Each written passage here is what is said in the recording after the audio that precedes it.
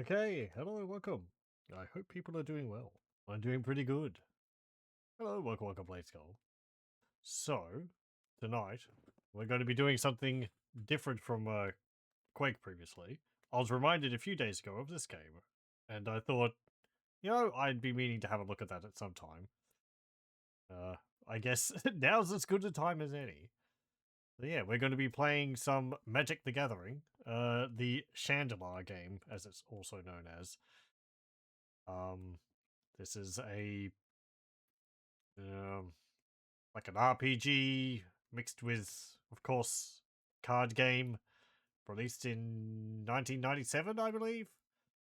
Um, it's not a game which I played growing up, nor have I really played it before. I have watched a few playthroughs of it many years ago, and it interested me then. Main reason why we'll be playing it now. Yeah, it is quite a difficult game to get running. It's rather old, and the way I'm not a programmer, but the way the game is constructed, I think it's like a whole bunch of different programs it runs for each of the different screens, pretty much.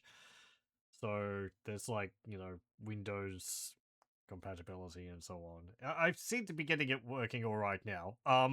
The other thing with it is that there is a bunch of different versions which are available because the game is quite popular amongst the game Magic the Gathering overlap crowd. So there's like the original version which you could play, then there's some expansions which were released for the original version, then there was like a updated version, I think, from like 2011, and then there's a bunch of different fan-made update versions which also add a bunch of new cards and so on to it. I'm going with a version which I think it's a fan-made updated version for compatibility released. I'm looking here. Yeah, it's called Shandalar 2012. So, as far as I know, it doesn't add any new cards to the game. Nor does it. I think it might change some of the visuals for the cards. But I think it also is pretty much going to be playing as the original game, which is what I wanted primarily. I didn't want to have a version which changed things too much from what the original game would have been like. Not that I'd be able to tell. If you don't know what Magic the Gathering is, I'm sure most of the people who would watch here would know at least broadly what it is. It's not something which I was ever particularly vested in, I guess, invested in. I was more of a Warhammer player. But I did enjoy Magic the Gathering, primarily when I was in university back in 2011, or thereabouts. The following years, I would borrow decks off of my friends and duel them with them, so that they could try out their deck building and see how they worked. And that was fun enough. I played some of the video games, Duel of the Planewalkers 2012 and 2013, I think. Yeah, those two. But it has been quite a while since I played it. So it's not a very difficult game to understand. I find that a lot of rules make rather logical sense. But there are a lot of little wrinkles which can get kind of confusing. But yeah. Also, hello, welcome. There's apparently some fancy open source thing that approximates this. Oh, okay. Maybe I'll have to have a look at that. Anyway, enough talking about this. Let me load this and hope that it doesn't crash. If it does crash and it ends up not working repeatedly, then we might transition over to Quake. As I said, this game is finicky, so... One of the biggest issues I had getting this run is that it runs in full screen, and apparently there is no choice about that. So it just reorganizes all the icons on my desktop, shoves them all over the place. Thank you. So I had to clean up my desktop to stop all these icons going all over the place. Anyway, start new game. Difficulty level. I think this changes the size of your deck. I think like Apprentice is 25 and then it gets larger as you go up in difficulty. It might also change the change the difficulty of the opponents, but I'm not too sure. I'm gonna go as a magician. I'm not completely new to magic, but yeah, whatever. And then we select our color. I won't be going over all the rules for magic. There are a lot.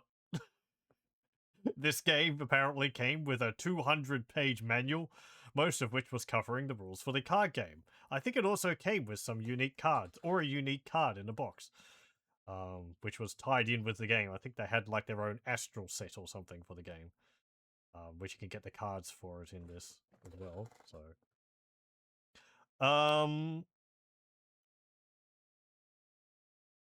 it's got brief descriptions of the different colors here. There's the 5 major colors. They're like kind of different focuses on things. Way I tend to think of it. Red is direct damage. White is more like creatures which buff each other. And tend to support each other. Black tends to be creatures which have life drain or, you know, various things of undead and things like that. Green tends to be like wild monsters, can get huge amounts of hit points and just being a big beat stick. And blue is more technical magic, stuff which is more focused around dealing with players which in ways which don't necessarily utilize creatures. So all the wacky cards for things like infinite turns will be in blue. I don't have a particular reference. I think in the Planeswalker games, I would the 2012, 2013 games, I tend to play as black because vampires are cool. But yeah, we'll do red.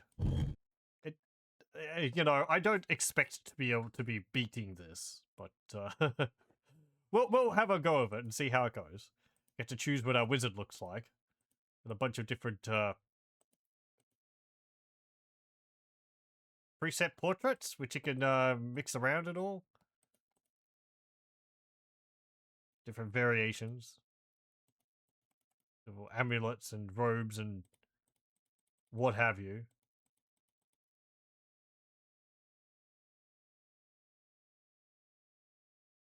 I do have to reasonably assume that the chance that someone who bought the game doesn't know MTG. Yes, well. I mean, it's pretty, you know, I like a hefty manual. Baldur's Gate came with a hefty manual because I had to explain a lot of the concepts for Dungeons and Dragons. So, it's a freaking tome. I think the Neverwinter Nights manual is even bigger because it has to explain 3rd edition. That's what you're missing out on with games now, kids. You don't get manuals, which are ridiculously huge. We'll go with one which I made when I was messing around off stream. I like how this looks. Some kind of like mummy. There we go. Like that. We can save it, and we'll leave it. We can enter a name. I guess I'll just put in Mech4. Oh, I don't get to put in a hash. Oh well. There we go. And here we are. In the game. We'll save. I'll save under here. First game. So there is a goal for this game. The goal is to eventually defeat 5 Grand Wizards. Or Grand Mages, whatever. Same thing. And stop them from casting a spell of Dominion or something like that. They'll be trying to take over towns and cities to mana link them, and you can take them back. We have this screen here, which is our view of Shandalar, the realm, and we can go to these towns to get food, which we need to move around at a reasonable speed. We can buy cards and sell cards in towns. I think this is a castle. Might be where one of the wizards are.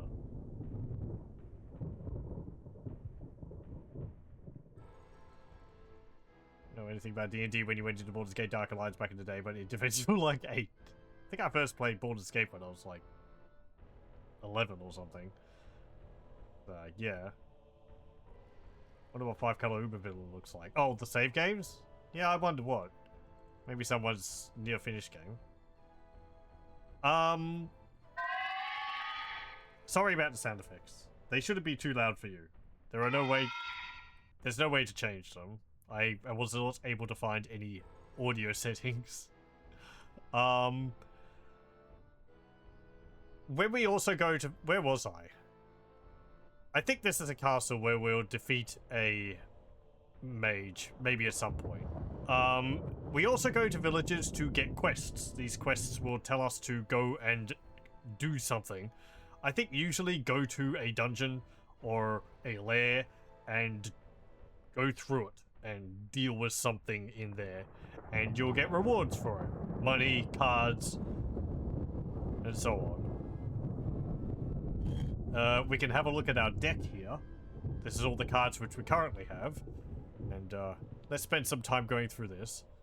So we have 11 mountain cards. These are mana. You use them to cast spells during a battle, a duel. These are forest, different color. Wall of stone. This is also, as I said earlier, and you can tell this is quite an old game, so there's going to be a number of cards in this which probably aren't legal now, or concepts which aren't used now. I'm pretty sure banding is a thing in this game, which is something which has been long since gone in the main series. So, Wall of Stone is a creature which is a creature type of wall. It costs, you can see up the top there, 2 fire mana and 1 mana of any other color. It's a defender. It can't attack, even if it has. So, yeah. I guess I'll explain the basic concept so people watching this can get along with it. Down here, we have the creature's power and the creature's defense. Power is how much damage they deal in when they attack, and defense is how many hit points they have, right? So this has got 0, 8.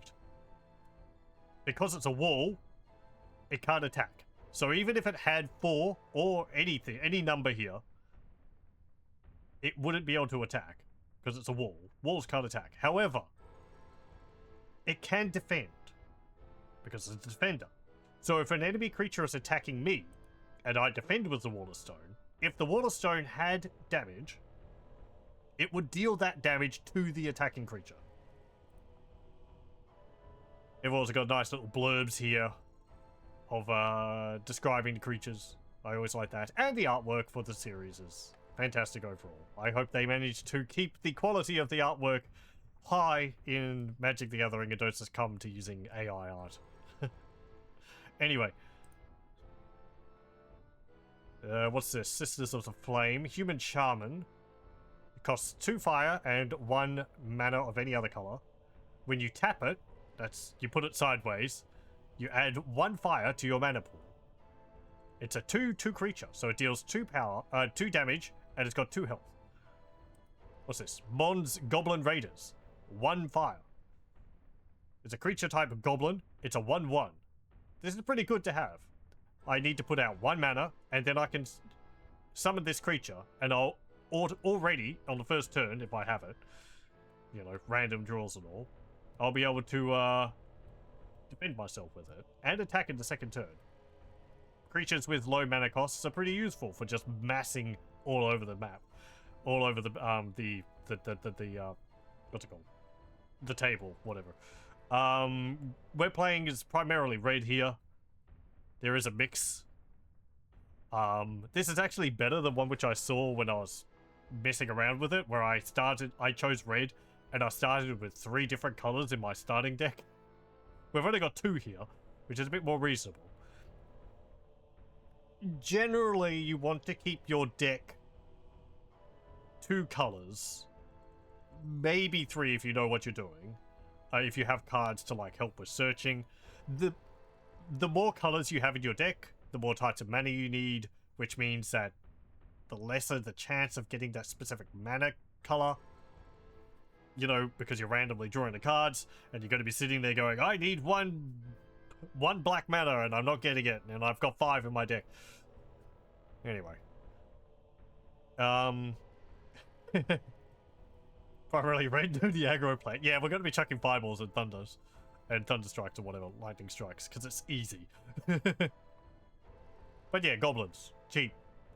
Easy to cast. Hurloon Minotaur. It's a 2/3, costs 2 mana, 2 fire mana, and 1 mana of any other color. That's pretty good for a 2/3, I think. Goblin Balloon, 1 mana, 1/1. Gains flying. Well, when you use 1 red mana, it gains flying until the end of turn. That means it can't be defended, blocked by any creatures which don't have flying. I think web also, or maybe some other abilities which specifically block flying. Grey Ogre, 1 fire and 2 mana of any other color. A 2/2. Oh, yeah, I know. I say it's good. The last time I played Magic was like 14 years ago, so... And I was never... As I said, I was never really into it, so... Whatever. It's a 2/2, it costs 3 mana. That seems to be fairly alright. It's not like 5.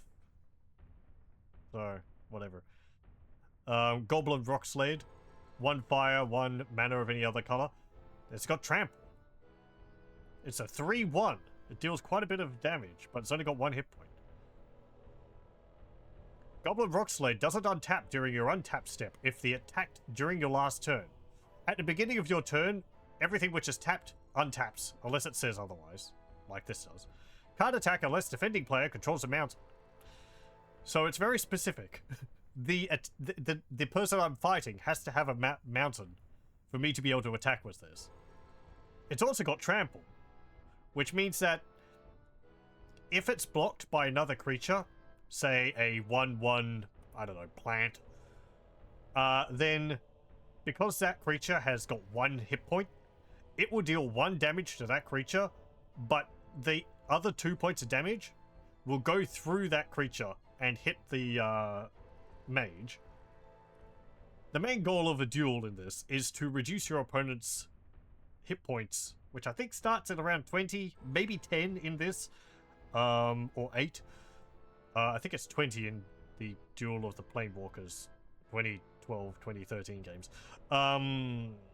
You have to reduce their hit points to 0. Or some other things. Like, you know, force them to draw a card, try and draw a card when they have no cards left. Give them like 10 poison tokens, but you know, that's getting beyond the simple explanation. Having to rein myself into it. It's also helping me remember all this too, so. Dual benefit. Fire Elemental. 2 fire mana and 3 mana of any other color. It's a 5/4. That's pretty nice. 5 damage and 4 hit points. Dragon Whelp. 2 fire and 2 mana of any other color. It's a dragon. It's a flying creature. Gains a +1/+0 until end of turn, when you spend 1 fire mana on it. If this ability has been activated 4 or more times this turn, sacrifice Dragon Whelp at the beginning of the next turn step. Oh, does it explode? So you can buff it a bunch of times. But if you do it 4 or more times, you sacrifice it. Okay. So that can get up to a 6/3, at least once. Like a swamp dragon. Cave people. I like how spooky some of the artwork looks. Whenever cave people attacks, it gains +1/-2 until end of turn. 1 mana of any color and 2 fire mana, and you tap it. Target creature gains Mountain Walk until end of turn. We go back to the other goblin creature. I think... No, hang on, I don't. We don't have that. I think Mountain Walk and there's others like Plains Walk, Swamp Walk, Forest Walk, for any of the other types of mana, means that they can't be blocked if you or the opponent have a mana of that color. Or something like that. Anyway. It's a 1/4. But... so how does this work, you might say? Because it gains +1 +/-2 until end of turn whenever it attacks. Well, only when it attacks. Until the end of the turn. So if you don't attack with it, its stats unchanged. If you attack with it, it goes up to 2 and 2. Which means that if it gets blocked, it's actually a creature with 2 hit points. I guess because they're coming out of the cave and they get weaker in the sunlight or something like that. Curious how much actual power creep MTG has had over the years. I wouldn't be able to say. I feel like Magic the Gathering is probably one of the better, if not the best card game when it comes to power creep. Some people will laugh at that, but it's not like Yu-Gi-Oh! I think it's managed to kind of keep a cap on it. You know, for the most part. At least, like, the ban list isn't extremely large. What's this? Brothers of Fire. 2 fire, 1 mana of any other color. 1 mana of any other color and 2 fire. It deals 1 damage to target creature or player and 1 damage to you. It's a 2/2. So, this can be useful because it means it can deal damage to the opponent without having the chance of being blocked by an enemy creature. However, it does deal 1 damage to me, and we're not going to be having much health regeneration as a primarily red deck. Bird Maiden. 1 fire and 2 mana of any other color. It's a flying creature. 1/2. Very simple. Mana Barbs. Whenever a player taps a land for mana, Mana Barbs deals 1 damage to that player. That's pretty damn good. It does cost 4 mana, but you could have multiples of these, I think. And it would just be like, oh, you're casting a creature? How much mana do you need to tap for that? 5? Yeah, okay, you take 5 damage. What else? Giant Strength. 2 mana. Enchants a creature. Enchanted creature gets +2/+2. As it says, it's an enchantment. You apply this to another creature. So these goblins, which are 1/1, you can apply Giant Strength to that, and it'll become a 3/3. Once the enchantment is on the creature, this will remain. I think unless it's dispelled. Or the creature dies, of course. And then you put both of them into your graveyard. We've got a War Mammoth. This is going into our green deck cards. It's a 1 forest, 3 mana of any other color. Elephant. It's got Trample. It's a 3/3. Trample and pretty solid stats is like a recurring theme in the green cards. They're very solid creatures overall, and they tend to have good enchantments for their creatures as well. Wall of Wood. It's a defender, like our Wall of Stone. Except you can see instead of 8 health, it's got 3 health. But it does cost only 1 forest to cast. Naf's Asp. 1 mana. 1 forest mana. It's a 1/1. Whenever Naf's Asp deals damage to a player, the player loses 1 life at the beginning of his or her next draw step, unless he or she pays 1 mana before that draw step. Ooh, okay.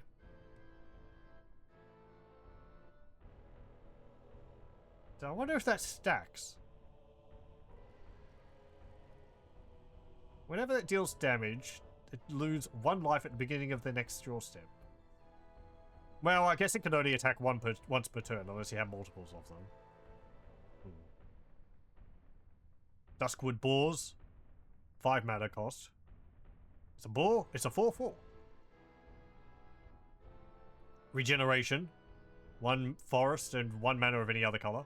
Enchant creature. Target a creature as you cast this. This card enters the battlefield attached to that creature. Regenerate enchanted creature. Next time that creature would be destroyed this turn, it isn't. Instead, tap it, remove all damage from it, and remove it for combat. Oh, yeah, now I'll go into that when we're in an actual battle. And lure. It's an enchantment. All creatures able to block enchanted creature do so. This can be useful. You stick it on something like your boars, which have got 4 hit points. And you can force the opponent's creatures to attack it. Which could then open up, if you attack with like the boars and the war mammoth or something else, it will force all creatures to, which can block it, to attack a specific creature. Rather than, you know, block all your creatures. So some of the damage which you deal could get through. Anyway. Okay. Here we have a enemy creature. It's like a green mage or something like that. They'll be trying to get into melee with us and to duel us. I don't know how that's going to deal. How that's going to work, because I haven't fought any of the characters in this game to completion. So I don't know how strong they all are. I don't know what this is. That's how many cards we have in our deck. This is like how many cards we have in our deck and how many cards we have in total, I think. These are mana... Stop that. These are mana stones. I don't remember what those do. You spend them for, like, cards at castles, I believe. Something. Like, mages will want them, so you can trade for them. Here's a map showing the world. What we can see of the land anyway, so far. These are clues, which will be relevant for quests which we're on, and our mage. You can see all of our stats. Anyway, I'd like to go to this village. This guy's going to try and get into combat with me.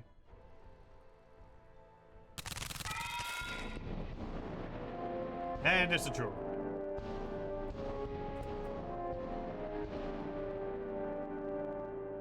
So, what do we do? The mighty green wizard must pay for the privilege. We can pay 40 gold for them to bugger off, or we can duel them. We have an ante. If we lose, we'll lose this card, Sisters of the Flame. If we win, we get this card, Instill Energy. They might also do something to us. I think they can, like, give us a blessing or curse us after the battle. Or maybe give us some food or gold. Apparently, but what's this do? Enchanted creature is unaffected by summoning sickness. Untap enchanted creature. Use this ability only during your turn and only once each turn.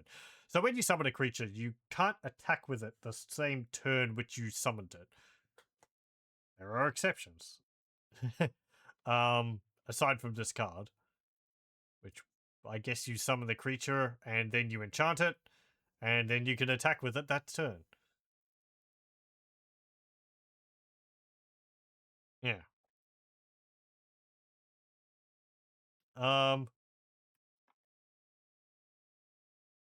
Though it says untap enchanted creature, I wonder if you could attack with your creature and then instill energy and then attack with it again.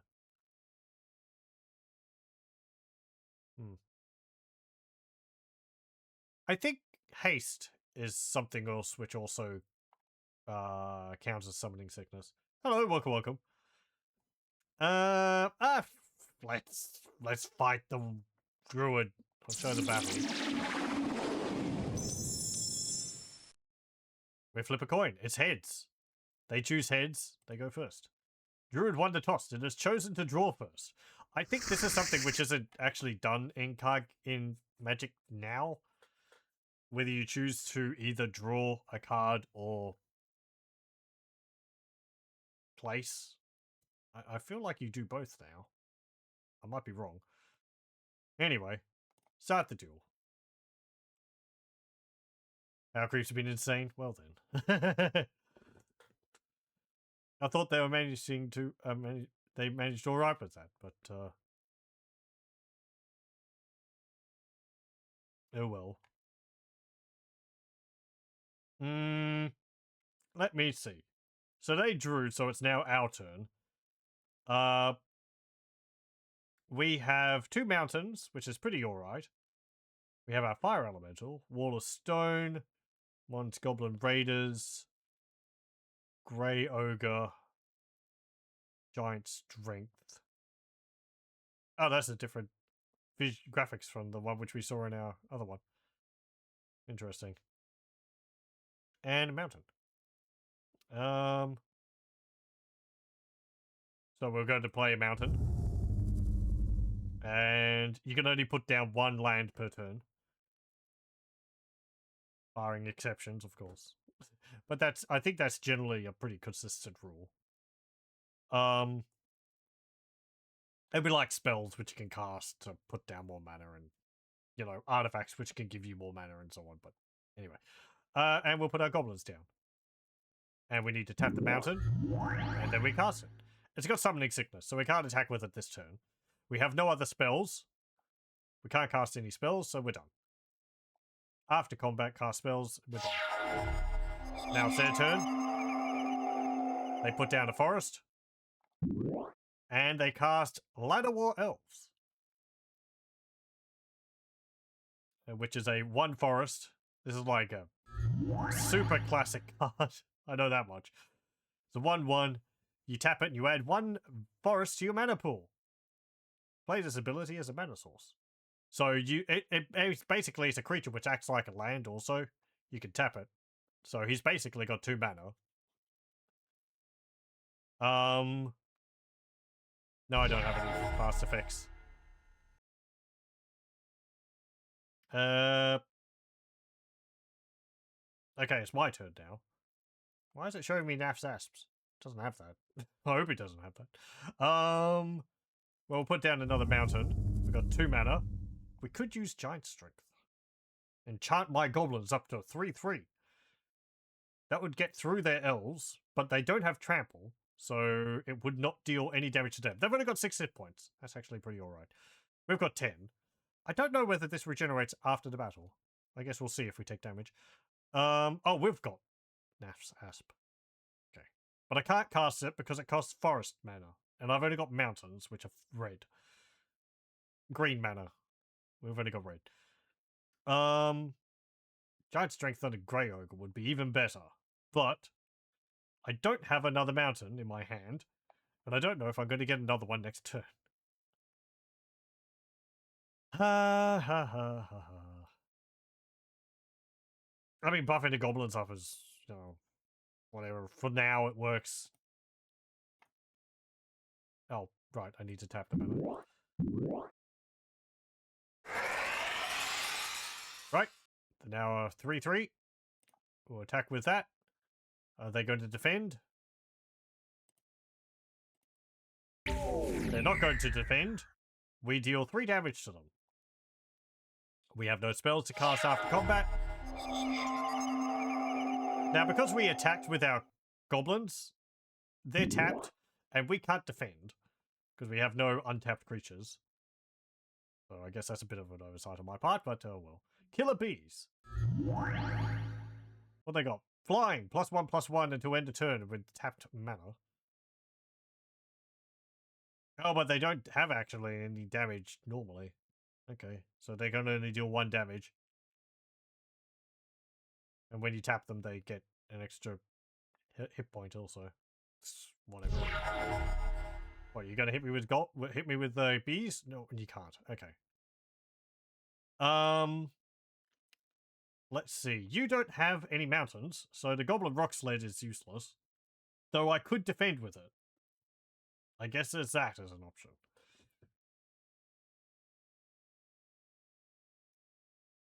But if it defends against any of these creatures, it's going to die.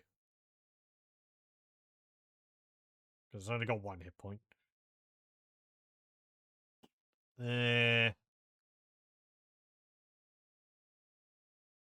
Gain +1/+1 for every green they put in. Okay. Right. Yes. Yes. You're. Yeah. So they can keep doing this, and just keep adding +1/+1. So it's not just going to be a 1/2. With what they got 3, so it could be a 3/4 if they use all of their mana available at the moment. It's Goblin Rock Sled. Whatever. Cast that. Okay. You're probably going to block with your Killer Bees, if you can. But that's fine. You can't kill my goblins. And I'd like to get rid of those bees. So that's fine. Even though I didn't do damage to them, I got rid of something which was potentially threatening in the future. They're attacking? Yeah, I'm gonna block with a Rock Sled. It can't do anything else, so I get rid of your other elves. Now he's actually down. What's the Mishra's Factory? Let's see. Oh, we cast Naf's Asp.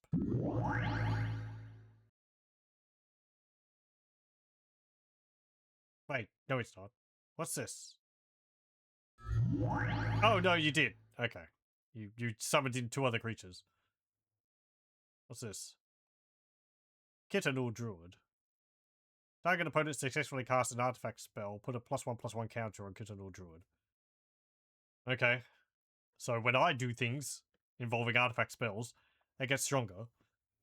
What's this do? Mishra's Factory. 1 colorless mana to your mana pool if you tap it.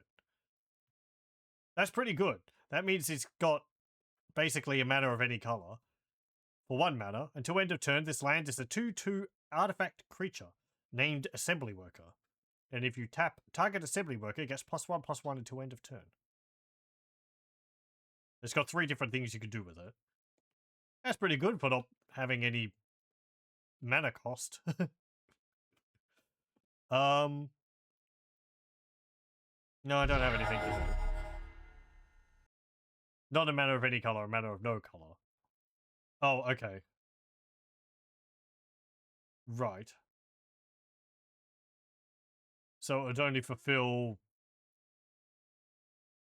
this requirement, not this one.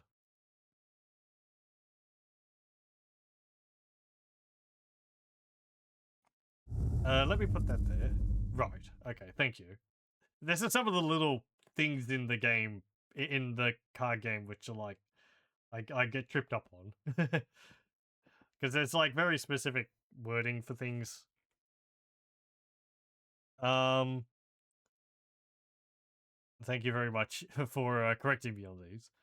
Let's see, I could put Wall of Stone down. Or my Grey Ogre.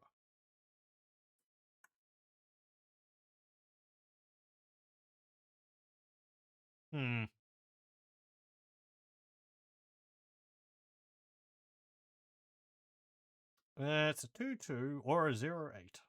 I mean, 0/8 would pretty much protect me against whatever they wanted to do. But the Wall of Stone can only block 1 enemy creature at a time. I guess you just imagine it as a wall pops up in front of that creature specifically.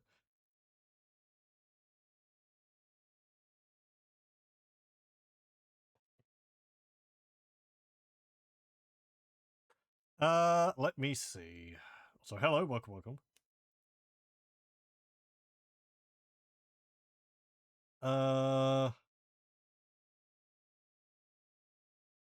I'd prefer the Grey Ogre actually. If it's going to block an enemy creature at the moment, it's going to be able to kill it.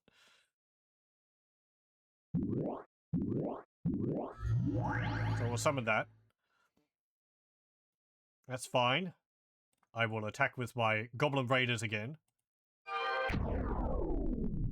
Your Asp blocks against it, and your Asp dies.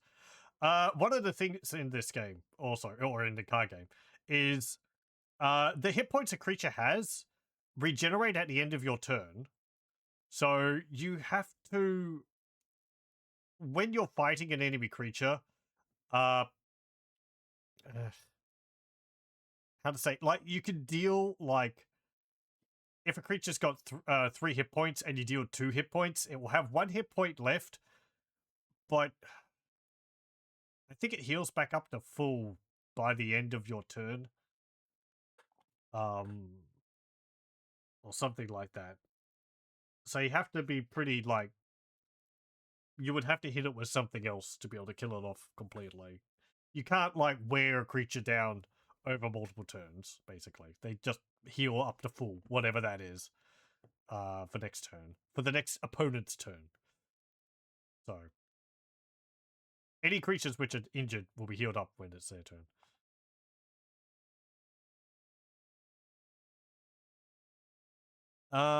Let me see. You've got summoning sickness, that's fine. I don't have anything else to do. You activate Mishra's Factory. And you have 2 now, actually.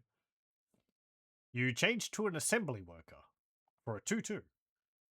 Okay.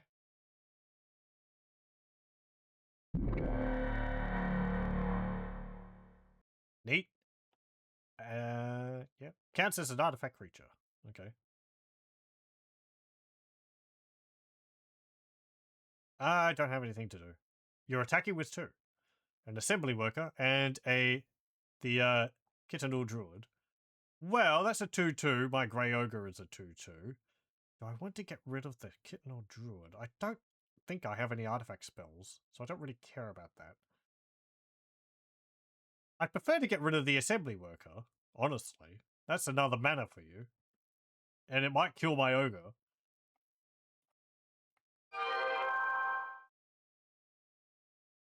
Now, what? You're gonna tap it and give it +1/+1? Yeah, okay. He powered it up, and it became a 3/3. And he's got Wall of Wood. I should have gone for the overkill with the giant strength. That way it wouldn't... No, I couldn't have attacked with that. Anyway. Well. Put down the mountain. Still not enough for the fire elemental. Put down Wall of Stone.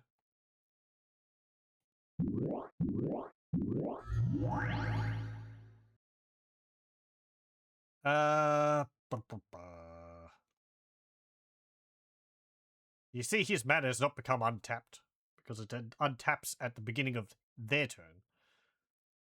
So if they were able to, like, whatever, you know, never mind. Don't just ignore that. I wasn't going anywhere with it.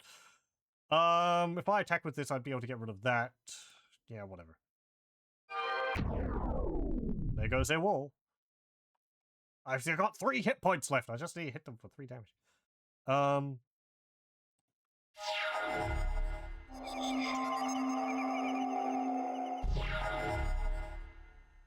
Okay, what are you doing? Oh, it's my turn. I didn't see what you did. You got 2 factories? You got 3 forests and 2 factories. 5 mana. Okay. Got Wall of Wood I can't cast. I have a Fire Elemental, which I can't cast. And I have Asps, which I can't cast. Because I have no green mana. I don't have any land to play, so I'm just going to go to combat phase. Attack with the goblins. He casts Giant Growth on his druid. 3/3. And it kills my goblins. I could have chosen not to attack.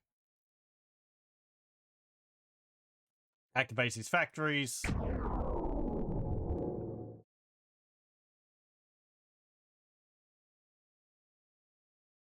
Things are not looking too good. All of a sudden.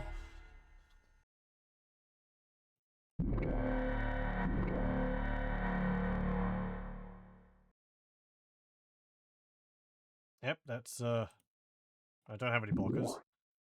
Giant Growth! Yeah. Nearly killed me. And I still can't do anything. Well, whatever. I don't think I can do anything. He's going to kill me this turn.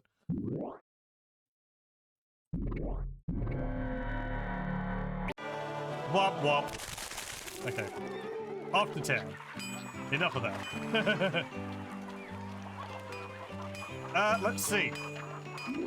What cards can we buy? Again, sorry for the audio levels. I can't really do too much about it.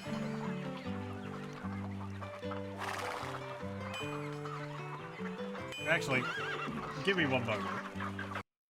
I might be able to do something about it, he says. Let's see. Let me cut the game's audio down to 50%. 55%, actually. Okay. There we go. Not in game audio, but Windows still gives me options. What have we got? A forest, wild growth. Whenever enchanted land is tapped for mana, it produces an additional mana. Forest, green mana. That's pretty good. It's a 2 mana for 1 mana. That would work well in my deck, I think. What's this? Ashnod's Battle Gear. 2 mana of any color. You may choose not to untap it. 2 mana and tap it. Target creature you control gets a +2/-2 as long as the battle armor remains tapped. Okay. Lowers their defense and increases their attack. What are these British gypsies? 1 green, 1 any color. Tap. Target creature gets -2/-0 until end of turn. Okay, so you can weaken an enemy creature with that. I think I'll get the wild growth. That seems pretty good. I think I've got a bunch of forests. How many do I have? I think I've got like 5. Might want to change that and get a few more. Do I like this?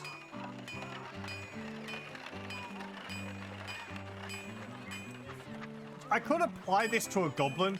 Oh. Does enchanting a creature with a -2 when it's got 1 hit point, would that kill it?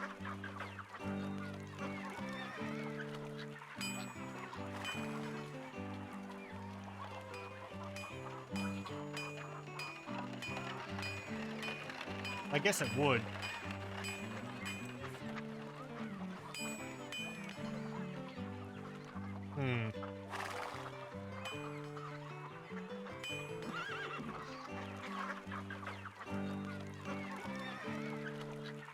That'd be good for some of the green creatures. I think I'll get this other forest as well. Okay. Let me see. Let me go to my deck. You can have multiple decks. Okay, I'd like to put wild growth in.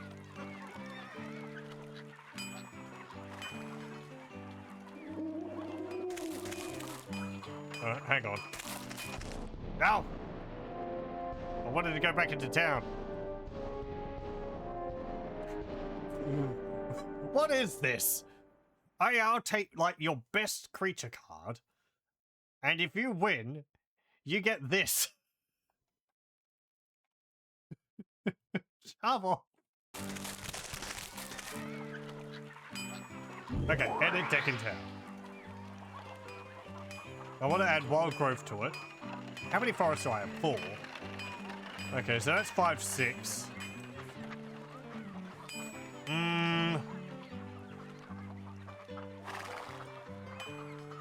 Oh, while the AI are going to have predictable decks for the most part, they're going to have themed decks.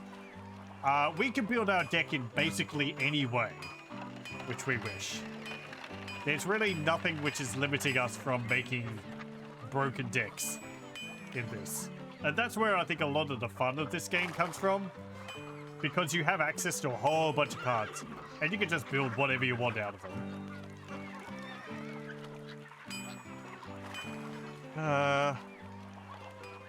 It's also very dependent on like what you're able to find in the villages. So you have to make do with what you've got.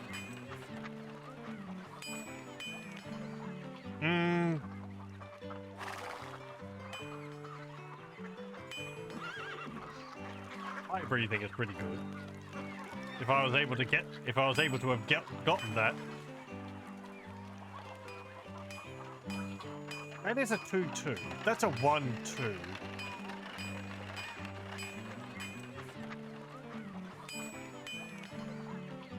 I'm gonna remove Goblin Rock Sled.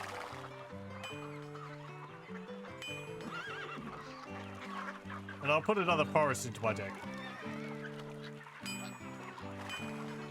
Okay.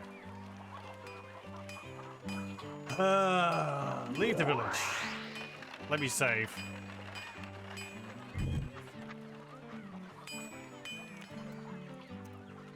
Okay. There are different environments on the map too. I think this is like green lands. You can see a bit of black lands up there. This might be red down here where there's mountains and so on. You move faster when you're walking on the roads. I can't just jump. Let's go over here. What have we got in here? Another Sisters of the Flame. I can get that back. Pyrotechnics. 4 damage divided any way you choose among any number of target creatures and or players. Hi me ya, behold the man of flint, that's me. 4 lightning zigzag from me, strike and return. Another war chant. It costs 5 mana. I probably want a bunch of cards like that, but I don't have enough gold for that. There's a swamp, black mana. Why does it cost 15 where the other one costs 10? Marsh Viper. Deals any player, if Marsh Viper damages any player, they get 2 poison counters. If any player has 10 or more poison counters, they lose the game. I quite like poison. It's an amusing way to win a game. You just build up poison counters on the opponent.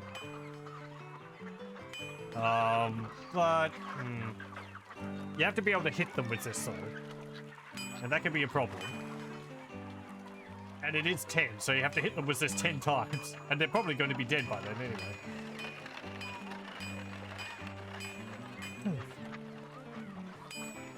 Actually, no.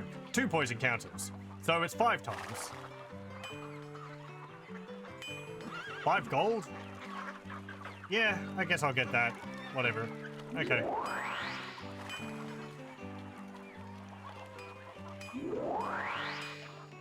Let's see, go over... What's this? Happened upon a ruined tower. Okay. Oh, this is like a lair. Soulchant Monastery. Creatures. Contains small green creatures. What's this? Like what it offers? Time Walk? If I had any blue in my deck, that would be pretty fantastic. Balance. 1 white and 1 non-color. All players, except the one controlling the fewest lands, sacrifice lands until they each control the same number of lands as that player.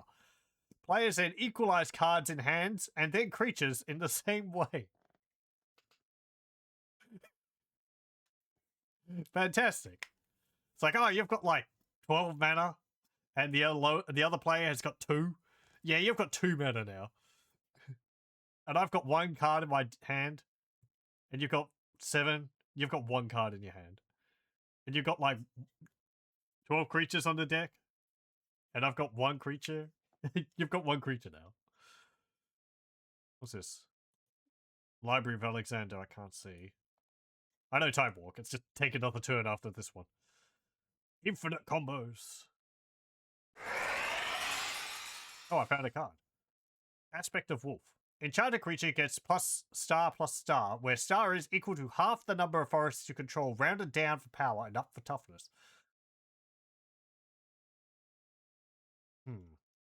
Okay.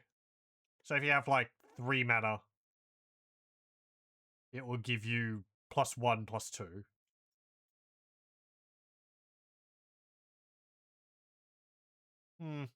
Okay. I guess I just got that. I didn't have to fight creatures. That's surprising. Let me save. Again. Can I go in here? I thought I'd have to fight creatures in there. Yeah, but upon the Pyramids of Ascatet. Which of these spells require 1 green and 4 colorless mana to cast? I don't know.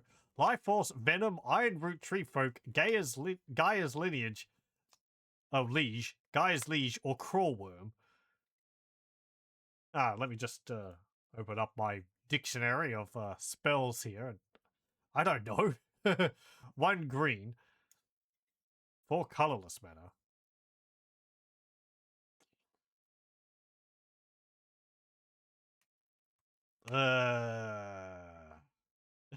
This is where chat can come in and show their knowledge, if they so wished. Or just look it up on Google, I guess. But that would be cheating. And surely people wouldn't cheat, would they?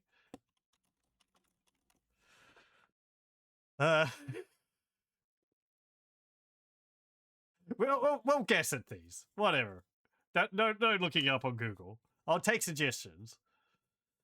I don't really know. I'm leaning towards, like, Crawl Worm. Worms tend to be pretty large creatures. Can I see one costing just 1 green? Maybe. Gaia's Liege. Don't know what that is. I guess maybe an enchantment? Or maybe a creature. These are all cards. Yeah, that's another difficulty on top of it. Iron Root Tree Folk. That might be. Somehow I don't think Venom's going to be. Would that be black, wouldn't it? Liege is 2 green. Right. So I'm leaning towards Crawl Worm then.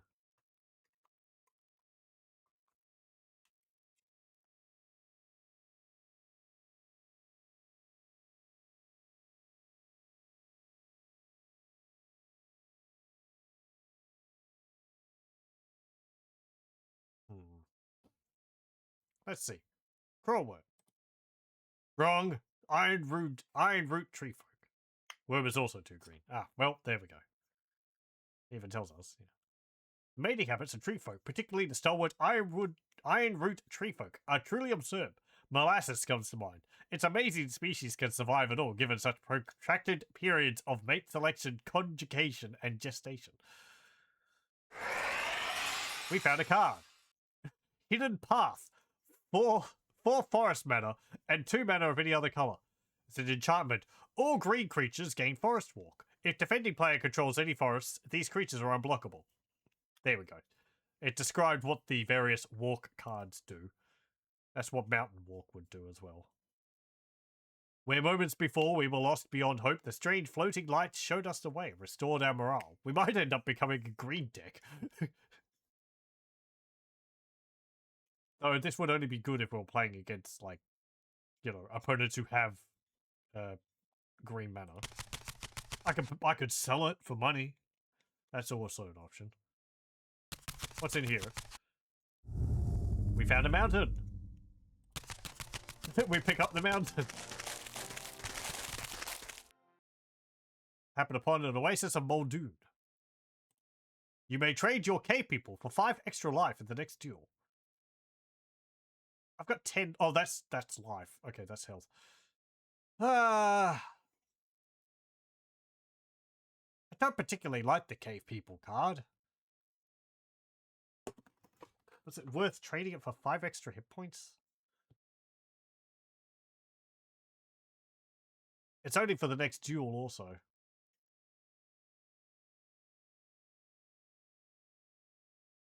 What is it? It's a 2-4? Probably be best to sell it for gold. Yeah. Yeah, no, never mind.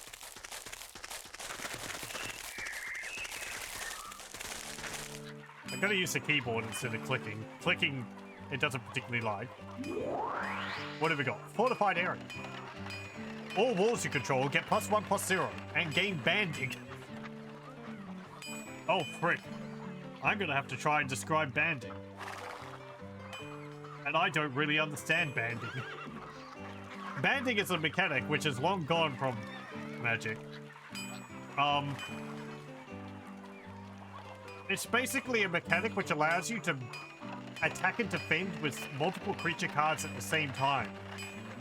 So imagine if the enemy attacked with a Minotaur and you had like 3 creatures with banding, you could band all those creatures together, kind of combining their health pools into one thing to defend against that creature. I think it's basically how it worked. But I think there was like flaws to the design where it really wasn't that good, so they ended up removing it. That would be pretty useful for walls though, I guess.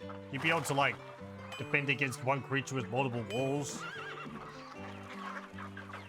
I guess you could do that anyway. But it would combine their stats together. I don't know. What else do we have? Channel. Until end of turn, for each 1 life you pay, you may add 1 colorless mana to your mana pool. Play this ability as a mana source. Okay. That's very black deck, I feel. You're converting hit points into mana. I'd expect that from a black card.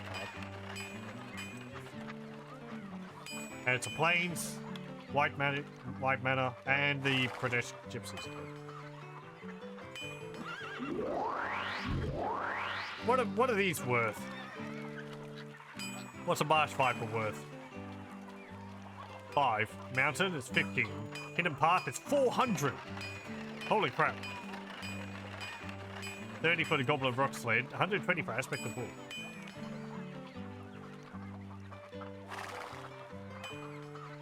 Like, that's kind of good. Unblockable on all of your creatures if the enemy has a forest. But it's got a mana cost of 6. And I think by the time you get 6 mana, you'd probably be having a lot of creatures which would have trample, which would be able to deal damage anyway. So it's like, I think I'm just going to sell that 400.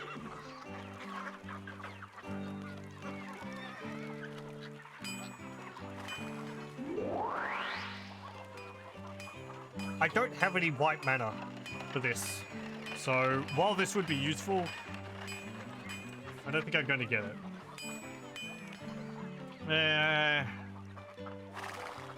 No, I don't have any way to regenerate health. If I was running a green black deck, that would be pretty good, because I'd have creatures which would potentially give me hit points when they attack. That's fun. And these... Nah. Let me buy some food. Okay, I would like to go... Is there a red village here? Maybe there? Got these ducks. Oh, you're attacking me. They attack me even when I'm not doing anything. They really want to give me these elves. Fine, we'll duel you. And you get heads.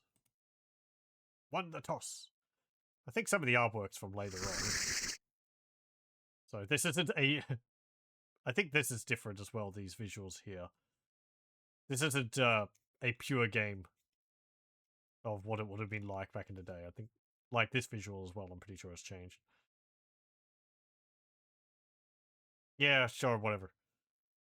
Okay, well, I have 4 mana. Let me see. They got 6 hit points again. So we've got Lure, Bird Maiden, and Hurloon Minotaur. Don't have anything which will cast 1 mana to summon. So we'll just put down a mountain. Minimum 3. Hopefully I get something next turn. Okay, well, I've done all I can. Use a forest, and it's the elves, of course. Okay, yeah, I don't have anything. Okay, oh great, another 3.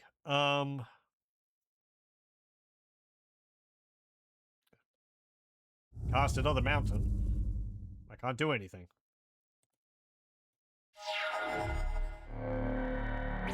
Oh no, I took 1 damage. Stupid elves. And you cast Wall of Wood. And you activate, of course, you've got Mishra's Factory also. I don't think you do anything with it. You select cancel.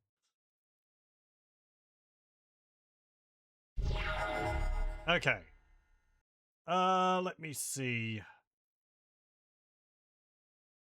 Do I want to put down another mountain or a forest? I've got 2 red already. I think I'll put the forest down. Actually, is that going to make that much of a difference? No, it's not.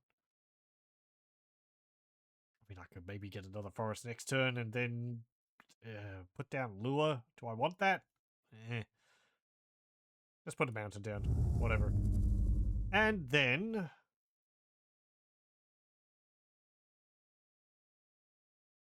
well, you can't attack with the wall. You could attack with the elves, but you're not going to if I put this down.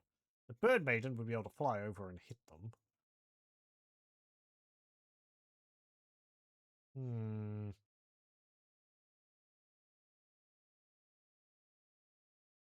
It says something about magic users in this setting if they're stealing entire mountains, putting them in their pockets mid-fight. Yeah, swamps, forests, mountains. They're just making entire kingdoms for the purpose of just having a duel against someone else. I think in the lore, a lot of the magic in this setting is really quite, like, devastating. To the point that it just destroys entire planes. Yeah, we'll put the Minotaur down, whatever.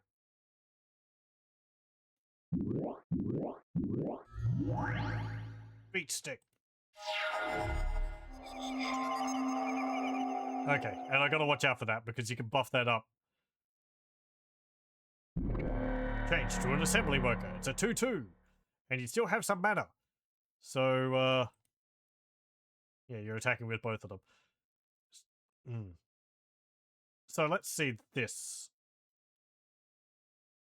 Oh,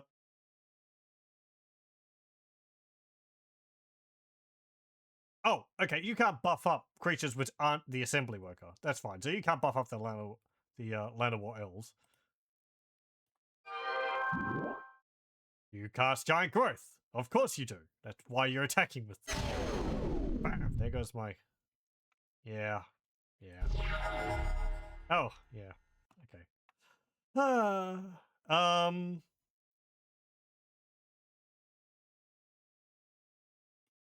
Put down a mountain.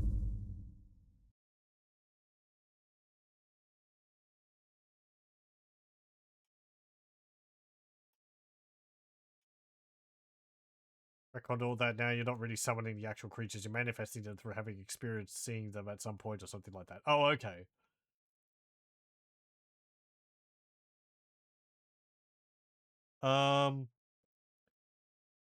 Do I play MTG Arena 2? No, not really.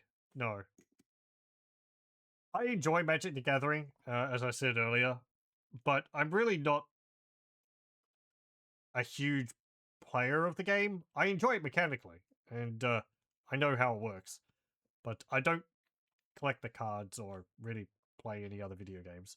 I haven't even played this one much. I just remember this is a game which I wanted to have a look at for a while, for quite a while, so well, that's what we're doing. What's that would you put there? Oh, Giant Growth. Okay. I could slap you with a harpy.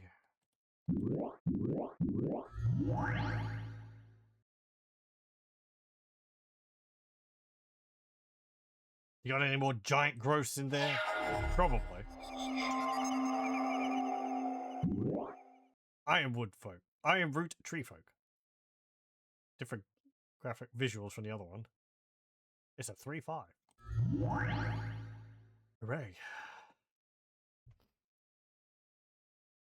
No, I don't have any effects. Okay, my turn. We've got a 2/2 and a 2/2.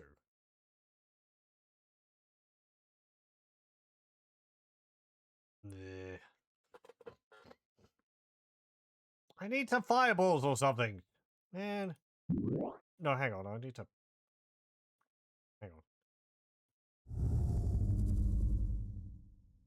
Yeah, I think I fouled things up there. I tapped a mana and then cancelled it, so the mana's still tapped.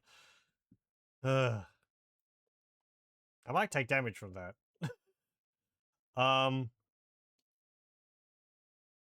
That's flying, so you can't block that.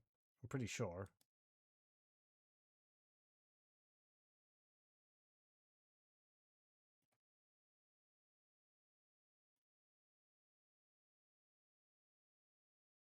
Yeah, just attack with the bird. There we go. You took 1 damage.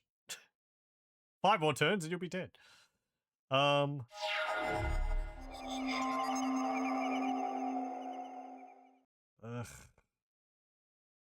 I mean, you're probably going to buff it up, and it doesn't have trample.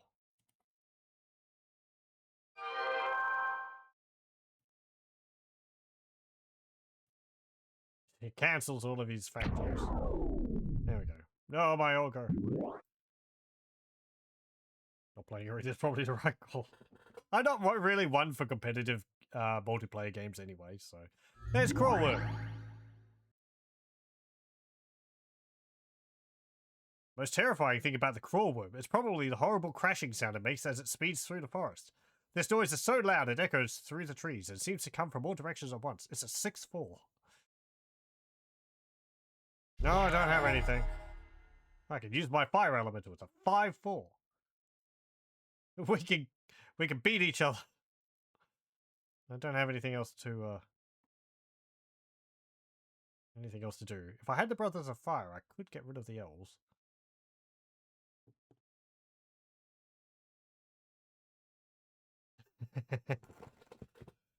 I mean, if we lose this game, then I'll just... And we've still got time, then I'll start another one. Let's see. Before this game, I did play a bit of... not multiplayer, but... what's it called? Duel of the Planeswalkers 2012 and 2013. I think I've got like 50 hours in both of those all up together.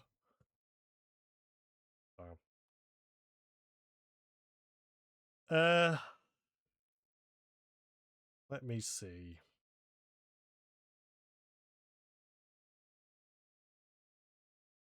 I can tap it to deal 1 damage. I can get rid of your elves, which would help me. Yeah.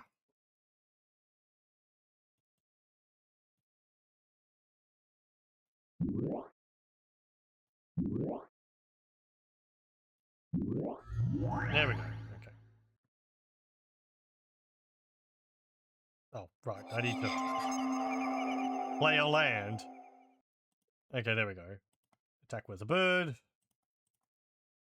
Ah! Fast effects. I don't have anything. Oh, the damage. I don't want to. Okay. Can I actually use that already? I could, actually. Even if it's got summoning sickness. I could just summon it and then use its ability. You know what? Bam! Get rid of your elves. I could have dealt the damage to him, actually. Whatever. That actually dealt damage to me as well. Yeah, whatever.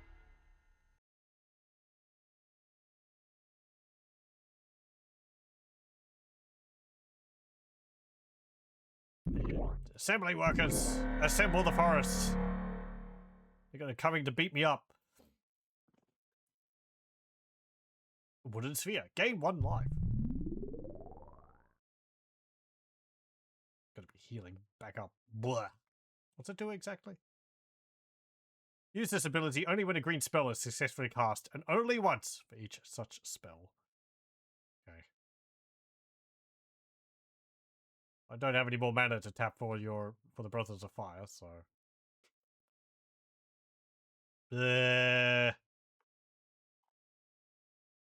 Doesn't have trample. I'm gonna be taking. I'm probably dead, honestly. You're gonna buff up your assembly worker, or the damage for the cruel worm goes through.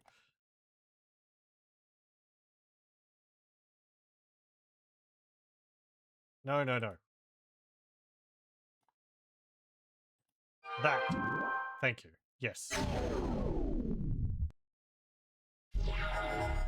Oh, really? You did kill me? Did you cast Giant Growth on your... I didn't catch that. Wait. Why'd your cruel worm die? What? It shouldn't have died. It was going to just kill my fire brothers.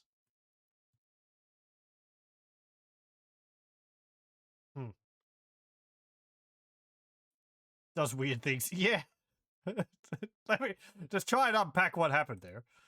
So you cast Giant Growth. Wait.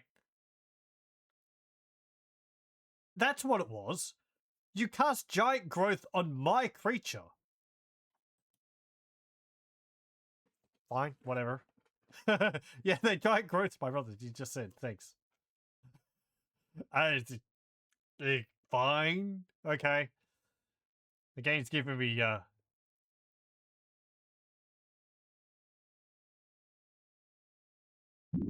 giving me help. It's like, oh, this poor guy. He's clearly not played before. I gotta make a dumb move. But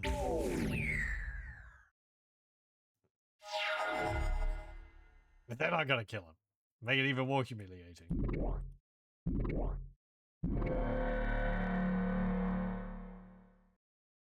No, I don't have anything.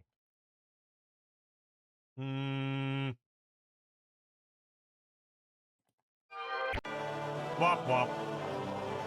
I lost my Dragon Ball. Oh well. What's over here? Ah, frick. Again, use the keyboard, not the mouse. The mouse doesn't really work too well. Happened upon a ruined tower. Soul Chant Monastery. Oh, it's telling me about another location. These, okay, it's like locations north of Sarmo Sanctum. Okay.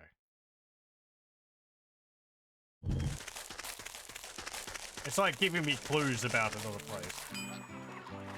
What have we got here? Cruel worm. Giant spider. And block creatures with fly. It's a 2/4. What a mind cruel worm, honestly. Battering ram. Banding when attacked. If battering ram is blocked by any wall, destroy that wall at end of combat.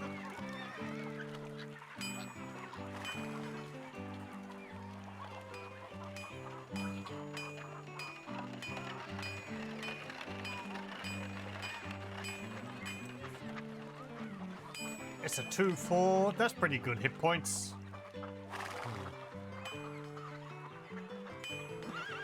Yeah, sure. And that for 15 gold, sure. And that, yeah. I haven't drawn this war mammoth yet.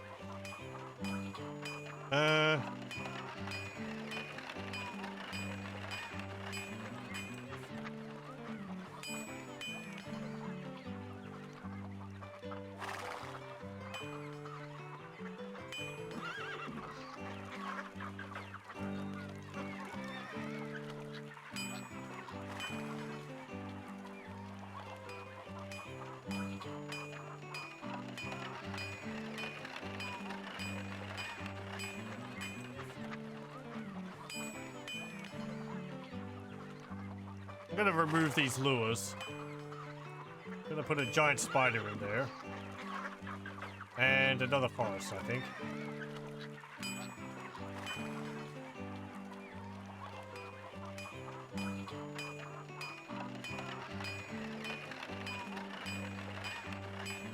Okay.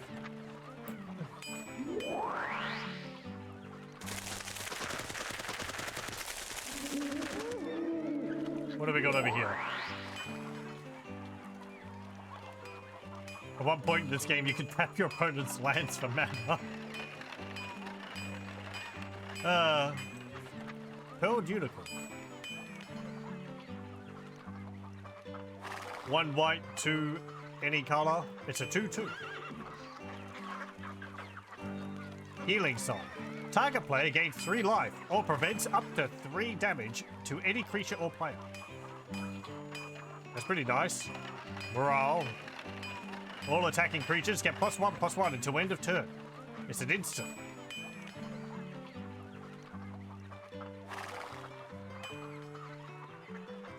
And I don't have a white deck, so.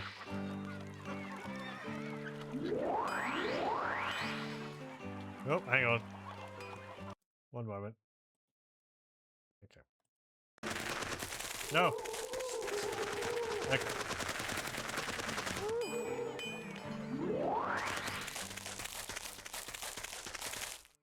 What do we got here? We found Elven Raiders. Cannot be blocked except by walls or creatures with flying. It's a 3/3. Yeah, sorcerer. Wind of Change. You just shuffle your cards into your deck and draw as many cards as you had.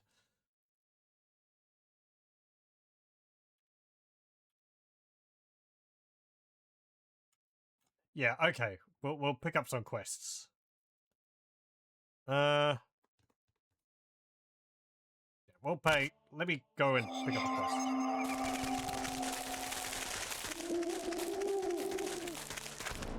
Ah! Mesa Pegasus. Landing and flying. Okay, beginner quest. Take a black creature spell north to the keeper of Shellcliff Keep. He will give you a mana link and 1 black amulet. I don't have a black creature. I guess I could pick one up. Okay. You have 5 days.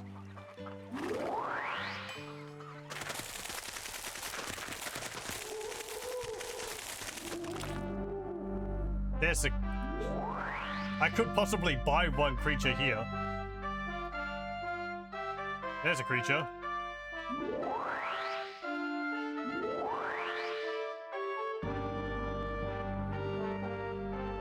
Hang on. No.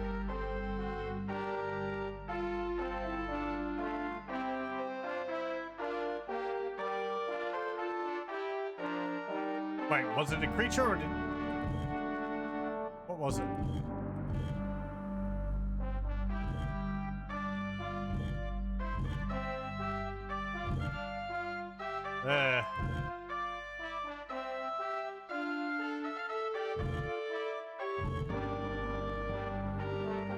Then any black creature.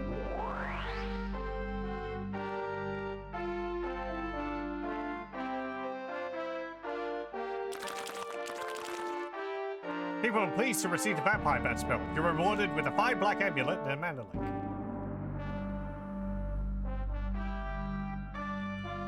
Okay, very good. Right, so yeah, hit points went up because we got that.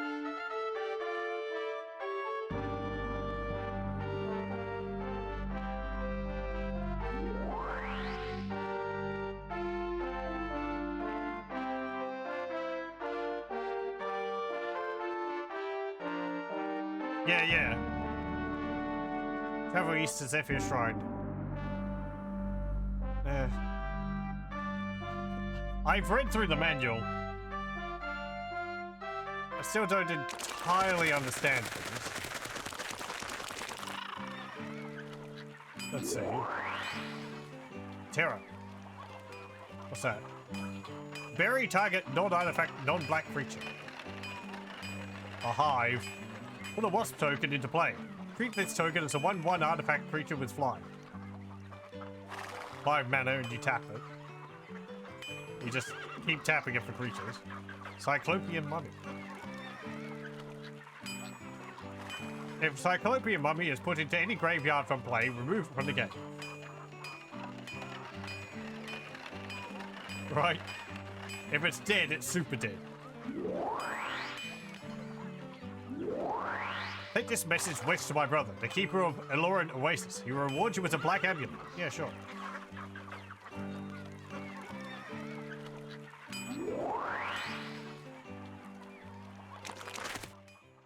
What have we got here? Tornos's Wand. Target creature with power 2 or less is unblockable this turn. 4 mana of any color. For 2 mana of any color, you tap it.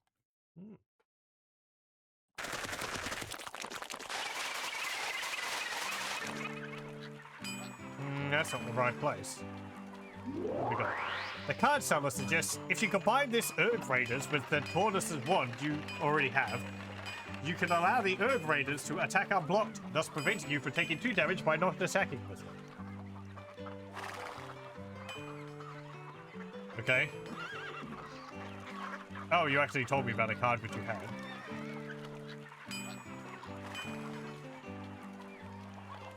Yeah, okay. At the end of the target opponent's upkeep, the rack deals to that player 1 damage for each card in his or hand fewer than 3.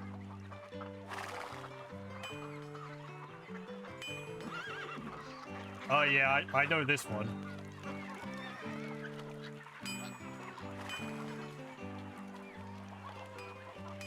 I think there's another one like this, isn't there?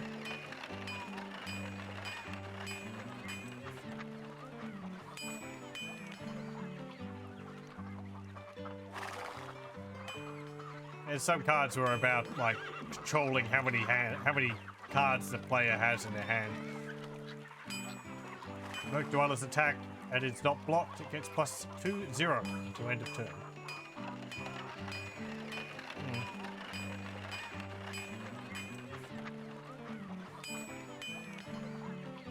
But they're black and I don't have that. Travel west. Okay. Oh, hello. Hurricane. Yeah, I don't want to.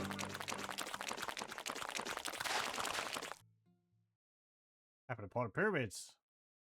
Which of these abilities has flying? Scavenging Ghoul, Force of Nature, Land Leeches, Osai Vultures, or Battering Ram? Gee, let me think. It's got to be Land Leeches. Everyone knows those fly. Osai Vultures? They do have flying. The Battering Ram has flying.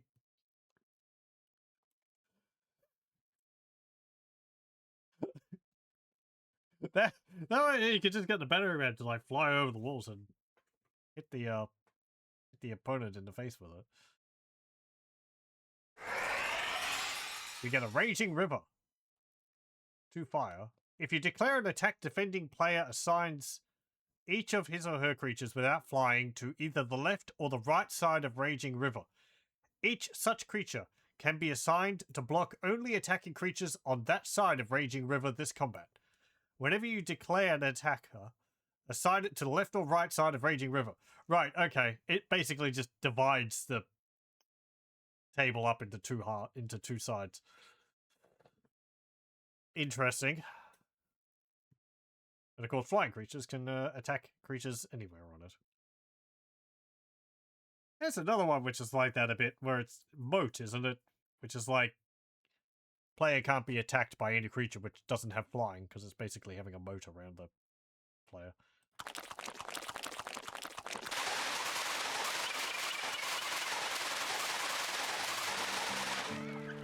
This isn't where I'm supposed to go. Tell me about the dungeons, which hold valuable spells. No, thanks. Life losses carried over. Marsh Viper permanently in effect. Oh. What? So you just take poison. Eee, jeez. That sounds like it sucks.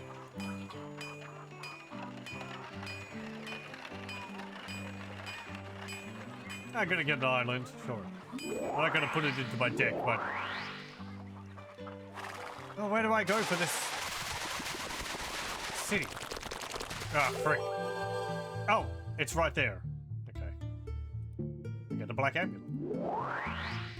Yeah. Gaseous form. Enchanted creature neither deals nor receives combat damage.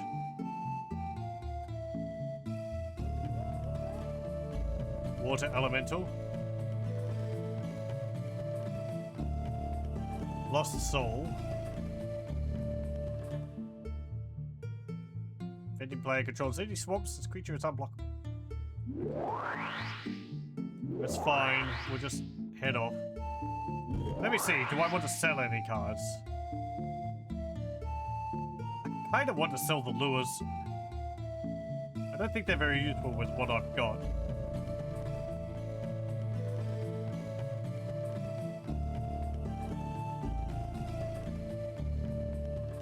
How much does that sell for? 50. What about Raging River? 320.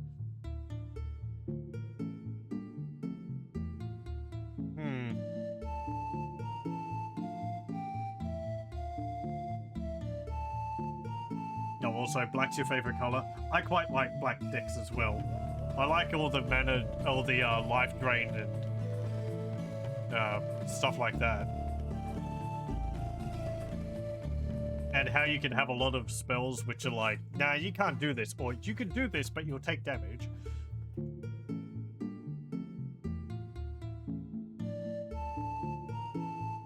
I've also got cards where it's like, you could draw cards for the cost of life. It's like, that's fine, because I've been life draining and I've got like 50 hit points, so they just become another resource.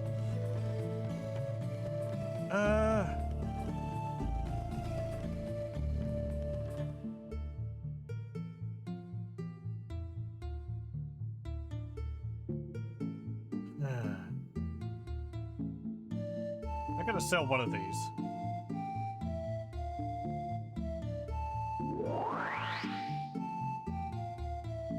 Conjurer's Will costs 350 gold pieces. Risk one black amulet to adjust your deck outdoors. Travel south to Crag Haven. What have we got here? We find a swamp. Oh, leave me alone.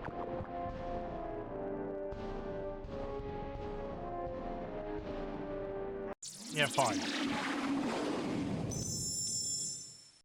We'll fight you. What have we got? You're going for a... You want my giant spider. And if we win, we get healing salve. Which is like... That's good, but I can't use it. Okay. You got 8 hit points. You're a bit stronger than the druids we were fighting. Put the mountain down. My goblin raiders. When did I get... Oh, right. The wild growth is why. Yeah. Got it.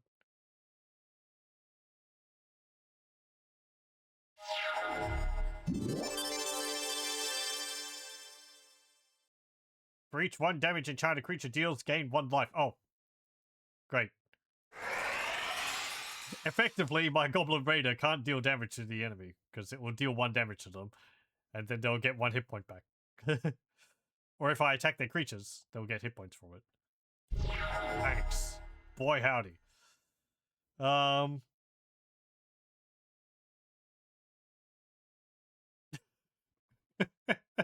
That's an interesting way of making my card ineffective. You know what? No. I'm just going to sit here with it.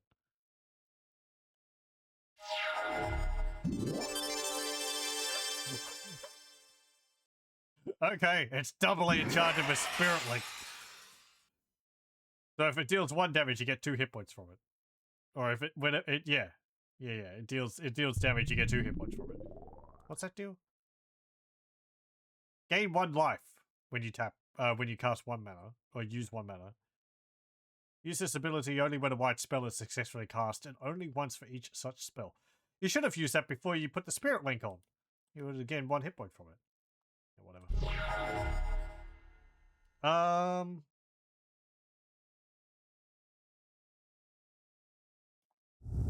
Put another mountain down. And my bird meter.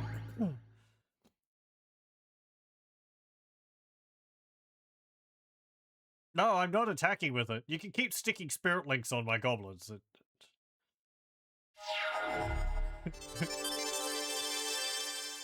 Another spirit link? Wall of light. Protection from black. Okay, great. It's a wall. I forget what protection from color does. Does it stop it from being attacked by that color?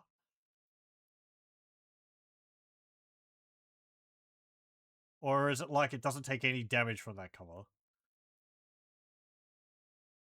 I don't have any. Okay. Giant strength. Guess 2/2. Put down a mountain. Cast giant strength. Tap 2 mana. Put it on the bird maiden. Swole bird maiden. Now a 3/4. Can't block that. Your stupid wall of light doesn't block flying. You get castle. Each untapped creature you control gets +0/+2 unless it's attacking.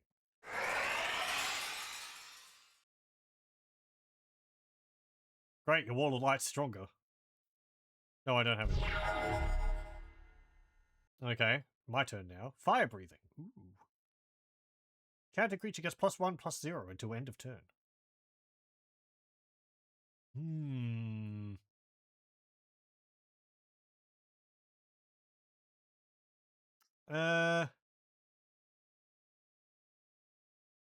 Yeah. So, hang on, how does this work? Let's see.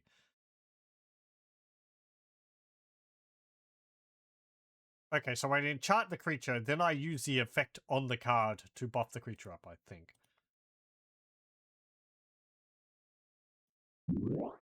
Yeah.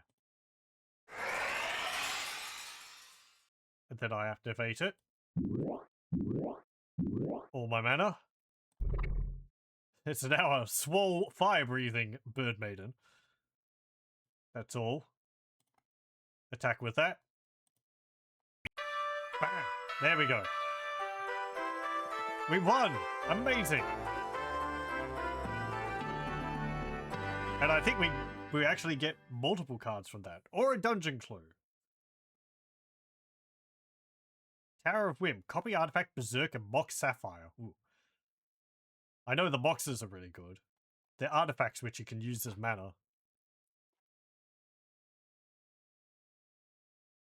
Along with copy artifact, I think they count as artifacts, so you can copy it and you can just get a whole bunch of mana, which is not land. I'll take the cards. Healing Self, I mean, they're all white, but I can sell them. What have I got? Keepers of the Faith. We can look at them afterwards. You are a skillful magician, says the priestess. You gain +4 lives in the next battle. Oh, what's this? City statue. Clay statue. Oh, not city statue, clay statue. 4 mana. For 2 mana cost, regenerate. Okay. Forest, living lands. Oh, right. All forests are 1/1 creatures. These creatures still count as lands. So you can attack with your lands.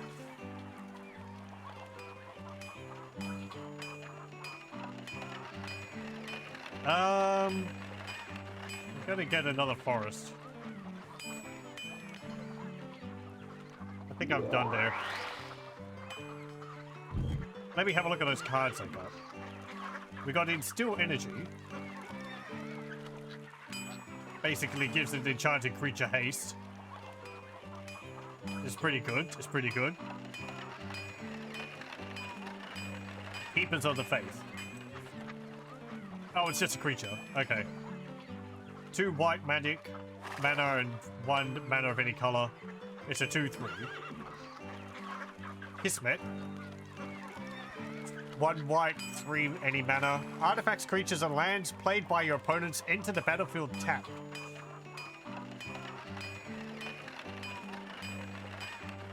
Pretty powerful. Means they have to wait a turn before they can use anything, really.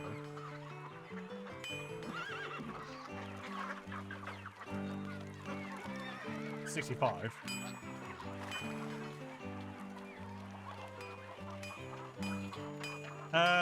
Let me see. That's only 15. 60, 125.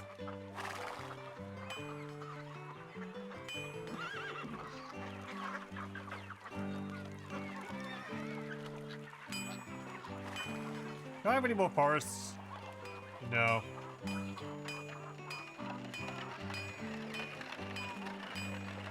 Okay, let me go back into town. I'm gonna get some more food. And then I'll save. This seems to be going pretty well. It hasn't crashed yet. We'll go over here. What's over here? We get a forest.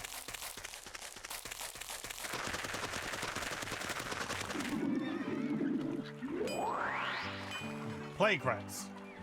Has power and toughness each equal to the number of plague rats in play.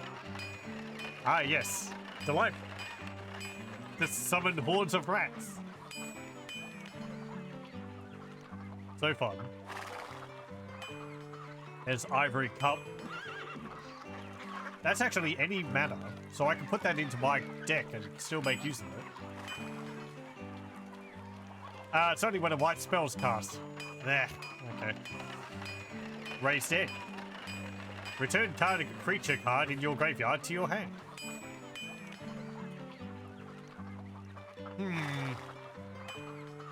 That would be good for some cards which might have an effect which you sacrifice them for. So you can, like, you know, sacrifice a card, get the effect, and then you cast Raised Dead, bring him back.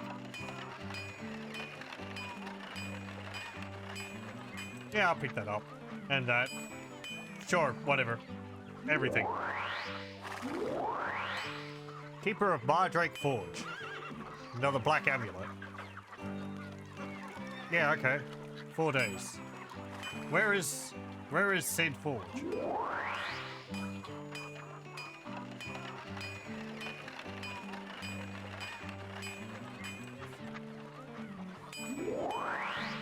You didn't say where the forge is.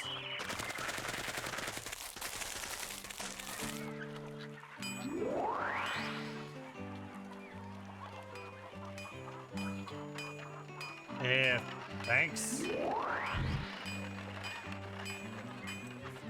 Oh, it's over there. Okay.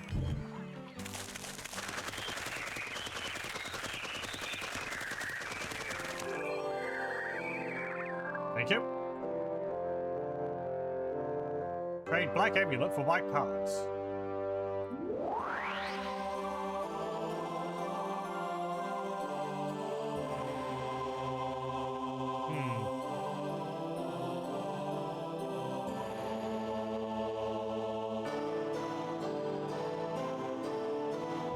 Ah, loud. Still loud. Hold on one moment. I'm going to turn the audio down even further. Where is it?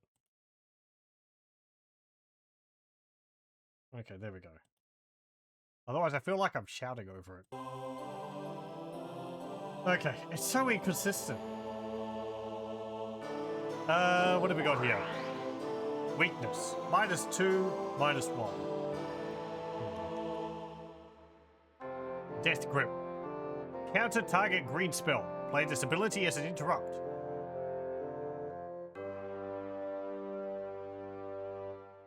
Word of Binding.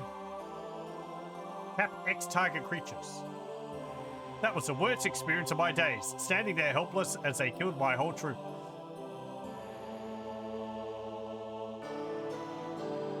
Okay, you can just tap enemy creatures so they can't defend. Conservator. Prevent up to 2 damage to you for a mana cost of 3 and tap it.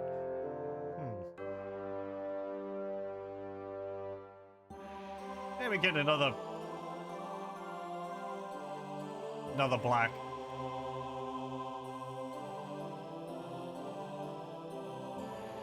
-2, -1. Would that be useful? It's an artifact, so I can use it multiple times.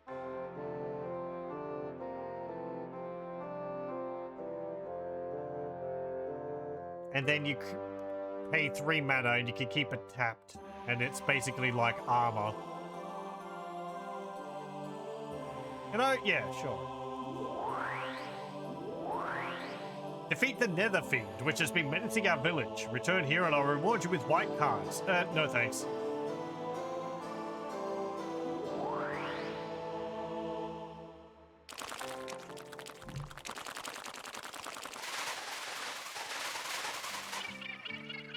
What have we got here?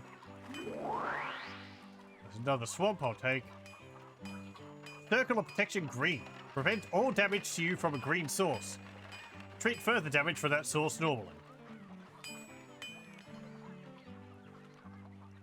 From a green source. Okay.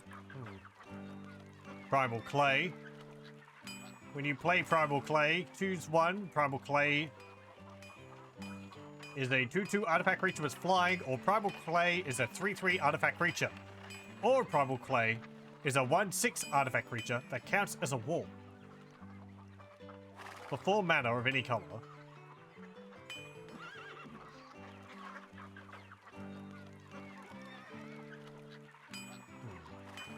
That's actually a pretty good card.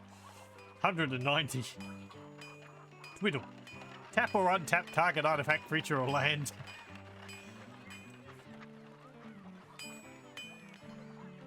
It's an instant. You can just untap and tap your cards over and over again.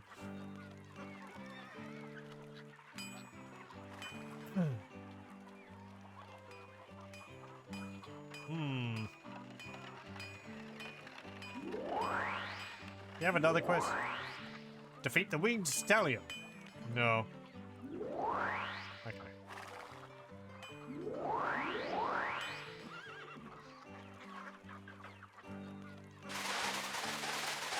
Actually, let me sell some more cards.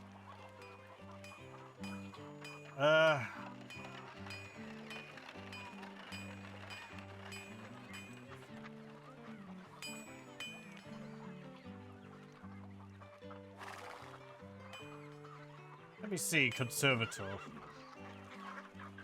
Let me sell cave people. We'll put Conservator in there.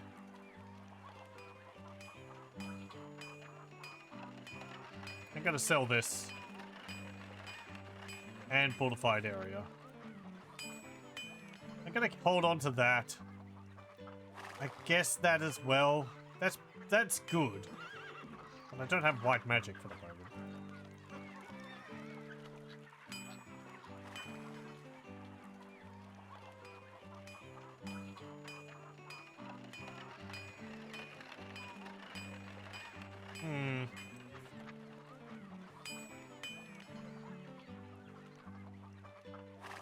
I could combine that with some marsh fiber.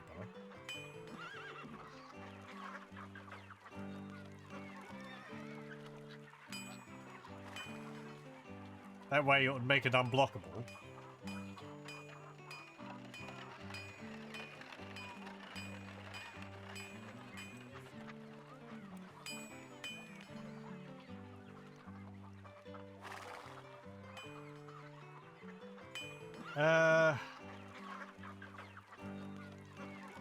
No.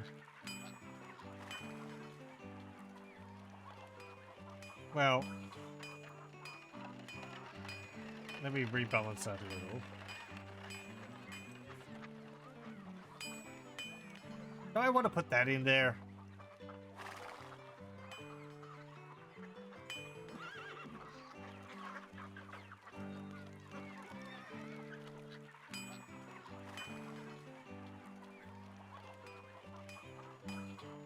I'd like to see how it works. I guess, sure.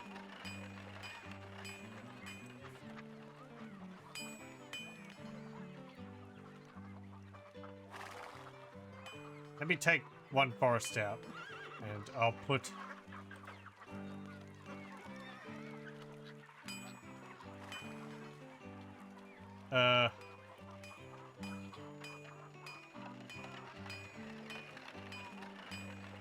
another mountain in there. Okay.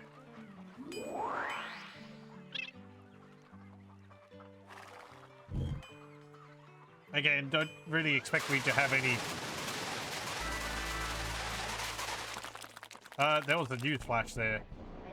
The enemy mages probably have done something. They can actively, like, take control of cities and so on. What have you got? Will-o'-the-wisp. Flying and regenerate. Yeah, sure, I'll deal with you. How hideous. 6 hit points. Also, kind of, you know...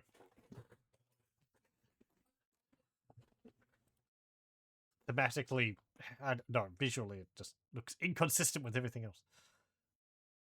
I won. What do I want?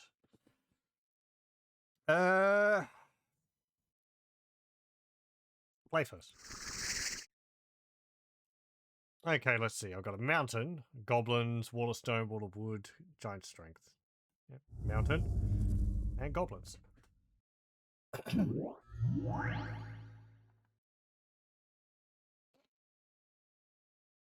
That's fine. That's fine.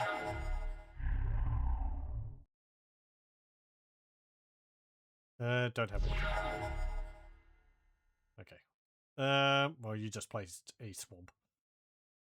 Yeah, put a mountain down. Tap. Tap. Giant strength on the goblins. Attack with the goblins. I have all these fancy cards and still, that just works and gets the job done.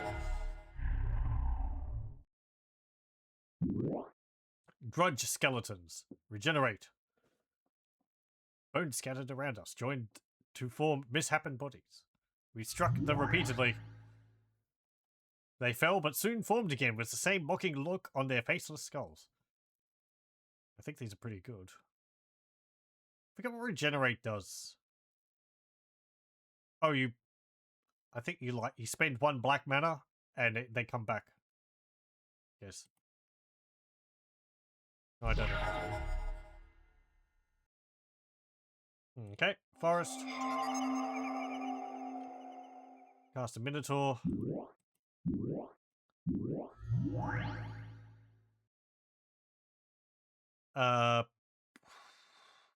Yeah, whatever. I mean, you probably got to block with the skeletons. Yeah. And then you got to regenerate them? Oh, maybe you can't because you've got no mana. But they'll probably come back next time. Or maybe they won't. I don't know if you'd be able to regenerate them again. Wall of Bone. With regeneration. Okay. I've got a wall of stone for your wall of bone or a wall of wood. Walls made of everything. Let me put another forest down.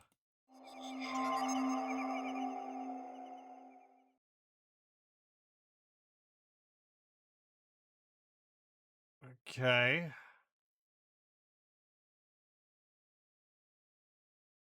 I'm gonna put wall of stone down.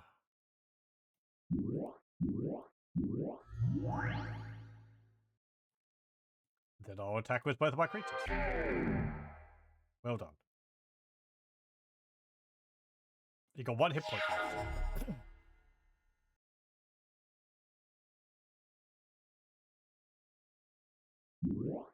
Dark Ritual. 1 mana. Mana source. Add 3 mana. Add 3 black mana to your mana pool. You cast Will-o'-the-Wisp. And Clay Statue.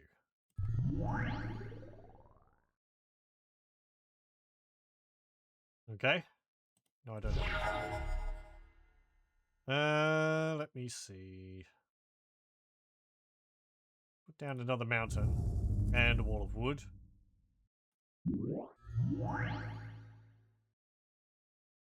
Done. Attack with both of these again. No, my goblins. Oh well.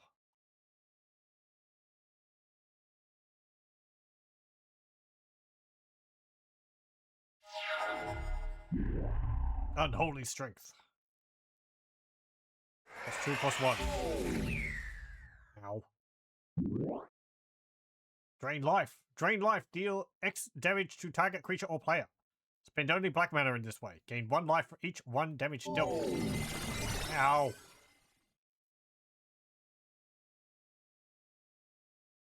Yeah, okay. What? You got 1 hit point from me? Oh, well done.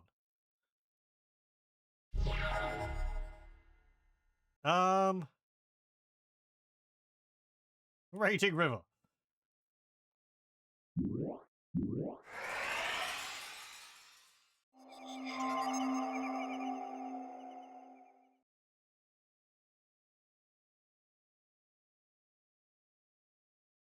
Okay.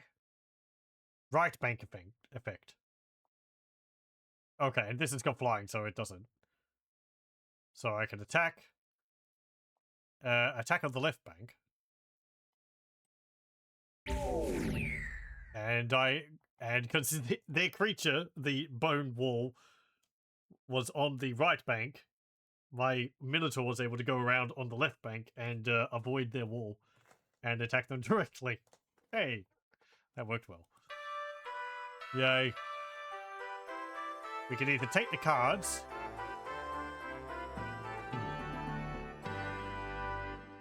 Will-o'-the-Wisp, flying with Regenerate. And Urza's Mine, land. Tap to add 1 colorless mana to your mana pool. If you control Urza's Mine, Urza's Power Plant, and Urza's Tower, add 2 colorless mana to your mana pool instead of 1.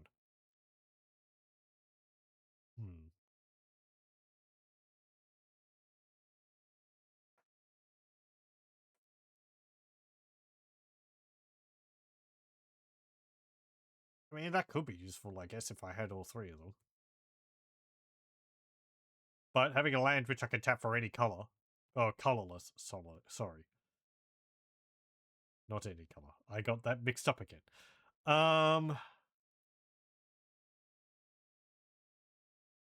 Yeah, sure, I'll take the cards. What's here? I get a play. Happen upon a gem cutter skill.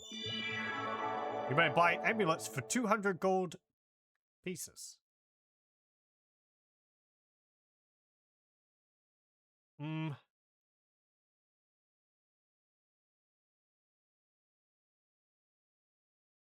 No, it's fine. I don't have enough anyway.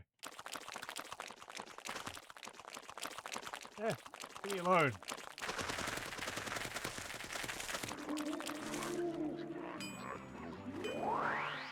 Amulet of Krug. 2 mana. Tap for 2 mana. Prevent 1 damage to any creature or player. Desert Twister. Destroy target permanent. Battering Ram and Forest. Yeah,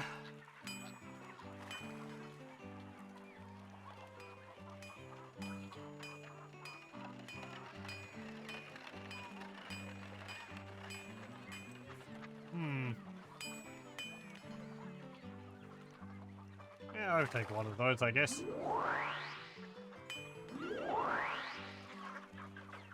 Buy Drake Forge.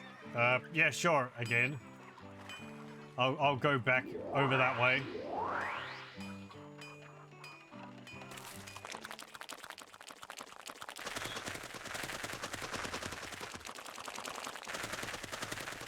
Yeah.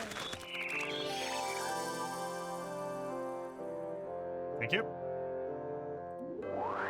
You still got the same things.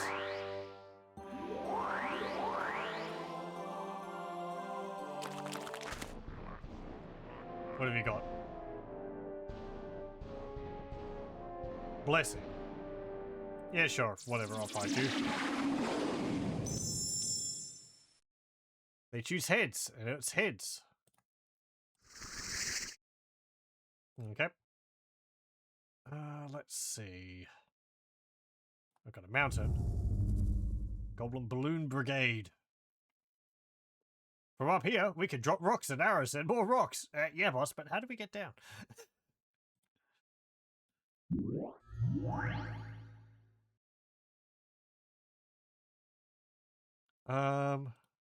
That's fine.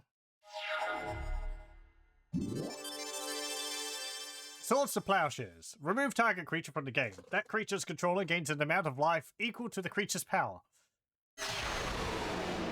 Great. You really needed to get rid of those goblins. Thanks for the extra hit point. Mountain. What's mana barbs cost? 4. Oh, whenever any player. Not just the enemy player. Okay.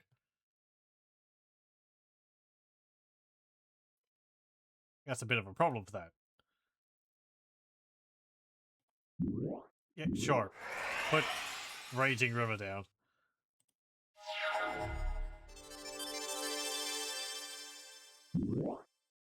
Miso Pegasus. It's got flying, so it ignores the river. And banding.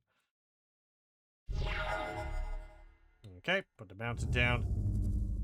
Let me see. That's flying, so it can't be blocked by these. I could deal damage to it with this.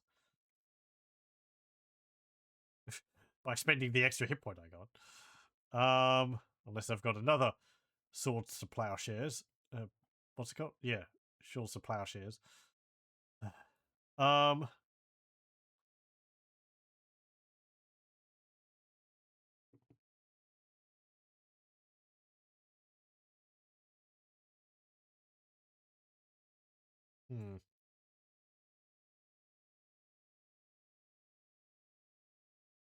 Yeah, whatever. Put that down.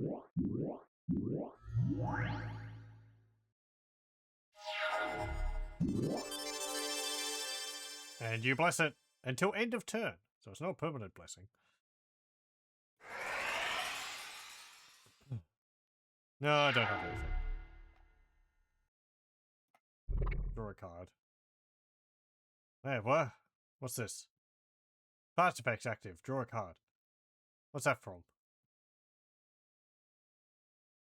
I mean, don't I draw a card automatically? Why is it telling me?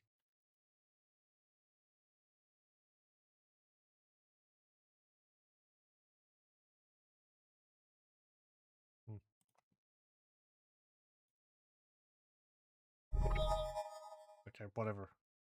Oh, I got my goblins. Okay.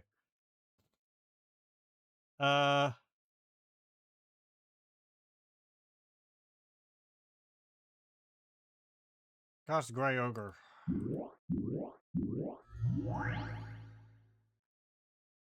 And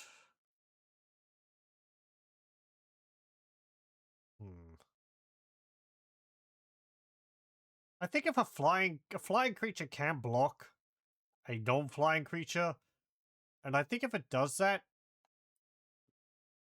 the creature it's blocking against does deal damage to the flying creature. It's just if it's attacking, you can't block it. Yeah. Oh well, we got rid of each other. That's fine.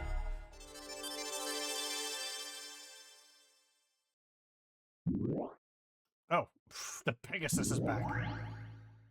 Samite Healer. Prevent 1 damage to any creature or player.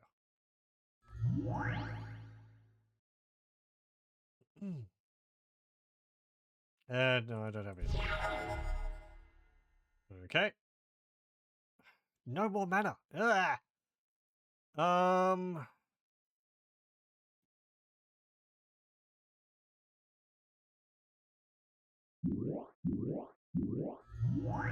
Let's put the wall down.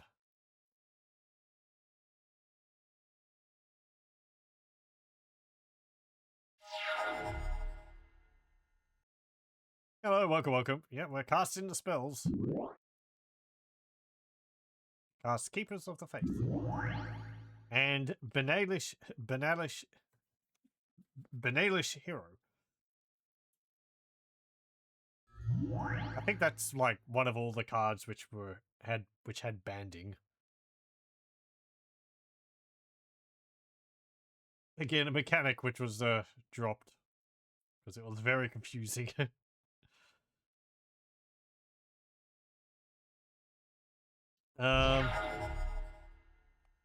Put another mountain down.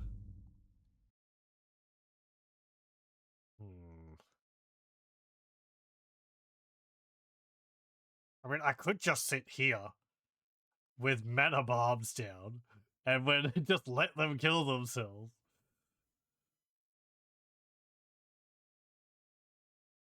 Like, would the AI be able to resist tapping mana?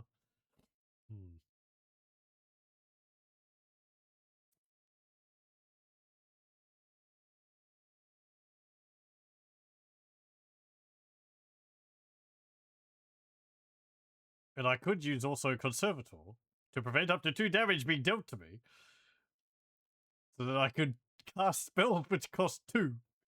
Prevent the damage from mana bombs.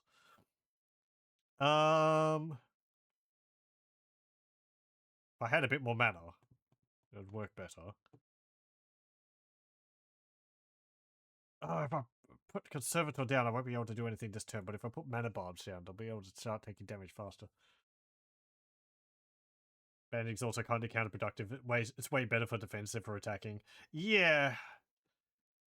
Like, I never used it. It was before when I was playing with my friends in 2011.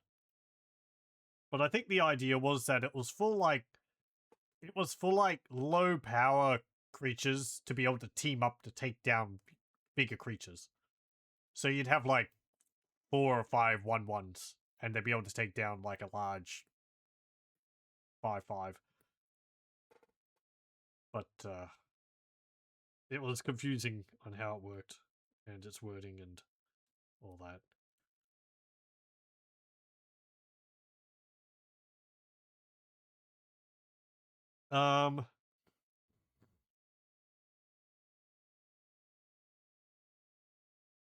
Yeah, put Conservator down. That's part of the fun of playing this game, though, because it's got a lot of old cards and decks and stuff, which some of which aren't used anymore. Why are you on both banks?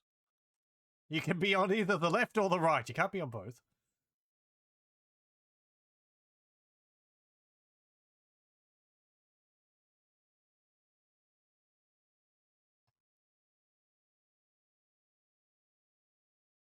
Oh.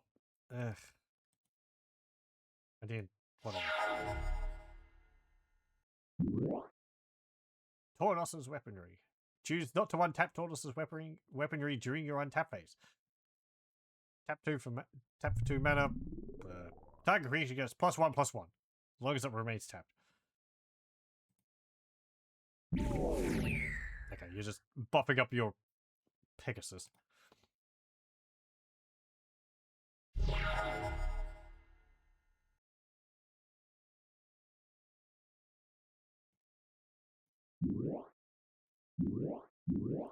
Guess what time it is? Oh boy, it's mana bombs time. No, I'm not going to. I'm just going to sit here. How much mana will you tap? Ow. Okay, you activate your Samite Healer. You take 1 damage. You cast Swords to Plowshares on my wall. I don't get any health back from that. How did... Fine, whatever. My wall became peaceful. Oh, I can't kill any of those with my Grey Ogre. And you'd be able to kill my dog.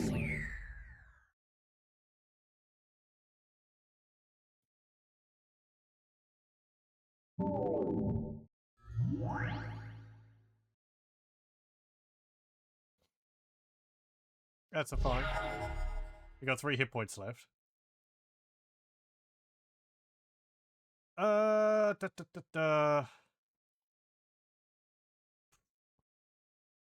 can put down another mountain, but I'm not going to do anything. Just... Oh no, you're attacking. -1. Okay, I lost. My gambit failed. Wop wop.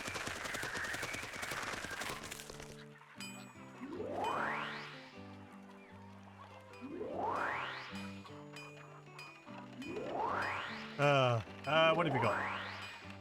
North to the Keeper of Ellerin Oasis and give me a mana link and 1 black amulet. Yeah, sure.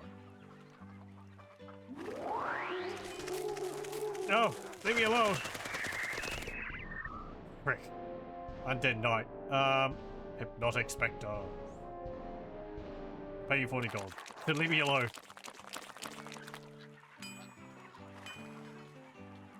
Also, let me have a look at some of my cards to sell again. I haven't used this. Let me sell it. And this. I really shouldn't hold on to things I'm not using.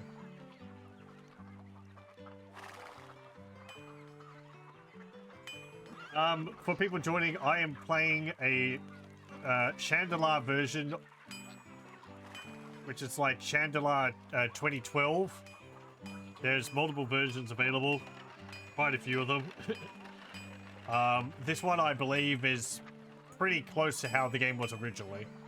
It doesn't add any new cards, I don't believe. I think it adds some new artwork in there. But otherwise, it's pretty much how the game originally was. Being updated a bit so that it works better on modern computers. Issue is banding player assigns all combat damage. So for 21-21 trampling gets blocked by a band with a 1-1, you can assign all 21 damage to the little guy and take no damage. Alright.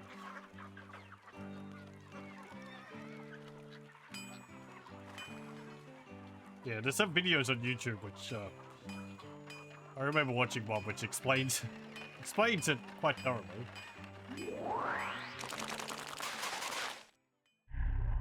Okay, swamp. Receive the Raise Dead spell. Oh, I guess I have to give them a spell. Okay.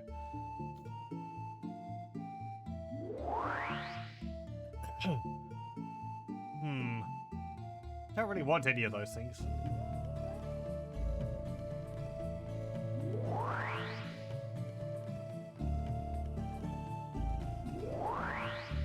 I do have a bunch of black amulets. For blue cards, was it? I don't have any blue land, though. Air Elemental. Apprentice Wizard. Let's see the blue cards which are available to us.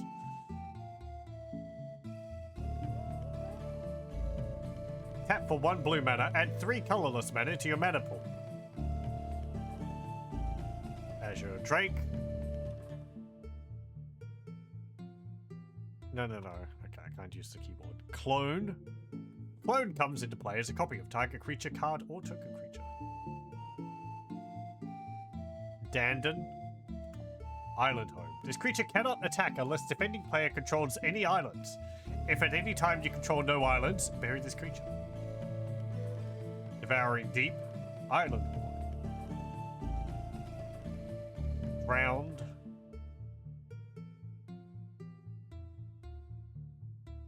Elder Spawn. Abandoned. Is it like a giant fish? It's a 4-1. For two blue mana. That's pretty good. Or maybe it's not. There's a format where Dandon is the only creature. I guess the restriction is too much.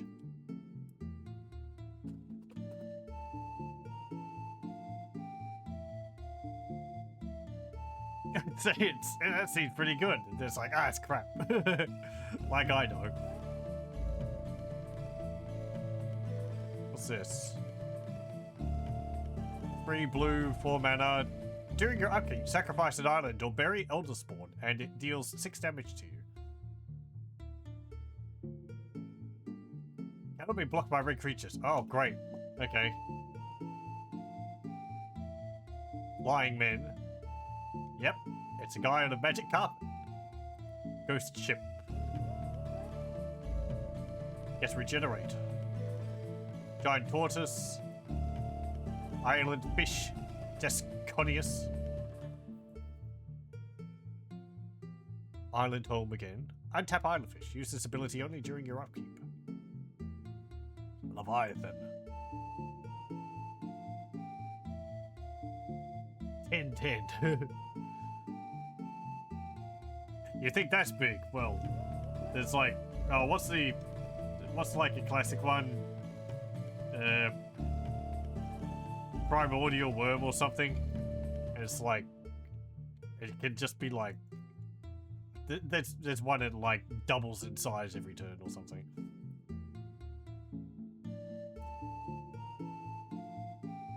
Never played it, but you remember correctly, the format is you share a deck and it's only filled with dandans and weird blue instants. The game being just fiddling with cards so you can sneak dandan. Lord of Atlantis. All merfolk get +1/+1 to gain Island Walk. Mahamoti Jin.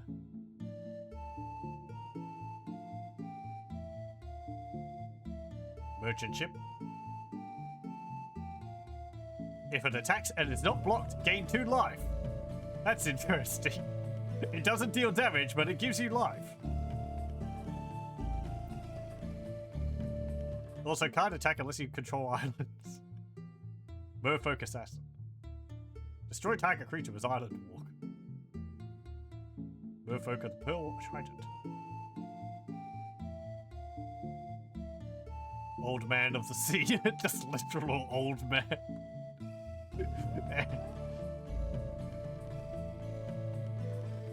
You may choose not to untap it. It's tapped. Gain control of target creature as long as Old Man of the Sea remains tapped and Old Man of the Sea's power is greater than that creature's power. It's like he's just piggybacking on the enemy creature. Okay. Like, you're mine now. Phantasmal Forces.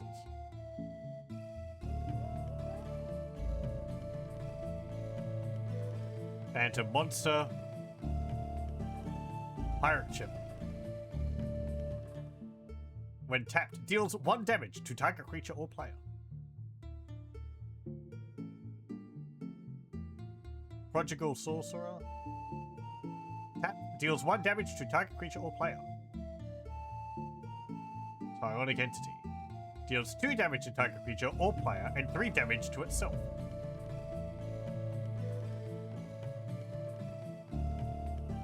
And it's above par if you don't count Island Home, but against anything without islands, it's worthless. What's a couple of does not include basic islands. Let me have a look at that again. Oh, yeah, okay. Yeah, I see the downside. It's not whether you have islands, it's whether the opponent has islands. Yeah, it's the same as the what's it called? Goblin Rock Sled. Where it's like, it's a 3/1, 1 red mana goblin, which seems good, but the opponent has to have a mountain for it to be able to attack. So it's like, if you're going up against someone with a mountain, I guess that's alright, but, you know. It's like where Ernum Jin was the goat creature, no one just ever used forests. Which one? No, I guess it's not here. Something else. Stage of Platinum. Sacrifice an artifact, draw a card. Ernum Jin was cost efficient but granted the opponent forest warp, so just don't use forests.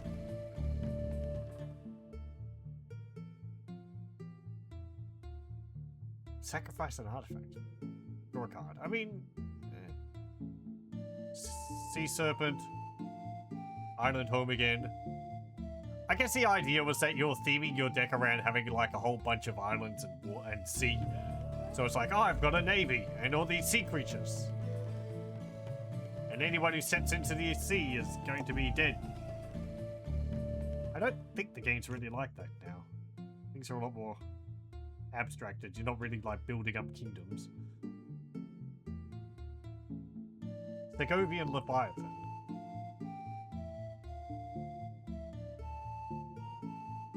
Sinbad. Draw a card and reveal it to all players. Then discard that card if it is not a land. Yeah, you know. Draw an extra card. It's alright. Time Elemental. Attacks all blocks, it deals 5 damage to you, and it's buried at end of combat. Return target permanent with no enchantments on it to owner's hand. Okay. Vesuvian Doppelganger. Vesuvian Doppelganger. It comes into play as a copy of target creature card or token card. Or token creature, except that it doesn't copy that creature's color and counts as a doppelganger. Permanently becomes a copy of target creature card or token creature. It doesn't copy that creature's color and counts as a doppelganger. Uses this ability only during your upkeep and only once each turn.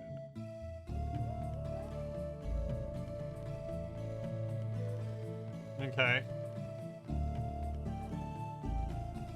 Wall of Air. Actually can deal damage. Wall of Water. Wall of Wonder. What the heck is that? Like a butterfly, stuffed doll, a jack-in-a-box. Gets +4/-4 until end of turn. Can attack this turn as though it were not a wall. So confusing is the wall's appearance that few of its victims even see it move. Like, it's a wall, it's a wall. Ah, it's not actually a wall.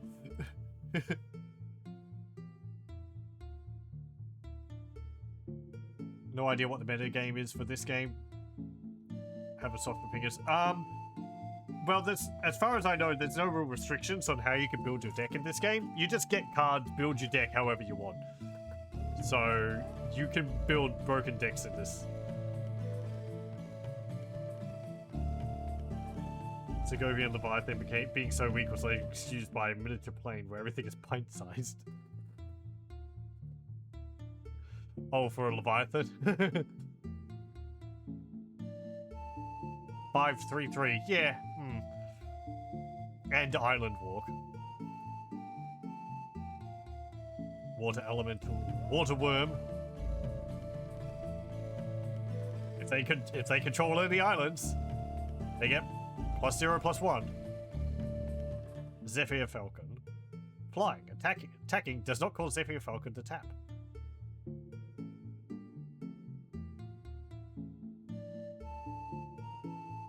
What else have we got?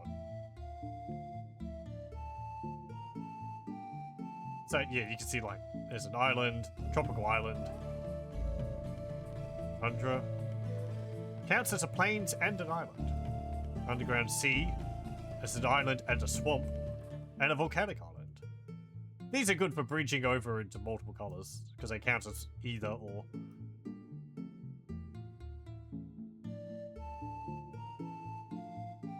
Yeah. I should probably get some, but there's no blue-green in there, red-green in there, and that's kind of what I'm leaning towards. I started with a red deck, primarily, with a bit of green in it. I could get a volcanic island. How much would you want for that? 1 volcanic island for 3 black amulets. I have 5. Maybe have a look at what else you've got. Animate artifact. Enchanted non-creature artifact is an artifact creature with power and toughness equal to its total casting cost. Backfire. 1 damage dealt to you by enchanted creatures. Backfire deals 1 damage to that creature's controller. Oh, Sure, you cast it on an enemy's creature. It deals damage to them. Control magic. Gain control of enchanted creature. Creature bond.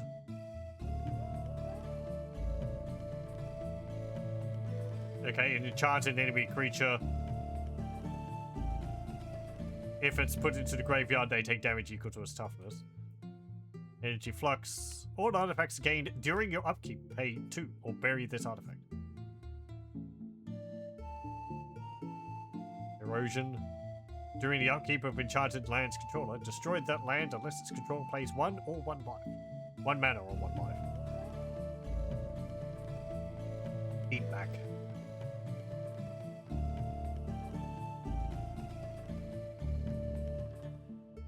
Enchantment. During the upkeep of enchanted enchantment's controller,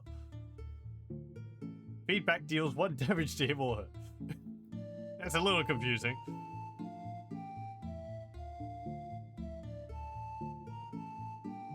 I think what it means is, like,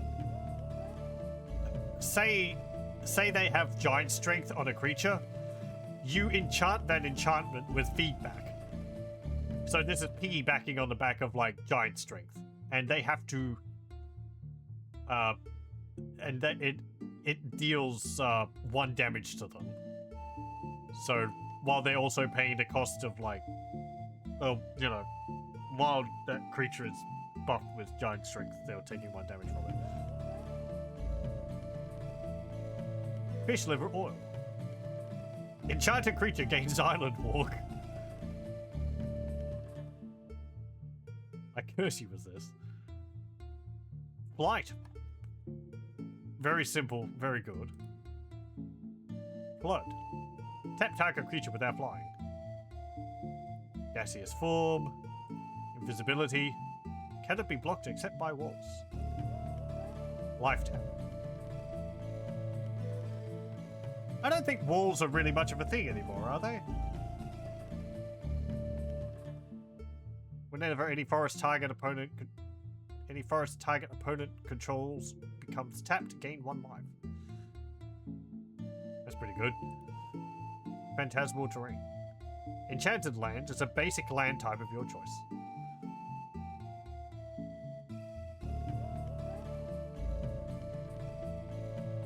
Power leak. Psychic venom.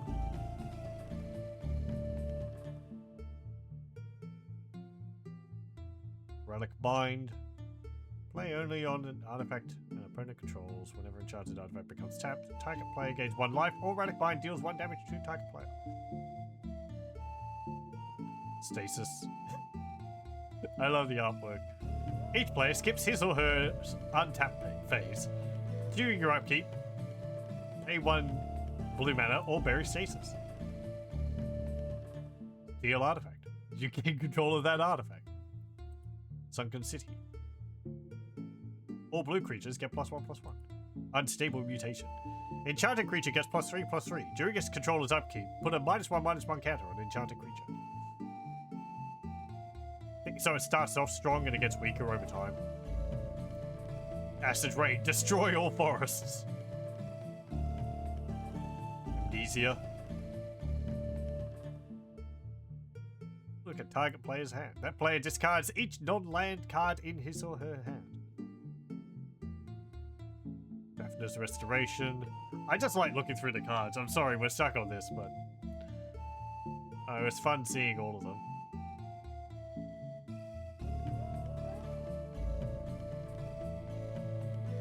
Energy tap. Mind bomb. There was a brain in that bomb. Deal 3 damage to each player. Each player may choose to discard up to 3 cards to prevent the amount of damage to him or her from mind bomb. Right, okay. You either take 3 damage or you have to discard cards.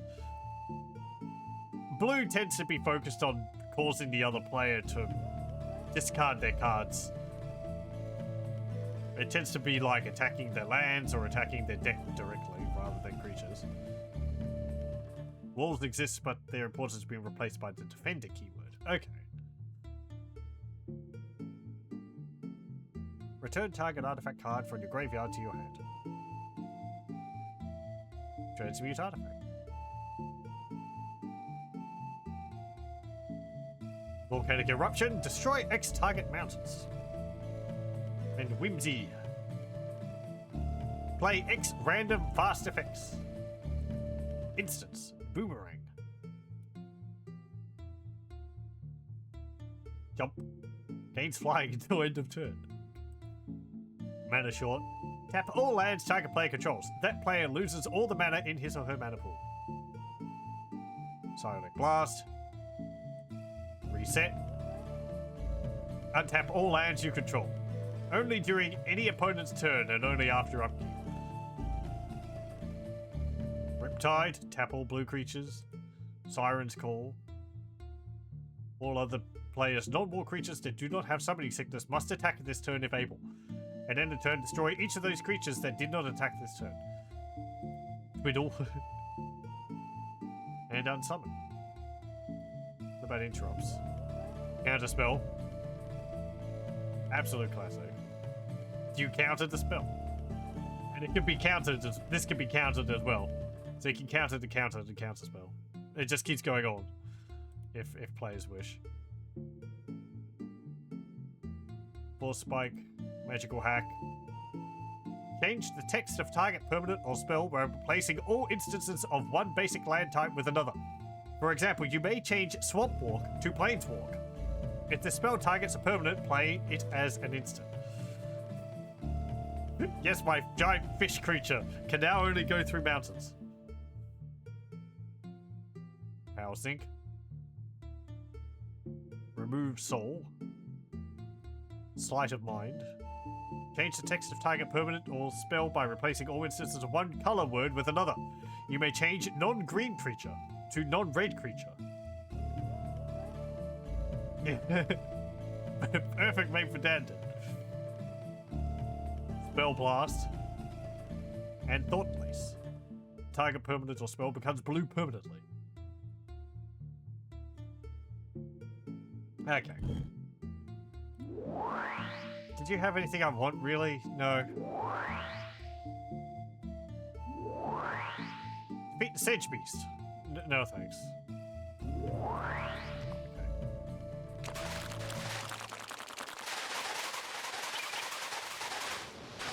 Come on, go up. What have we got? Healing Solve. Word of Binding, Hold and Strength. I don't have any white. Really.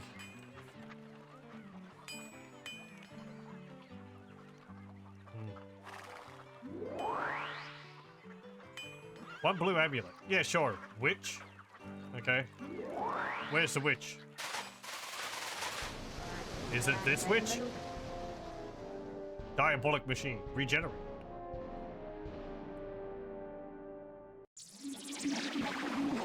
They win the toss. Okay, let's see. I have mountains, forests. I'm gonna play a forest and cast Wall of Wood.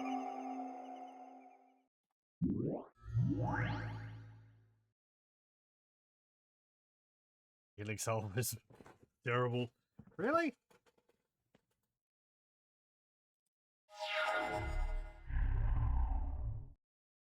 I guess it's for what the cost of what it does.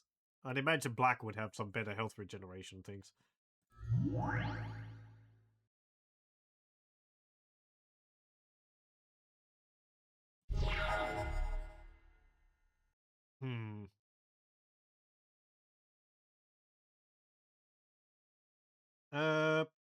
Put down the mountain. That's fine.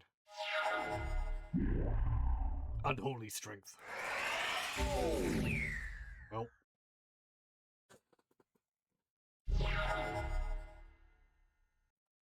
Put that down.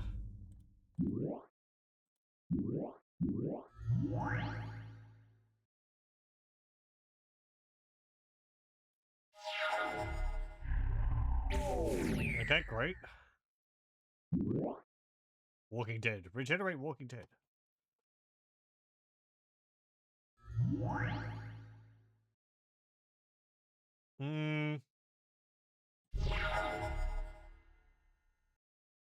What do I need for that? 5.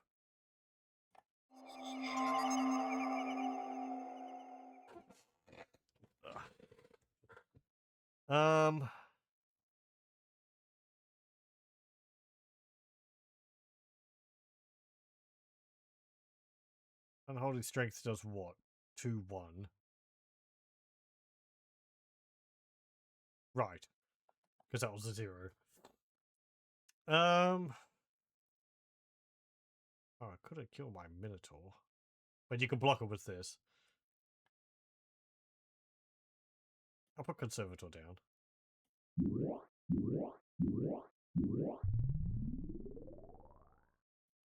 No, I didn't attack.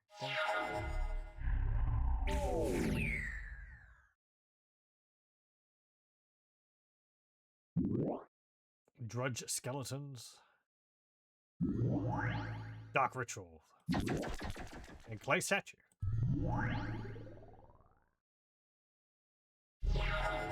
Okay, let's see. Put down forest.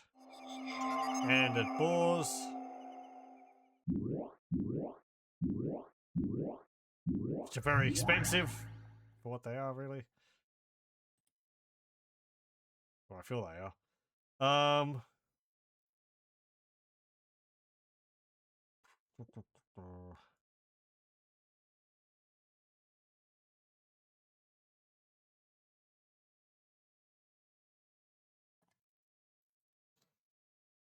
No, just sit here again.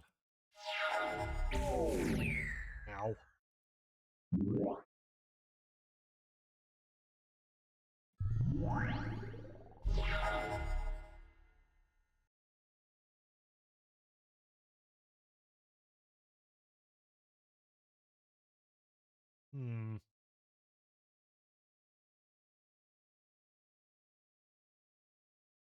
What's that do?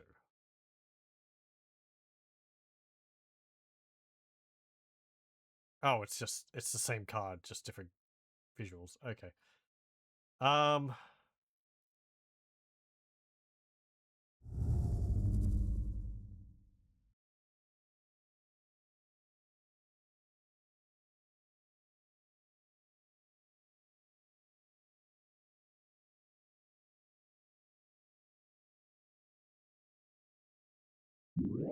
Yeah, just play that.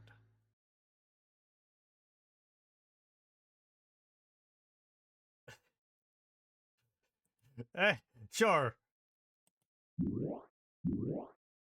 Let's sabotage myself again. I don't learn my lesson. Okay. Let me see.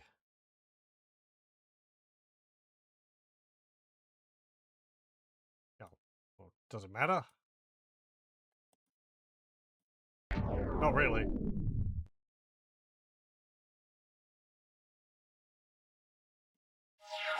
Okay. You're attacking. Well,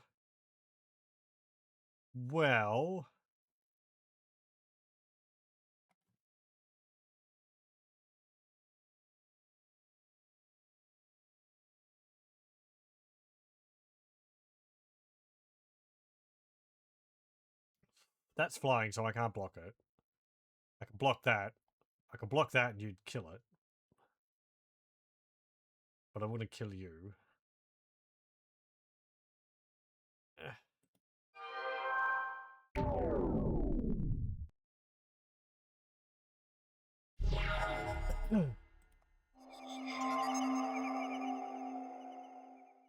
Okay.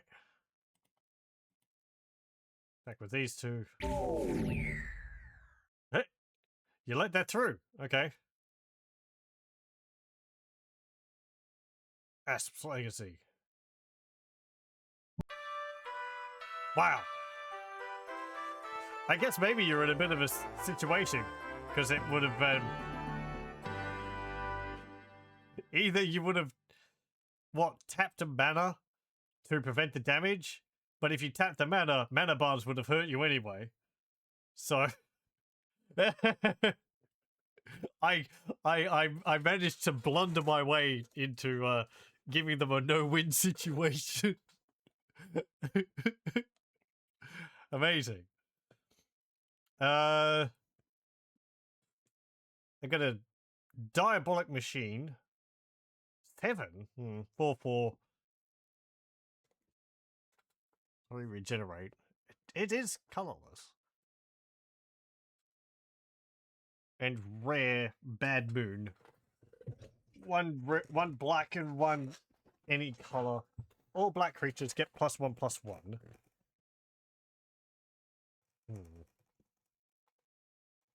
Have I got to use a diabolic machine? I could sell it for money.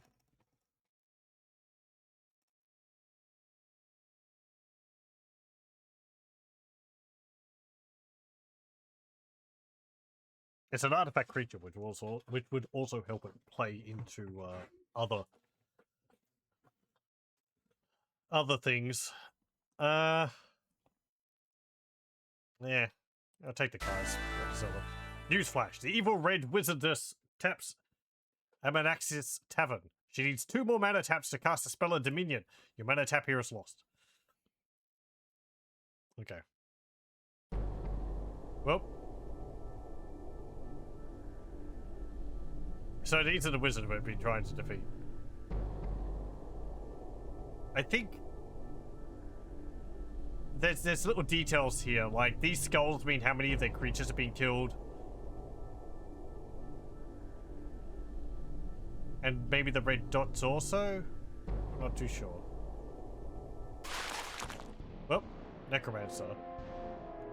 Sent his most trusted servant to test your strength. You must duel this Necromancer. I'd rather not. Card Will-o'-the-Wisp. Okay. Do I have to use all cards or can I save them for later? Oh, I can save any cards I don't have on my deck for later. You just have, like, your collection of cards. And you could, whenever you go to town, you could swap around your deck. I'll play first. What have I got? Fire breathing. I got no mana. Take a mulligan. Thank you. Mountain, forest, mountain.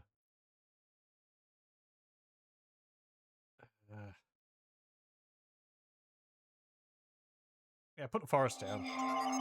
Cast the asps.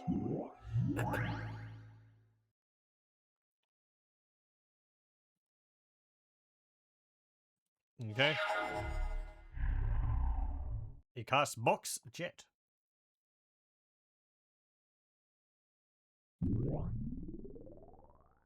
Enchanted land is a swamp. It turns my forest into a swamp. Thanks.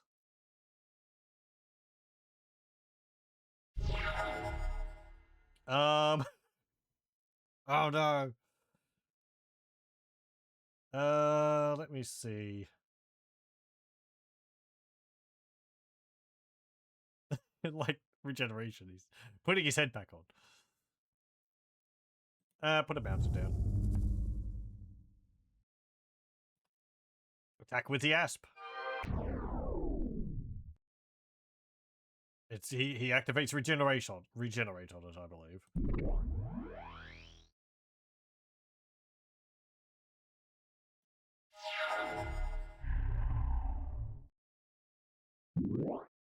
Scathe zombies.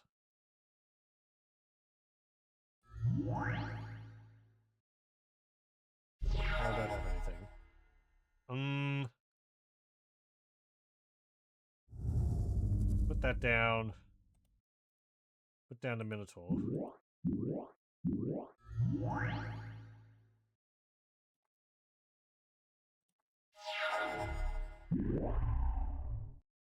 I might have gone past my own attack, but oh well. Zombie Master. All zombies gained regenerated Swamp Walk. Because they gave me a swamp. They have Swamp Walk. Curse you. I wonder if there's an equivalent to turn a land the opponent owns into an island. Probably.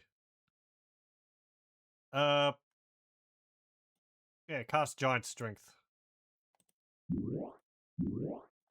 on the Minotaur.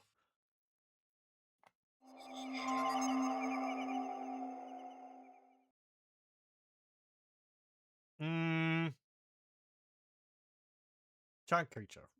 For 1. Well, that wouldn't be too useful at the moment, because I'd be able to cast it, but then I wouldn't be able to regenerate. I don't think, so...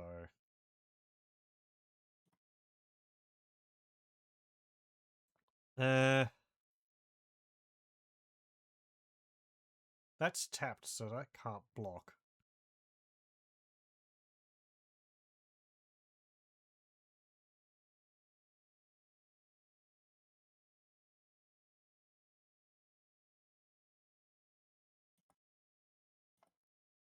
Just do it. Box just like $1,000 if you're the necromancer's flexing too much. Yeah, these are... All the boxes are really good, aren't they?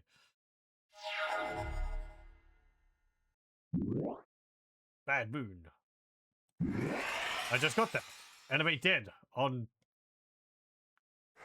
Hey, my snake! He stole my snake! Ugh.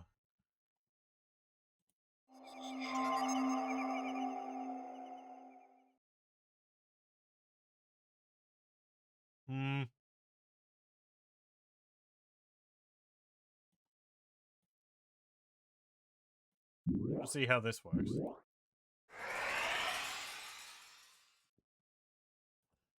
Okay. Oh, well, okay. It didn't block it. Guess he doesn't need to. No, my bird made it.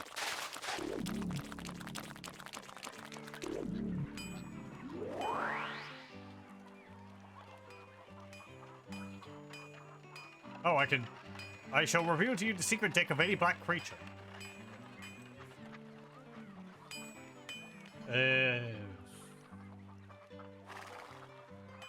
Agagonia. What do they got? Ashes to Ashes. Hurricane, Giant Growth, Plains, Bayou, Sarah Angel,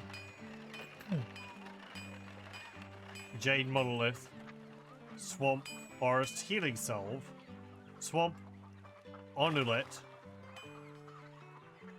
Scrubland, Sarah Angel, Savannah Lions, Spirit Link,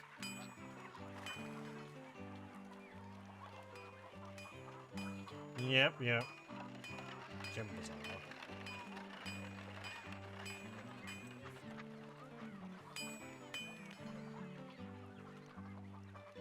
Juzam Jin. Unholy Strength. Greed. Nom. Pay 2 life, draw a card. Soul Ring.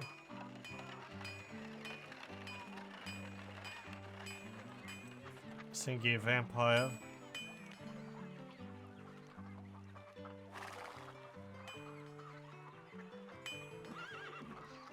Giant Spider, Giant Growth. Okay.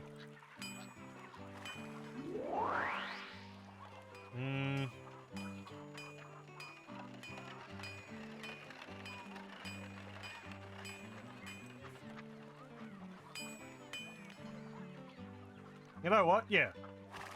I get that. Let me get another swamp too. So here we can, as was seen earlier, this is where I keep all of the cards I have down here. And this is my deck up here.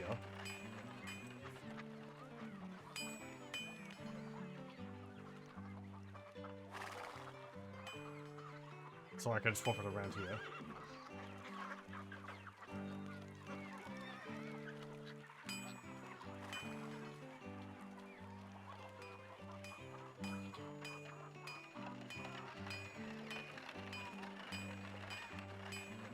Hopefully as a genius says that magic should have the return to stable artist once more. Is that what the the green card was. Who the green card was done by.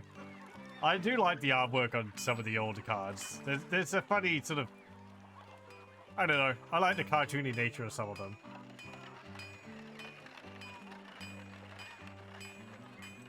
Let me see. How much black mana do I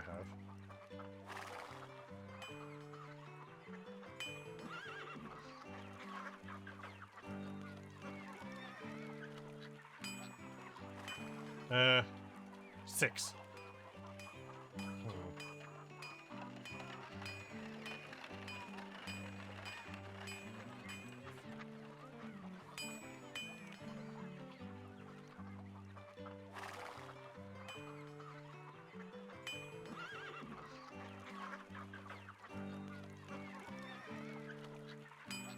How does this work? I'm getting confused by this.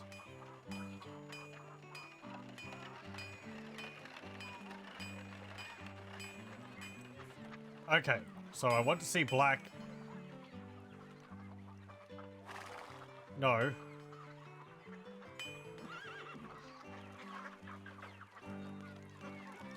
Why is that not filtering out?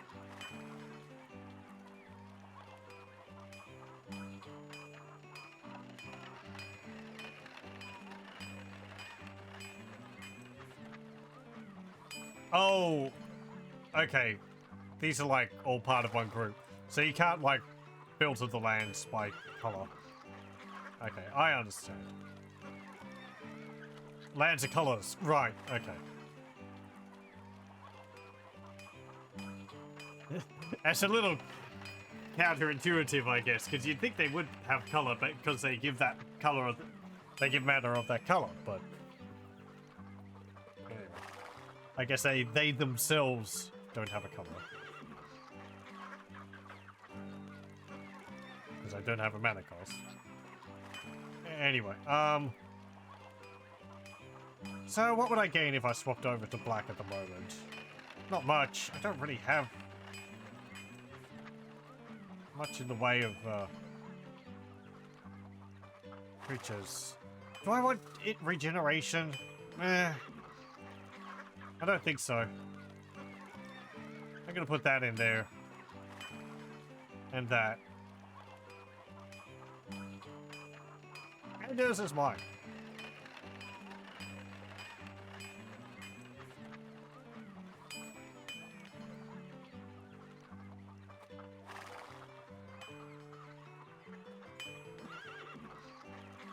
Especially confusing since they later made basic land.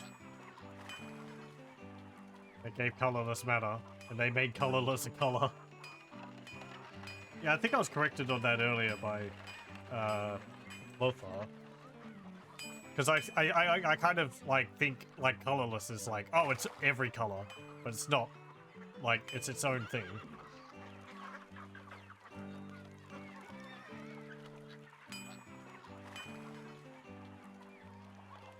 Okay.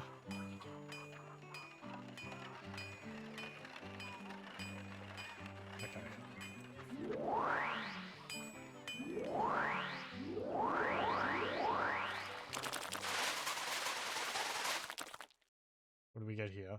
A Guardian's Ghost. For one white amulet, I'll reveal a deck of any black creature. No, never.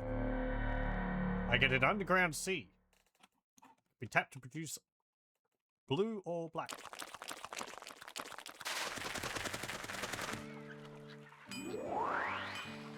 Plains Brainwash. Counter creature cannot attack this turn unless its controller pays an additional 3.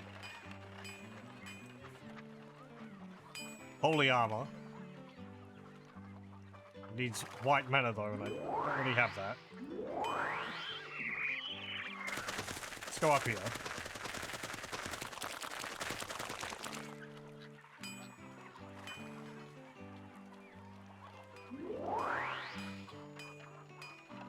Oh, it's these ones, right.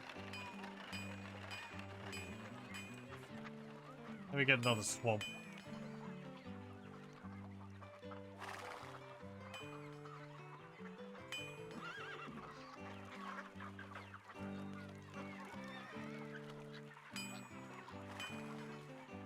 So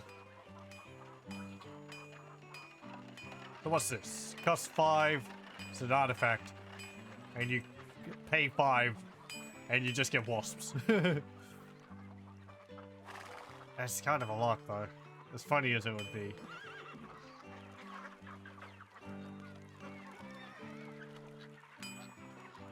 Oh, yeah.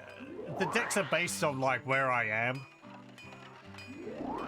So, if we look at the map, you can see, like, there's different areas on the map. Like, there's a lot of forests. Or there's forests which are, you know, green plains and all that. So, you tend to fight people of that color in those areas. And they tend to be restricted to those areas.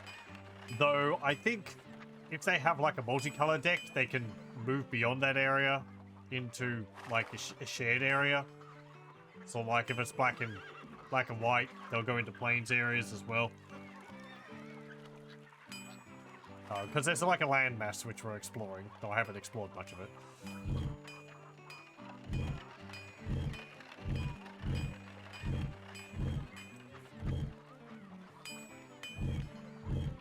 You can just see there.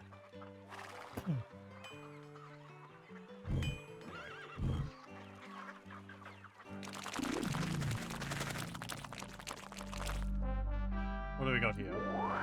Fear. Skulls. Enchanted creature cannot be blocked except by artifact creatures and black creatures.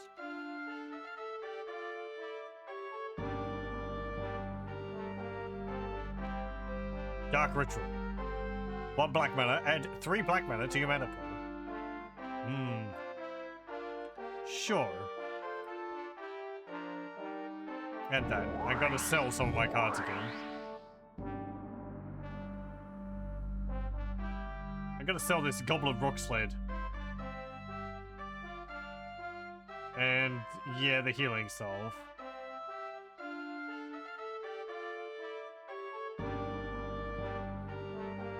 Don't like Lure. At least not at the moment. Okay.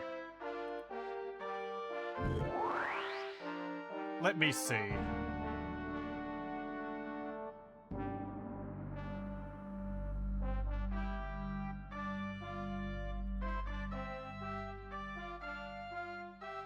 Don't kill it too quick. Okay, there we go.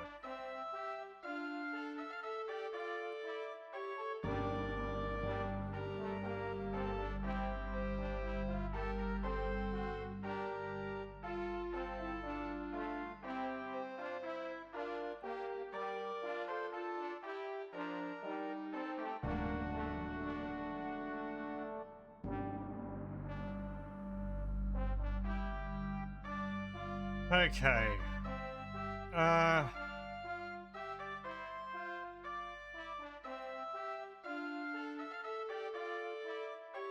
What have I got?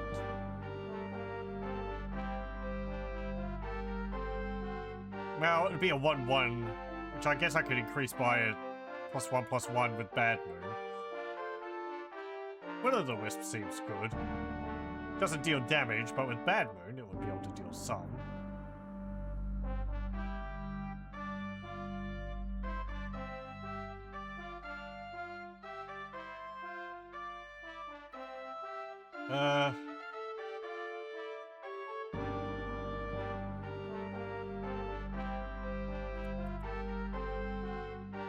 And Dark Ritual.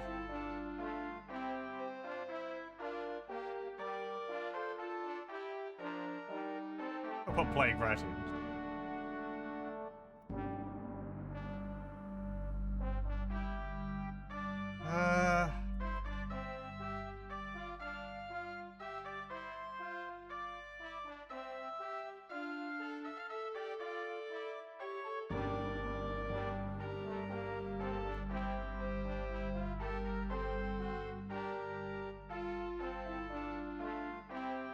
I need to read up on how Regenerate works. One moment.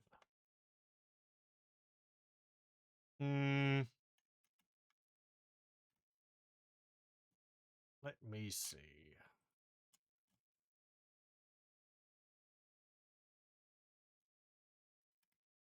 Controls where the targets have generate. Okay.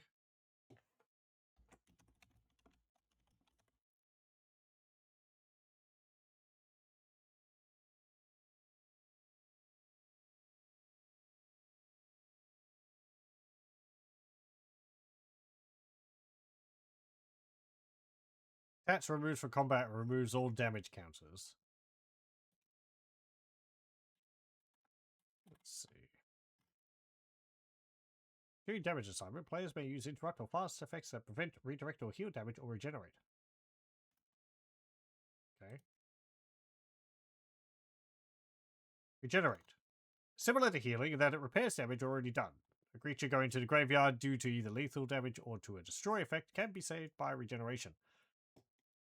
The regenerated creature does not enter the graveyard. Regeneration prevents destruction. If a creature regenerates and it wasn't destroyed and no special effects that would have happened due to its destruction will take place.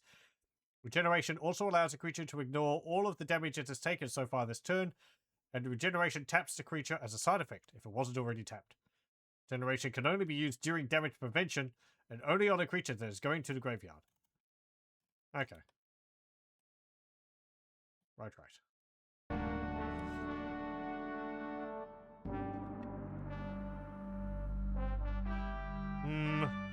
I mean, you know, I'll put that in there, and that in there. I'll put another swamp in there, I guess.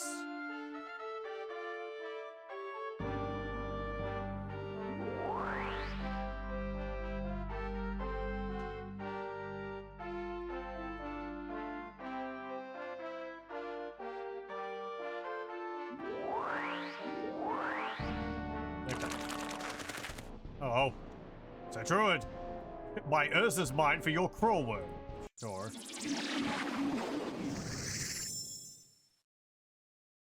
Let's see. I'll play a swamp.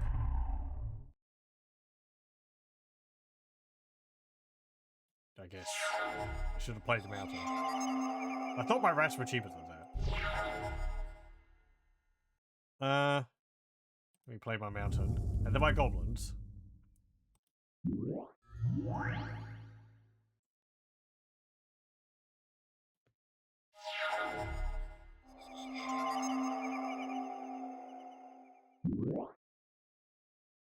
Okay.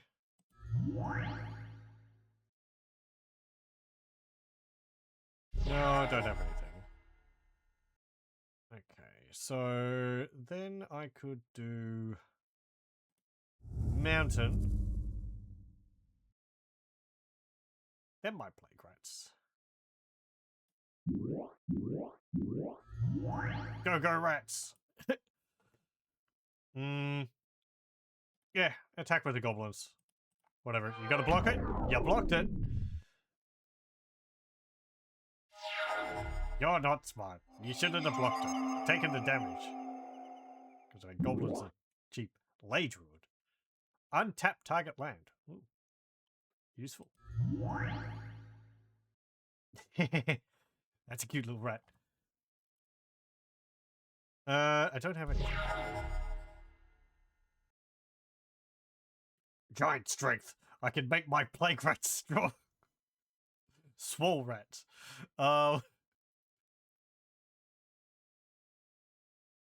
If only I had multiple rats. Oh well. I just got the one.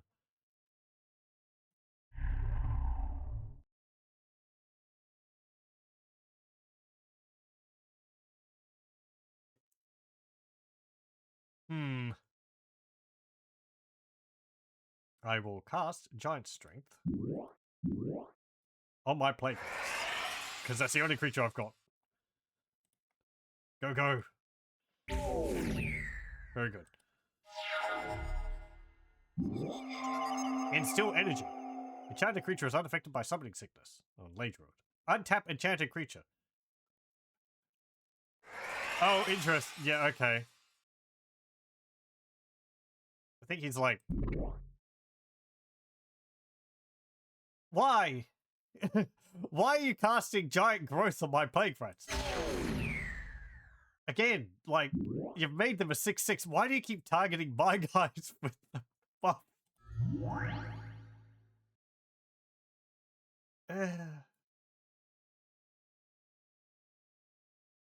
I cannot I cannot understand the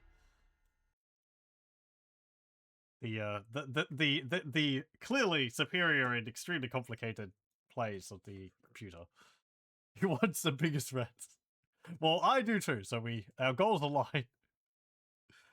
It did only last until the end of his turn, so congratulations. Well done.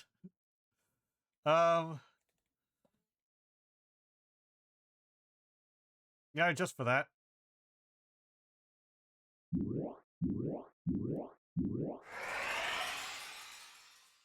Because I feel cheeky. Mana bombs. Oh, I think you tapped the land.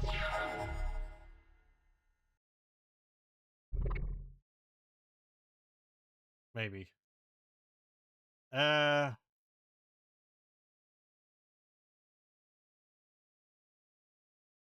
Well, I wonder if the lay druid's actually letting him bypass that.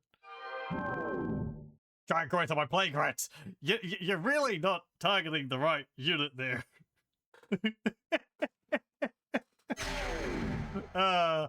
Old game. No, the asp. Ow, I took damage. Oh. What a shame. Oh, ow.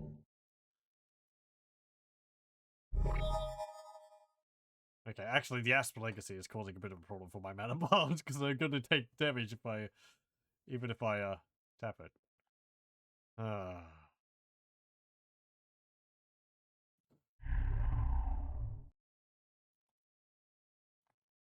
Go rats! You got nothing to block against it now. So I better finish this game right quick. Very good.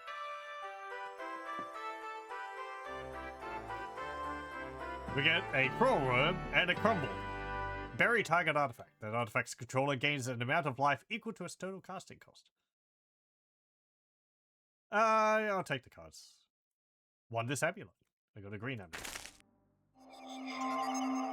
And I found a forest. Thank you.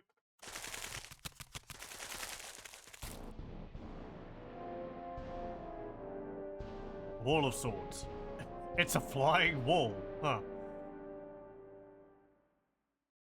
Just as the evil ones approached to slay Justina, she cast a great spell, imbuing her weapon with her own life force. Thus she fulfilled the prophecy. In the death of your savior, will you find salvation? Sure. Play first. What have I got?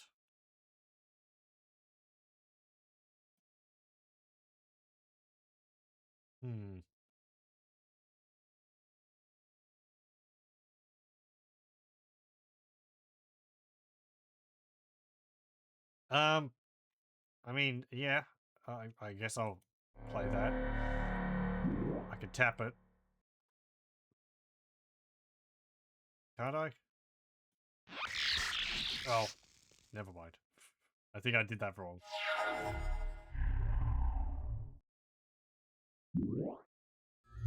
I was going to tap it and get mana and then get Will-O-the-Wisp, but oh well.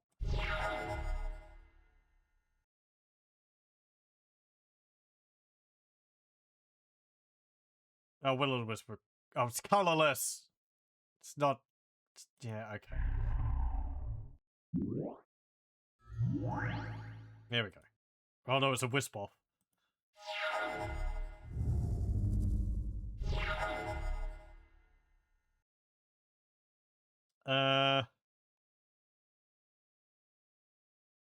What? No.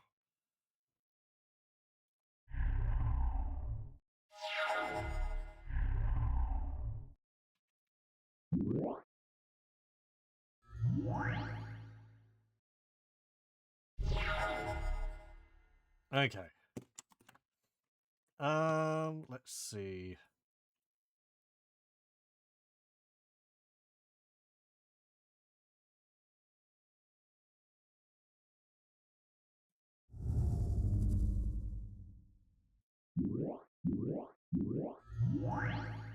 Okay.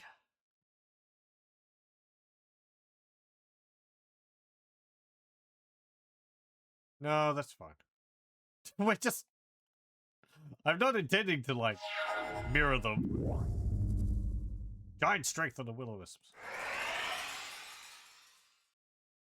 The 2-3.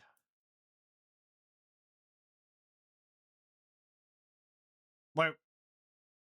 But it's got flying. I can't... Why can't I block it with a grey ogres? I shouldn't be able to. I don't have another swamp, so I can't generate my wisps, so I'll just take the damage. Okay. The plague ration would take 1. Hmm.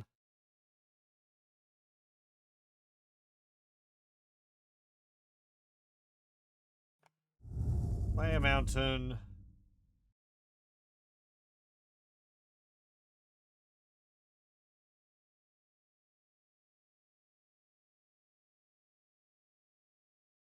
I'll take 4. I put that down. I want to see how that works.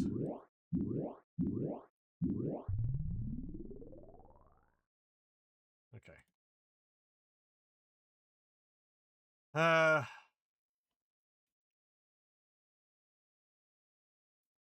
Well, it doesn't really matter. You just block with the will-o-wisps, and I can't kill those. So, whop. Giant strength on them again.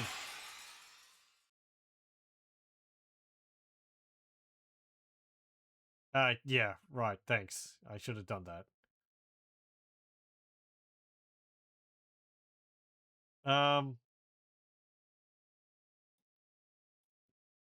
Yeah, illegal block. That's what I thought. Put that down.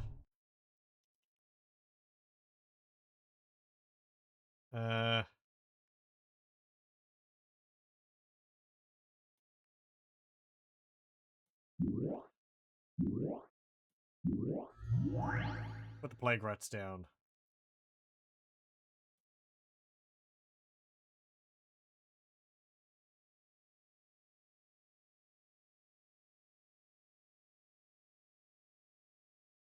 Ugh. Hmm. It's effectively blocked me. I can't really do much with it. I need to get rid of the will-o-wisps.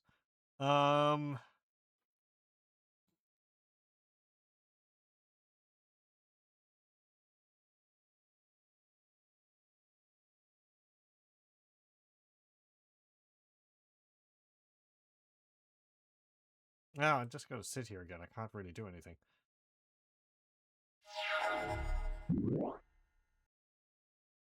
You've got that as well? Are you, like, mimicking my deck?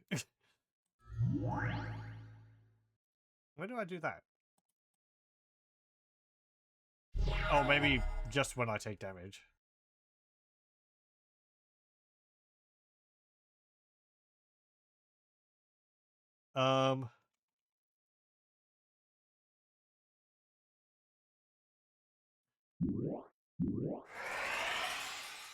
Past Bad Moon. That would be 2 mountains and that. Yeah, sure. Okay.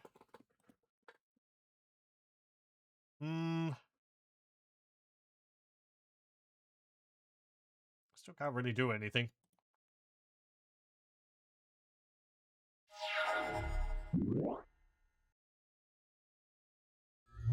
I think your deck is basically the same as mine. This is odd.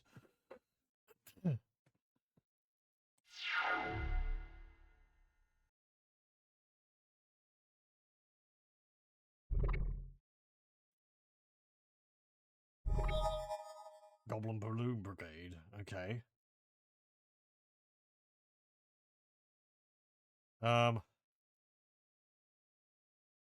Yeah, fine. Yeah, right, that needs a mountain.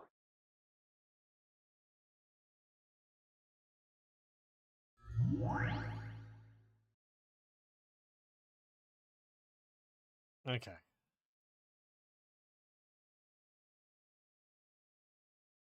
I could do 1 damage, but that's a 3x3, isn't it? Yes, it is. I appreciate I could click and drag these elements around. It's nice.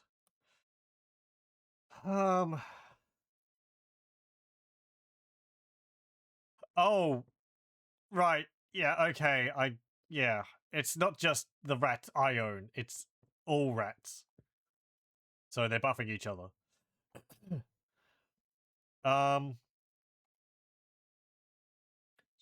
the Bad Moon buffs their units as well.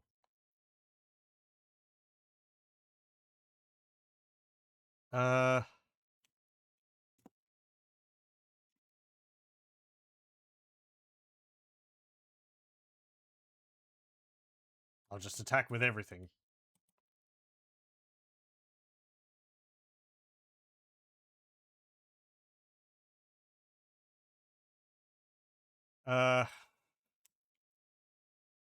No, I could deal.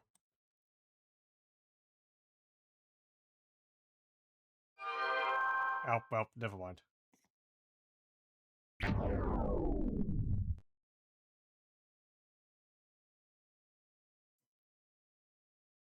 Okay. I think I dealt some damage to them.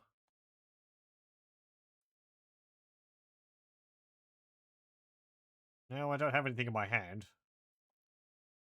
I don't have any spells I want to cast, so... Mostly did away with global buffs like that. Like Bad Moon.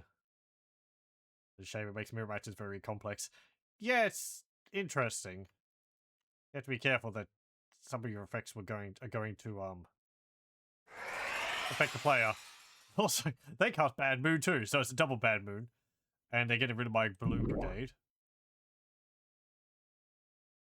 Okay. Well, I mean, I could give it flying, but that doesn't really do anything. Your deck really is just a copy of mine, isn't it? No, my fire breathing.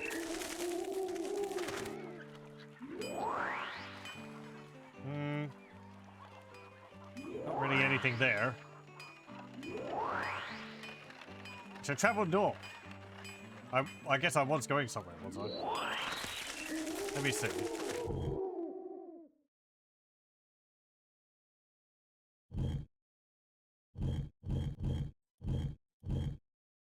Uh...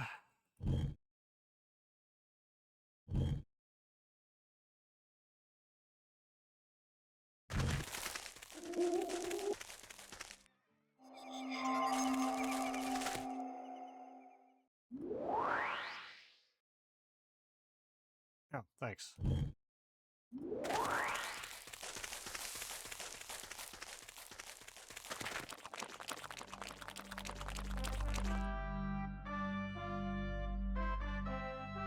No.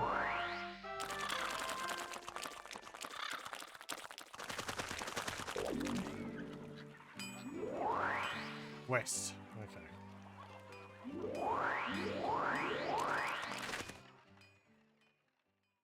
Oasis of Muldoon. I may trade my Bad Moon for 5 extra life. No.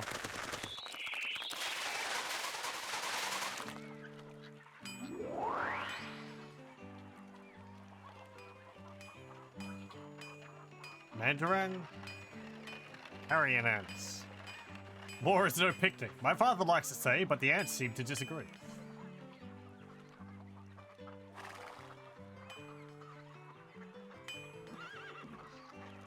Yes, well.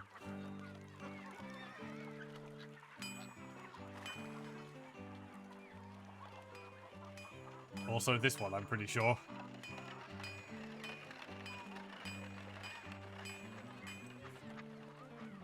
Ornithopter. But no cost, you can give a creature fly. Or, well, no, actually. It's just a creature that's flying. But no attack. Dancing Scimitar.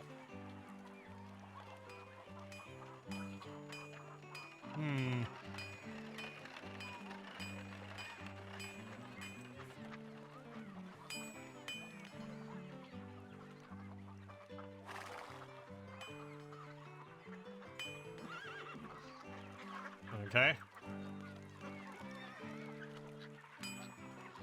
Let me save again. Again, this hasn't crashed nicely.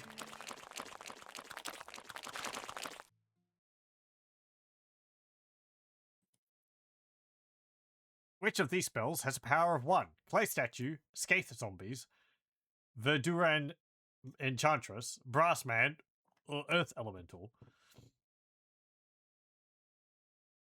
Creature that flies for free, yeah. Cost of nothing. Be very useful. You can buff it up with other things. I think Scathe Zombies would probably cost 1. Clay Statue, I think, is like 3. Don't know about Verduran Enchantress.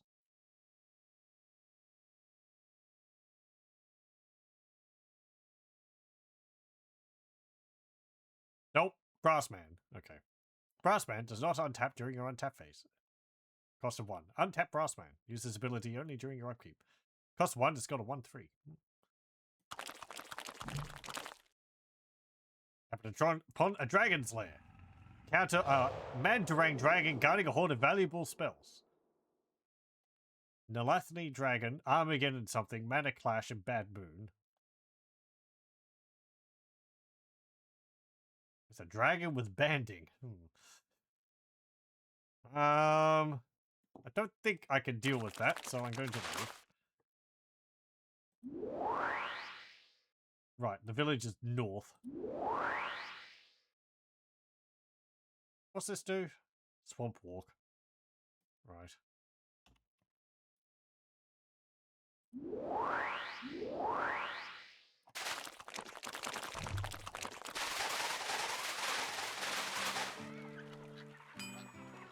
I get a fine blue amulet.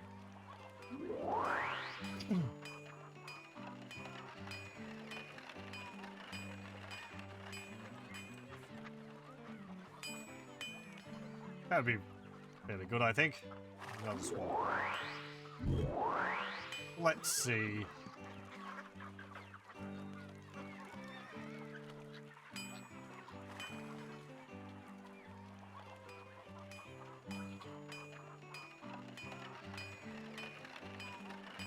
Get rid of this.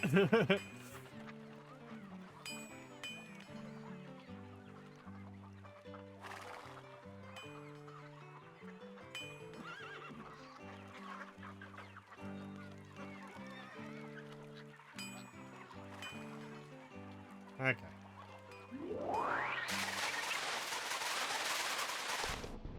Blah.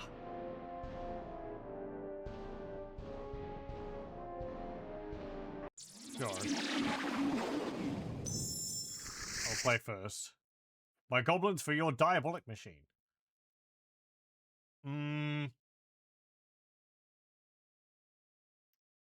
Well, play as mountain. And I'll put my balloon brigade down.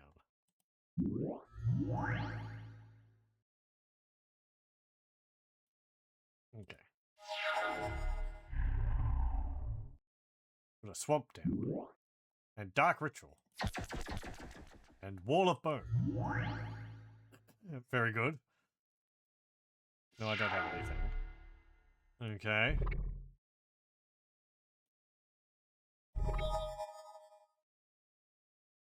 Diabolic machine.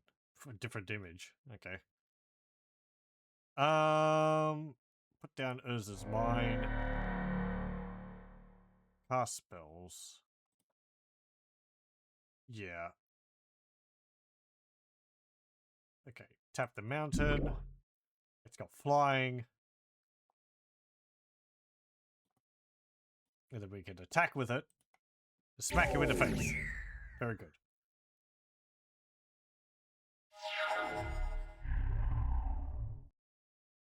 You can't attack because your wall of bone is a wall. You summoned undead. Very good. Let's see.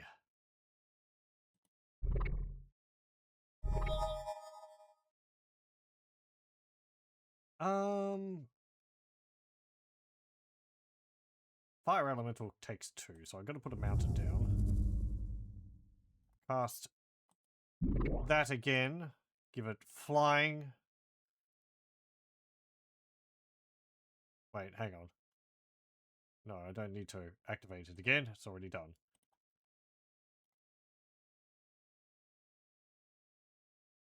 No, that's fine. Bonk. Very good. No, no, the zombies. It's whatever. This battle of attrition, I'm going to win. I could put down a wall of stone. No, hang on, actually. If I do that, that requires 2 mountains, and I just put down a swamp. Yeah, okay. I want to keep attacking it, so we're going to give it flying again.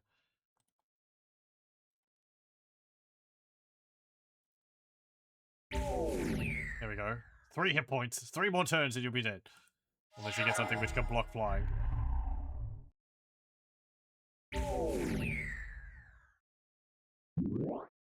What's this do? Destroy all artifact creatures and enchantments. Okay. Very good. Urza's Wine doesn't count as an artifact. I don't think anything is. I don't think there is any artifacts. Not yet, anyway. Okay, put the mountain down. That would be all of the mana, anyway. Yeah, put down Wall of Stone. That's going to be 2 of those and a swamp. That's fine. And cast that. Then we attack with the balloon again. This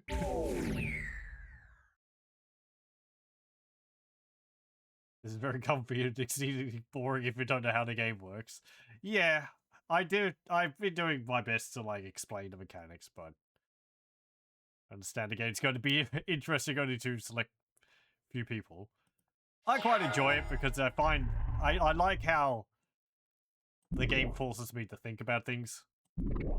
It's good exercise. What are you doing? Skulls on my... Eh? Oh, artifacts, creatures, and enchantments. Okay. Well, la-di-da. No, my balloon. My goblins. They were veterans of 4 fights.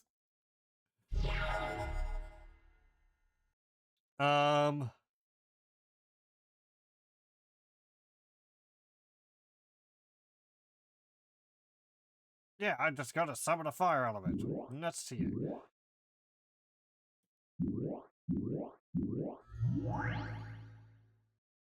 And put a swamp down. Because I forgot to do that. Okay. Ooh. Let's see. Okay, so I cast...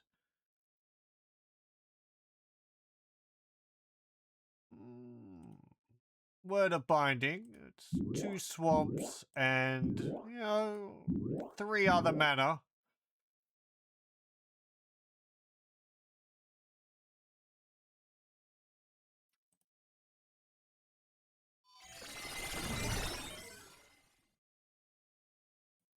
Doopy-doo.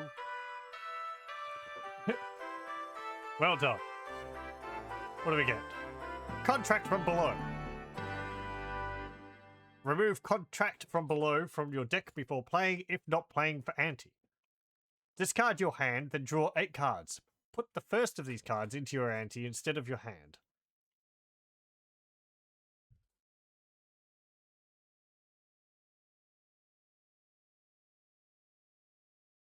Okay, so discard your hand, then draw 8 cards. Put the... Oh! So it's like, if I play against one of the computer, then I randomly choose another card as the ante. That's, whatever, I guess. Heading off to bed, Kibbits. Thanks for joining. I hope you have a good rest. Follow me.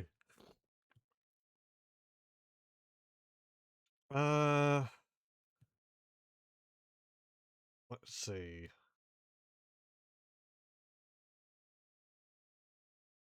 I mean, yeah, honestly, I've just enjoyed wandering around the map and finding cards, reading what they do, and just bumbling around.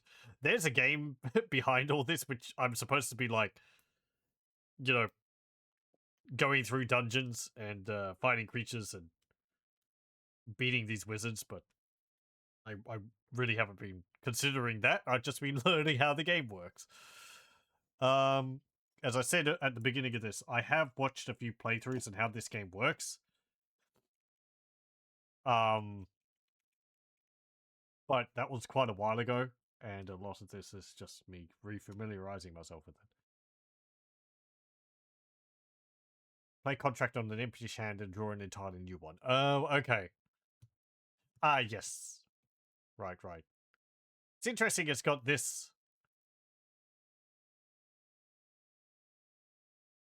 as a condition. It's probably not on the actual card, would it? I don't think they'd want people to be playing for antis. Otherwise, I mean, yeah, that's all right. You know, one black mana for discarding your hand. Oh, okay. It discards them, so it doesn't put them back into your deck. Then you draw more. Hey. Whatever. It takes the cards.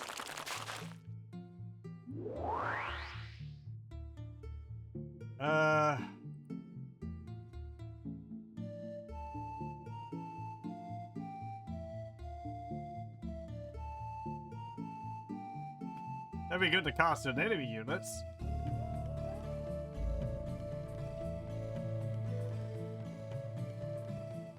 Oh, pardon me. Well, I don't have blue mana, so get another of those.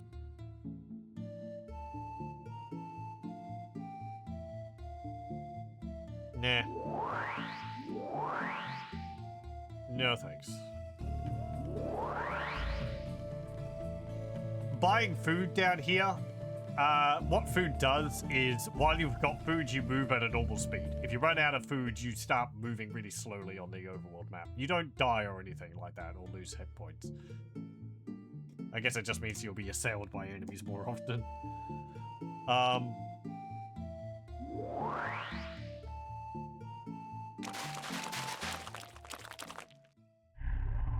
Found a swamp.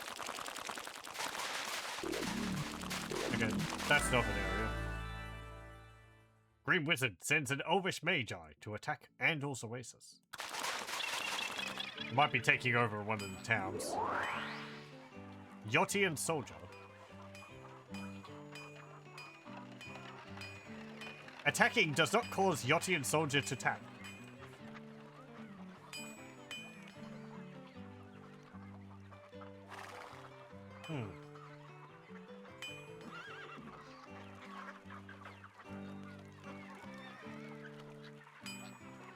Okay.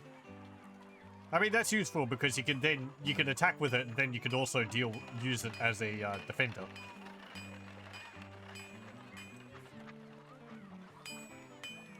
Yeah, sure. Evil Presence. Enchanted Land is a swamp. You know, that was useful, I guess, for Swamp War.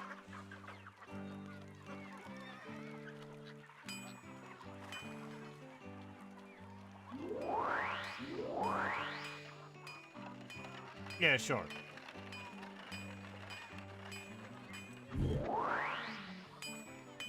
Let me see. This hasn't been too useful so far. I haven't even drawn the rack yet.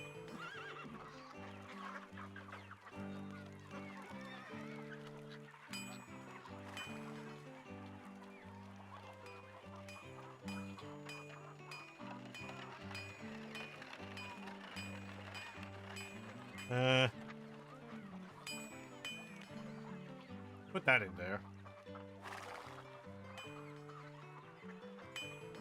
Vigilance. No, no, no. Okay.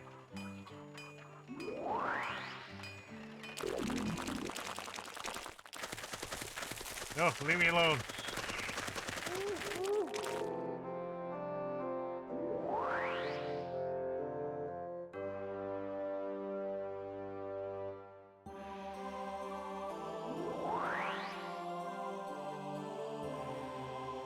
Gloom.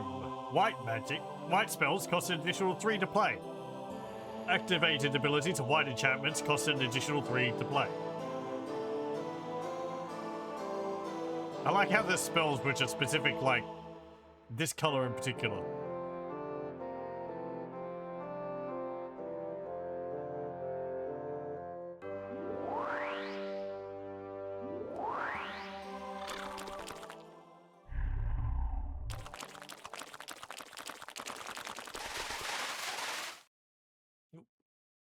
Nomad's Bazaar.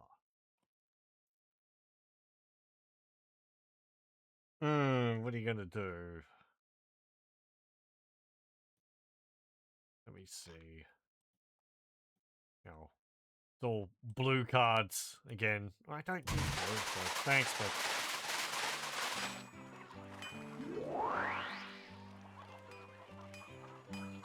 Power of Whip. Small black creatures. Copy artifact, berserk, and mock sapphire.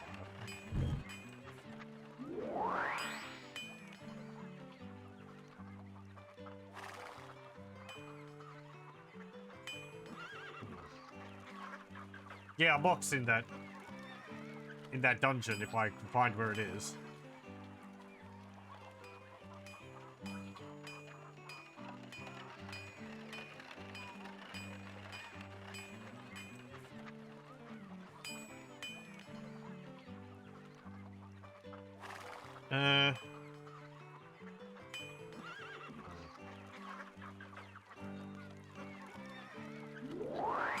Let me see. Is that it?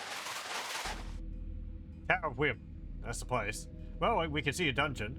Bad Moon is in effect. All black creatures get +1/+1. So this is the dungeons that I mentioned. We explore around here, and I think there's like, when you step on here, a random event will occur. And I think there's other ones, or there'll be like duels which you have to fight.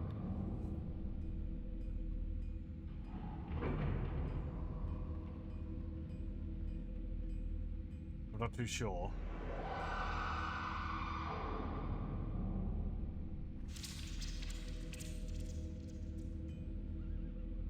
Like, and there's a dragon.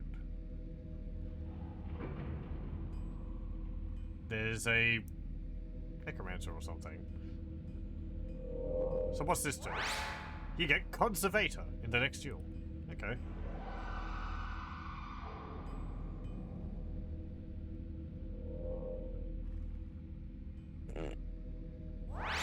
Goblin Balloon Brigade. Thanks.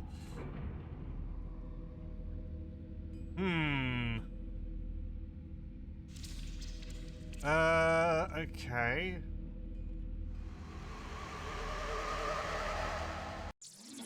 Encounter a warlock. It's got 10 hit points.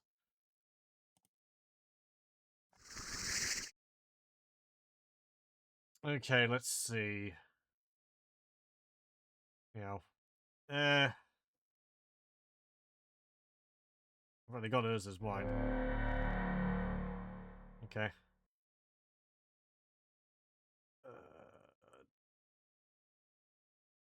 No, I can't do anything with that. I can attack with you. Ah!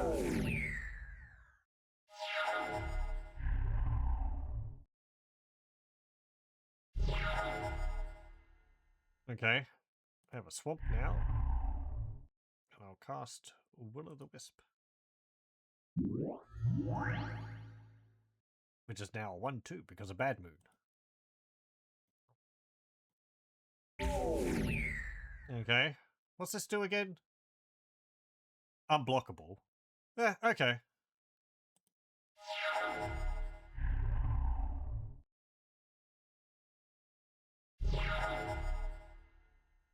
Put down the mountain. I don't need to give you flying yet. So that's fine. No, no, no. And attack with that. Ow.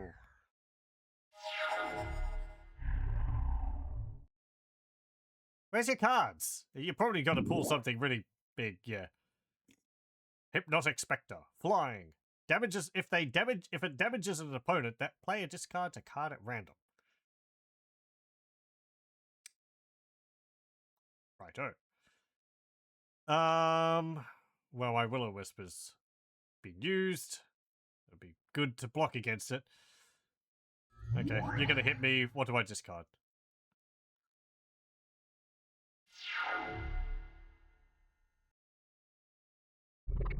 Maybe. I don't know.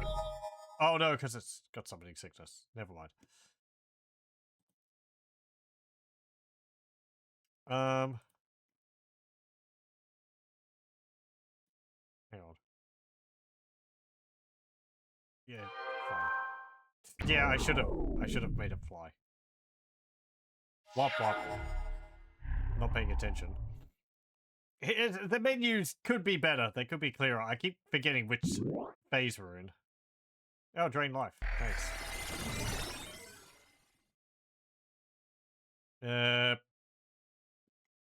Okay, you gain hit points for that.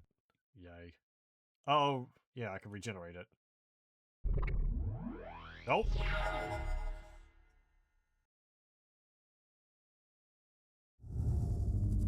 Okay.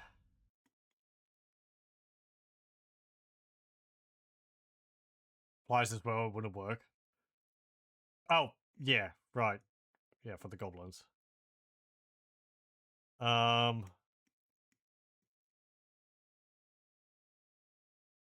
+2. You know, that would actually make us strong enough to be able to deal with it.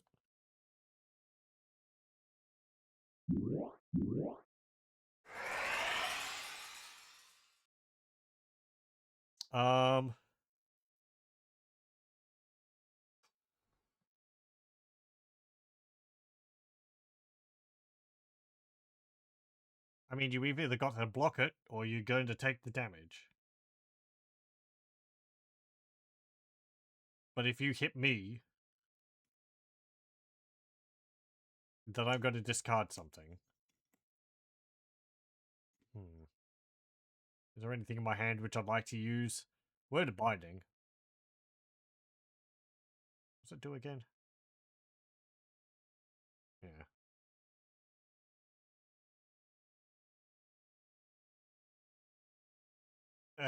Just attack.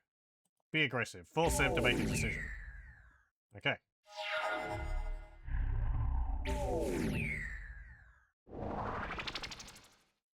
I thought that card was going to go, because it's the one which would be most useful. Another Hypnotic Spectre. Hey, another Bad Moon. Well, that would make his tougher as well. It would make mine tougher too. I would still be able to destroy them. So it wouldn't really change anything.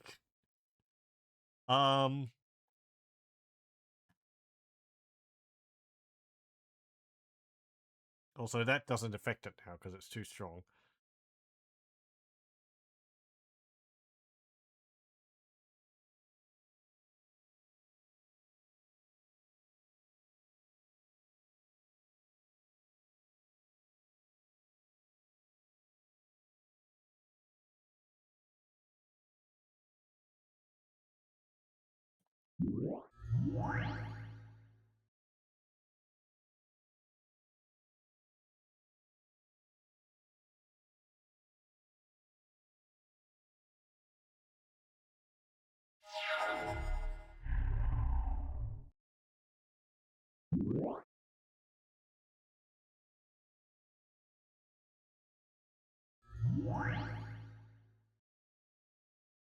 Mm-hmm.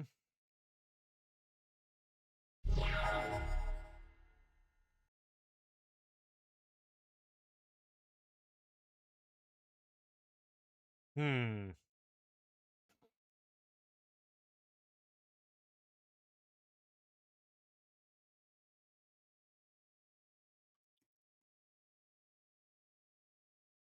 I got 5 hit points.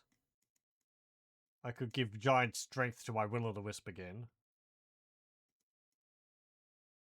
Or I could put it on the goblins.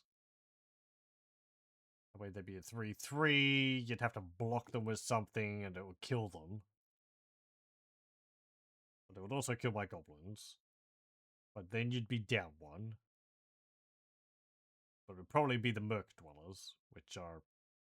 Well, I mean, smart move would be the Merc Dwellers.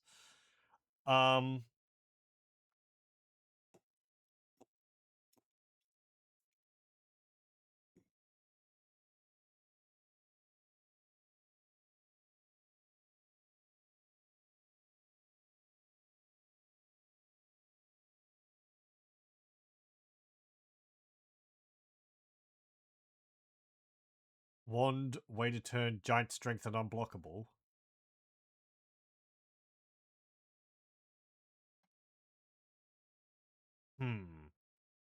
I mean, I think giant strength would increase its power over 2, because it would become a 3/3. So I think it would lose the effect of unblockable, wouldn't it? It really requires the unit to be the creature to be rather weak.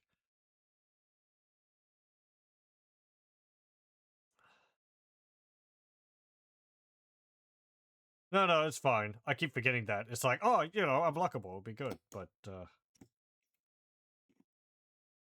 like if I could buff the goblins up to 2, it'd be better.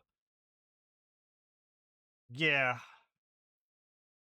The game recommends it with this other unit, which is like, I think it's like a 2/1 or something, but it's like, oh, if you don't attack with it, it will deal 2 damage to you. So it's like, you can bypass the fact that it's going to deal damage to you by using the wand on them. That way they're unblockable. It's like, well, that's a lot of effort to go towards for 1 card which can deal 2 damage. Which you have to attack with, otherwise it will hurt you. There's other cards which you could use which do the same thing, and you don't have to do something like that. Yeah. Yeah, it's a bit like that.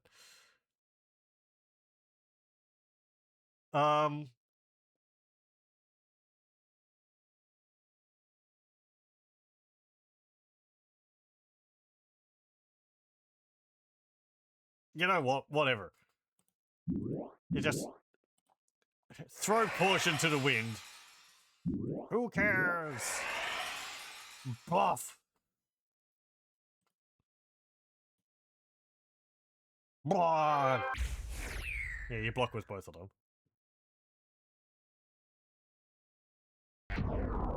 Blah. I got rid of one of them.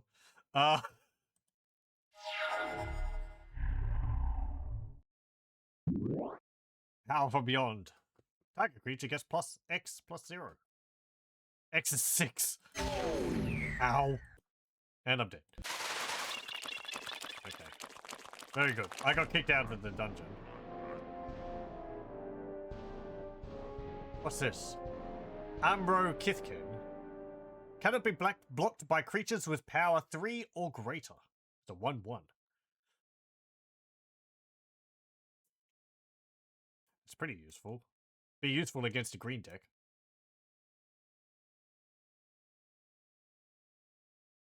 Yeah, sure, whatever.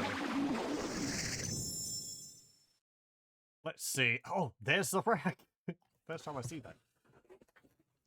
I'm pretty sure there's another version of the rack where it's like if the player has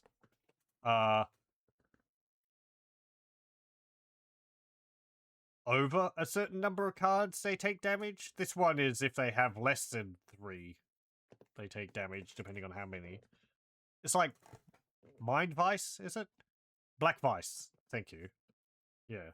So it's like all about controlling how many cards the player has in their the opponent has in their hand.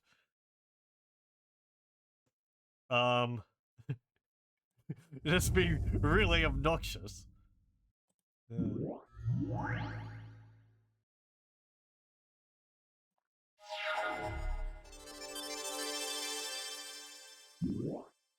Meekstone. Creatures with power 3 or greater do not untap during their controller's untap phase. Okay. We'll just keep it weak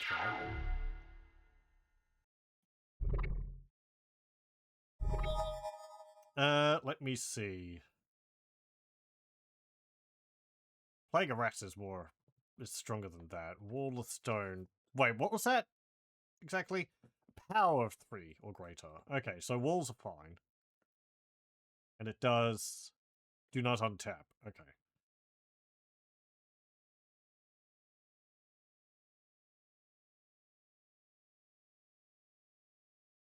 Well, if I put the Wall of Stone down, then it doesn't matter.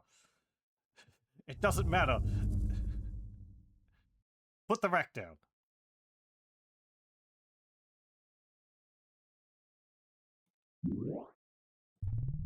There we go.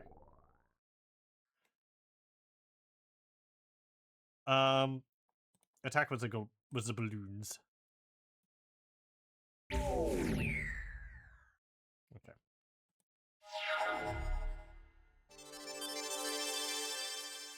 What do you summon?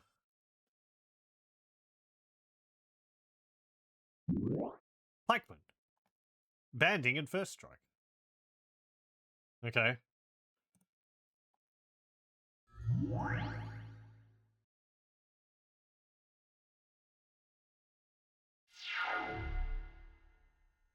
Draw a card. Giant strength. Power of 3 or greater.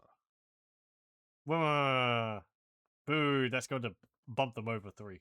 That's going to put them to 3. So don't cast giant strength on them.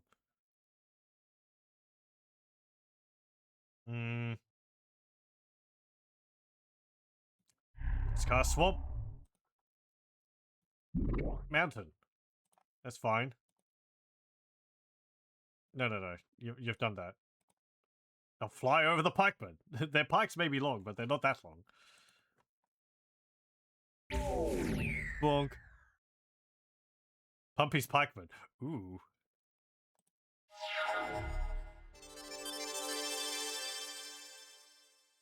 Yeah, that would have been a good idea. Let me see. Where's Keepers of the Faith?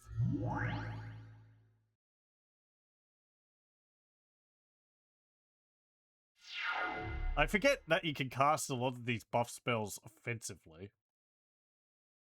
It's like, oh, why would you want to, like, cast, like, extra damage and health on your opponent? It's like, well, there may be times when you want to do that. And I do like that flexibility in the game.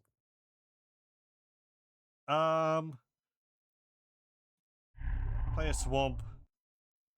So, yeah, it stops them from... They have to tap.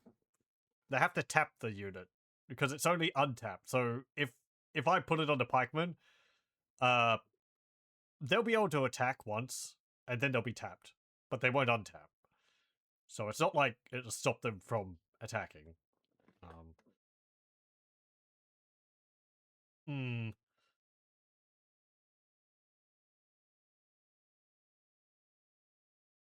Let me see.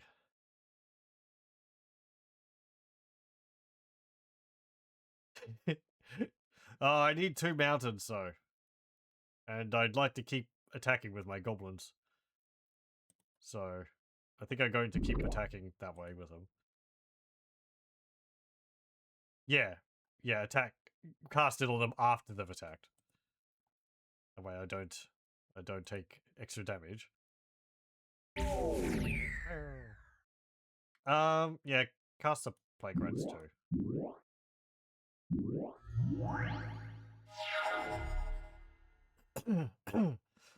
So the pikemen also have first strike, which... Oh, thanks. The goblins have become farmers.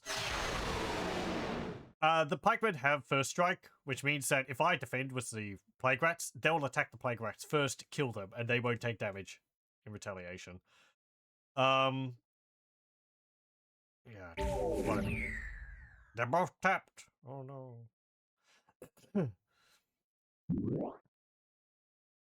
Prevent 1 damage to any creature or player. Okay.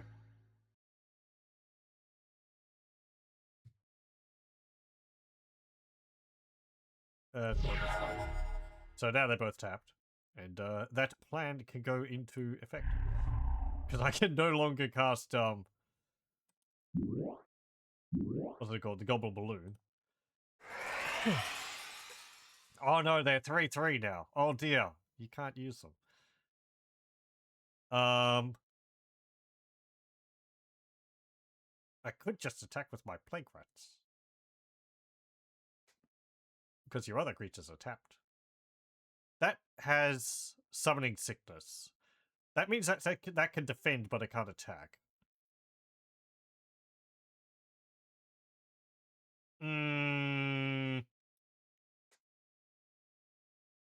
No, just wait.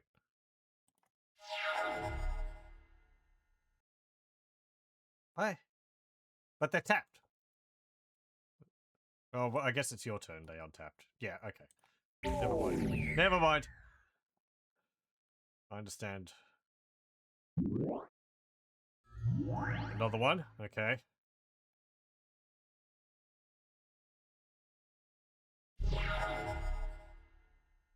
I get another mountain.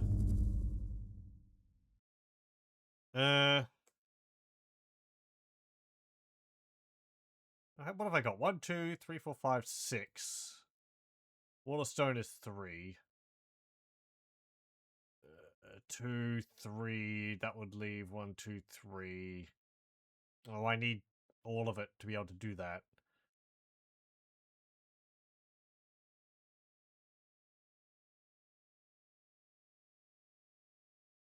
I could make my rats unblockable. And deal damage to you that way. I might not win though. It might be too late. There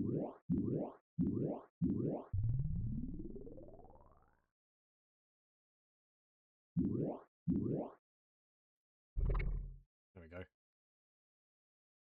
Go, go, Rennies!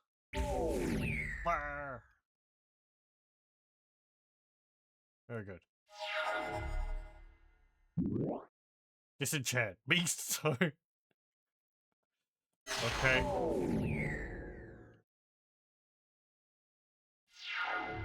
Well, your pikewood will become untapped.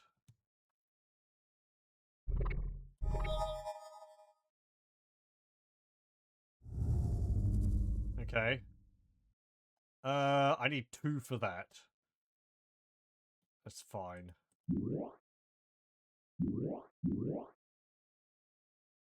Yeah, cast Wall of Stone.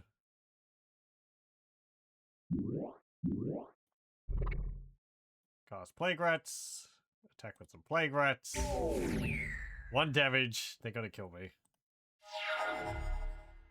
Yeah.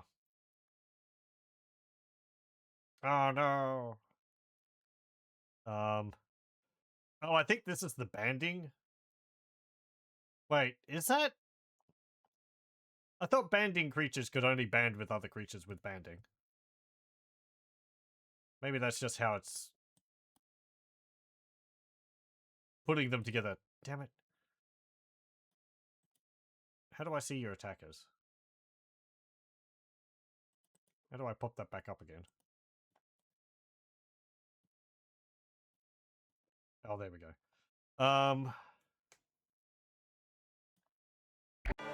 Yeah, whatever. No, my conservator. Well, no. That's the White Mage's castle. Ah! Pay 70 gold. Go away. Banding can band with anything. Oh, okay. There's also bands with others, but you forget what that does. Right.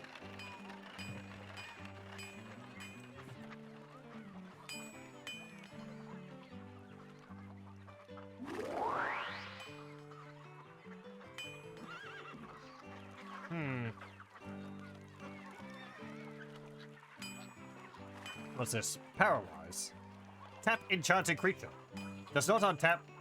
Player may pay an additional 4 during his or her upkeep to untap it. It costs 1 black mana. Yes. Mishra's Factory.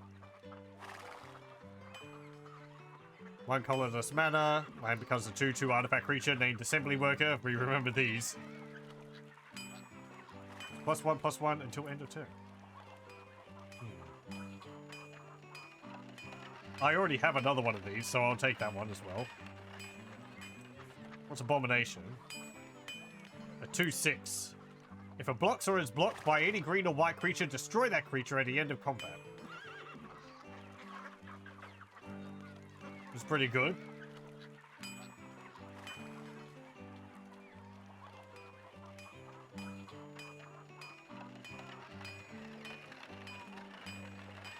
And a swing.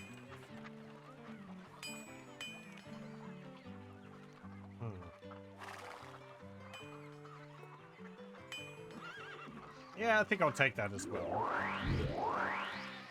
Let me see. I'll sell a Cruel Worm. They're only 20? Wow. How much is this? 70. 60, 105, 20, 30, 30. Sell the Giant Spider.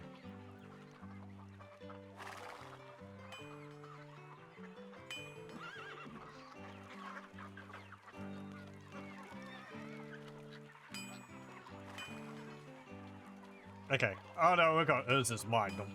Whatever. Okay. I mean, that's still useful.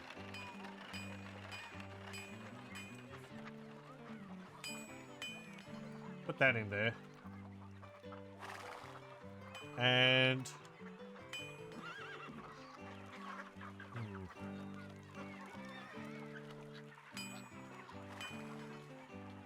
How much is that? 2... 5.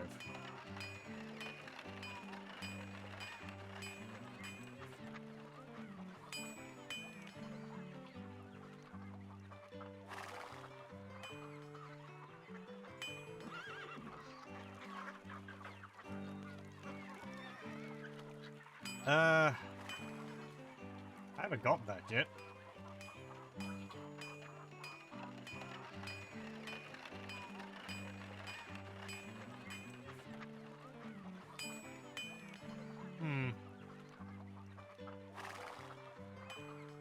I don't think the AI really took damage from that, but, you know...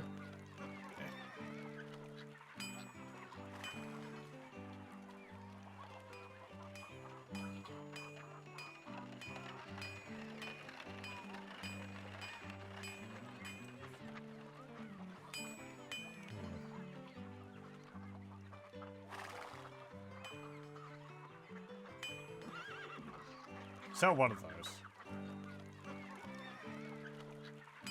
I don't really need 2 of those either.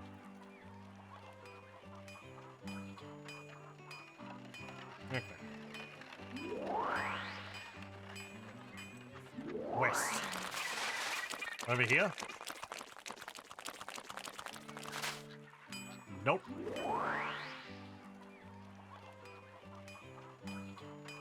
You control 0 mana don't. She has 35 life and a stronghold. Flight, control magic. Island and Drudge Skeletons. Oh, it's up there. Scavenging Ghoul. Put a corpse counter on Scavenging Ghoul for each creature put into the graveyard from play during that turn. 0. Remove a corpse counter for Scavenging Ghoul. Regenerate. Oh, okay. Oh, interesting. So whenever a creature dies, you could, like, regenerate it. Okay. Vampire. It was a witch, it turns into a vampire lord.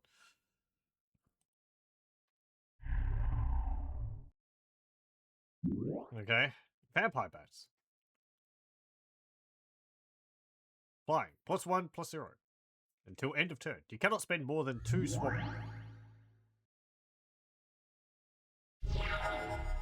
Okay, what have we got? We've got goblins.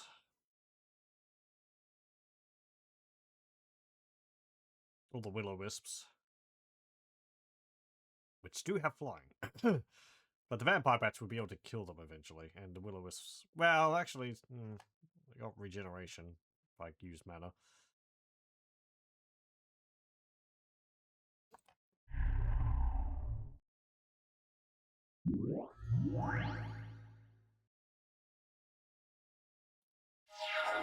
Okay. Mana Vault. Does not untap during your untap phase. The end of your upkeep. If Mana Vault is tapped, it deals 1 damage to you. Untap Mana Vault at end of upkeep. Use this ability only during your upkeep. Add 3 colorless mana to your mana pool when it's tapped. Play this ability as a mana source.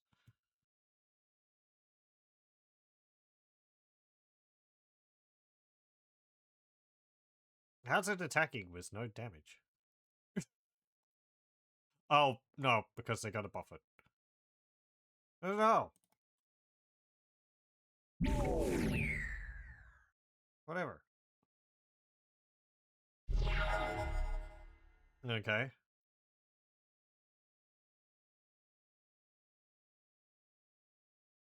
Put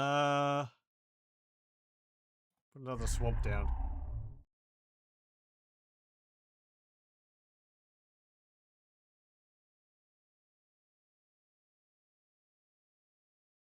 Okay, that's fine.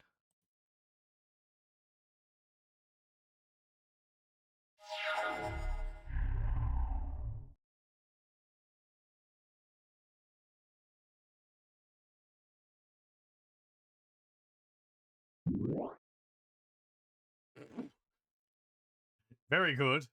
On what? Turn 3? Power of Mana Vault. Just all the mana.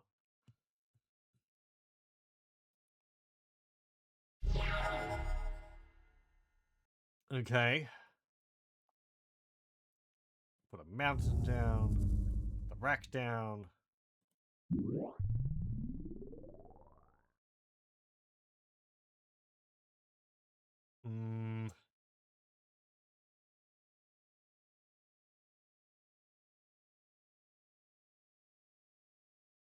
It gains damage. It gets stronger every time it any time a creature is hurt goes into the graveyard.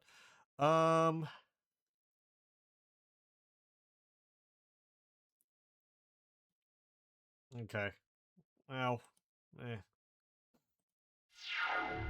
Oh, another. Oh no, you're processing it. Okay.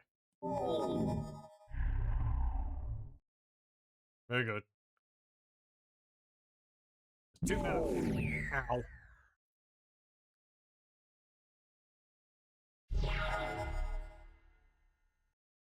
Let me see.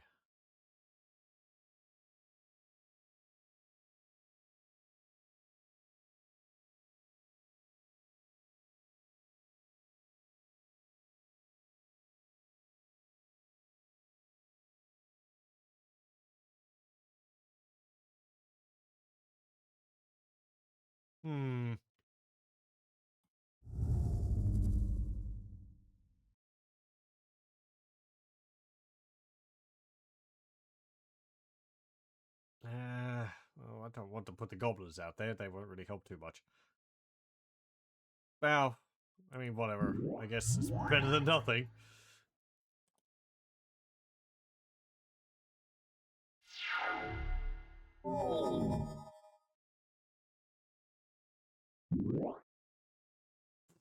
Okay. No, I can't block with a creature I wasn't going to block. Oh, you killed them. What? I'm dead. No, my card.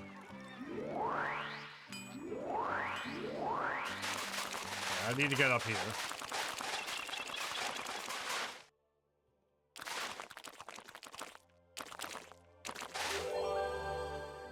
Okay, we get a blue amulet.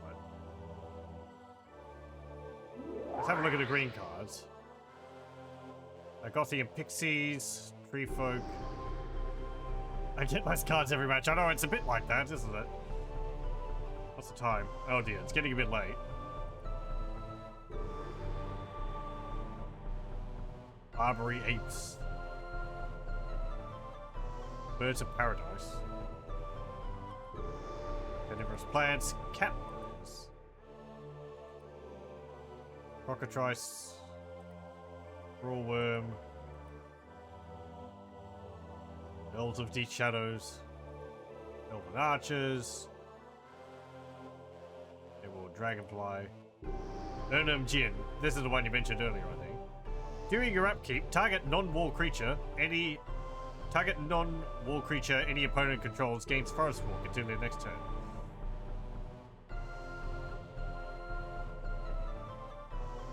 If defending player controls any forests, this creature is unblockable.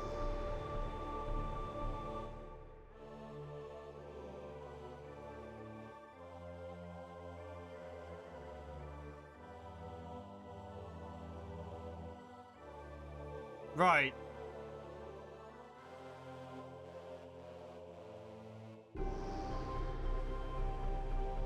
Okay. I mean, you would have to have a forest if you summoned it. I guess part of the idea with the Jinn was that maybe they're a bit cheaper to cast. They have slightly better stats, but they give a benefit to your opponent.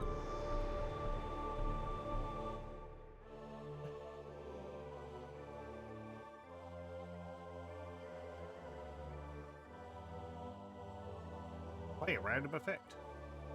Fire sprites. Force of nature. Trample. During your upkeep, pay 4 mana or Force of Nature deals 8 damage to you. Fungasaur.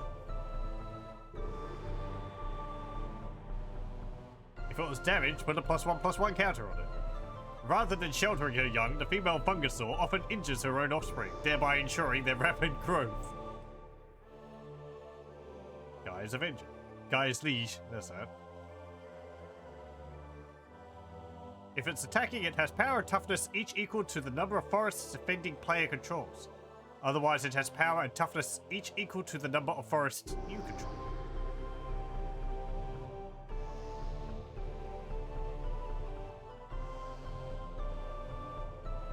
There's stuff that gives green mana that aren't forests. There's a bunch of stuff like that. Oh, okay.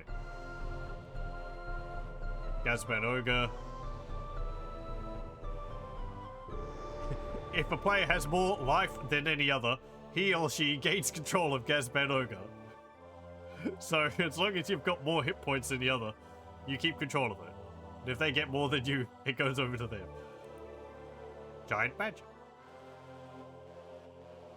Giant Spider. Giant Turtle. Grizzly Bear, I like how it's going off the screen. Hornet Cobra. Killer Bees. Land Leeches.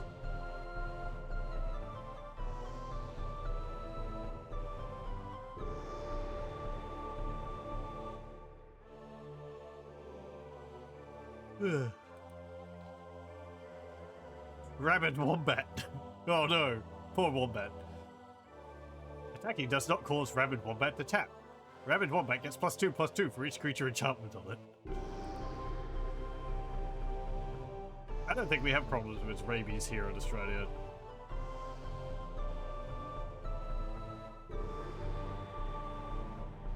Sacrifice Scavenger Folk, destroy target artifact. Scrim Sprites. The 1/1 Flying, which costs 1. Canodendron. It's got Forest Walk. Singing Tree. Thicket Basilisk. Timberwolves. It's got Bandit. Tracker. Veteran Enchantress. Wall of Brambles. A 2/3 wall. And it's got Regeneration. Wall of Ice. Wall of Wood. War Mammoth. Whirling Dervish. Wormwood Treefolk. And Wailuli Wolf. Target creature gets +1/+1 until end of turn. What about lands? Bayou, Savannah, Tiger, Tropical Island.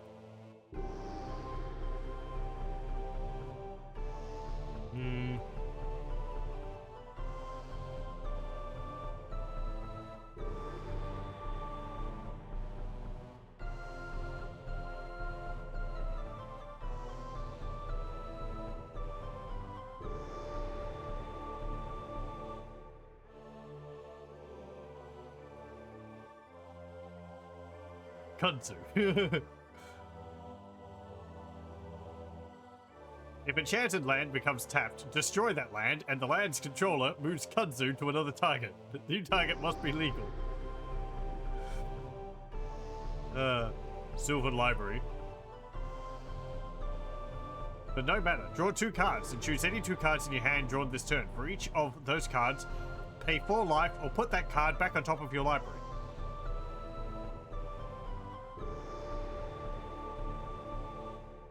Use this ability only during your draw phase, and only once each turn.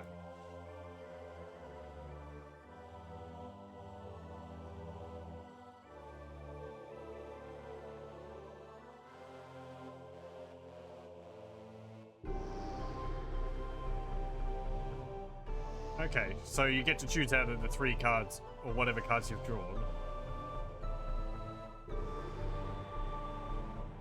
Yeah, okay.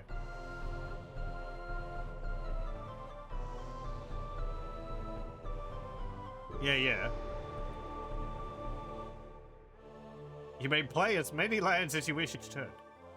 For each land after the first, you must put into play during a turn. Fast Bond deals 1 damage to you.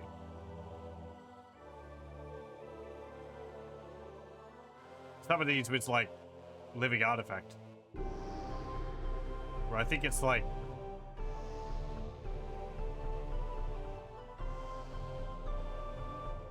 yeah. Living artifact, and then like if you take damage from this, you can use this to get your health back.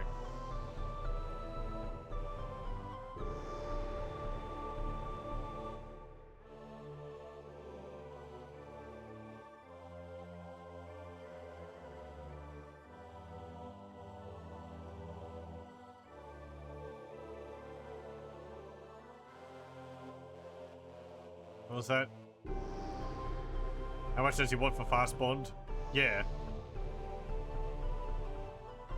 1. I mean, you take 1 damage for each one after the first.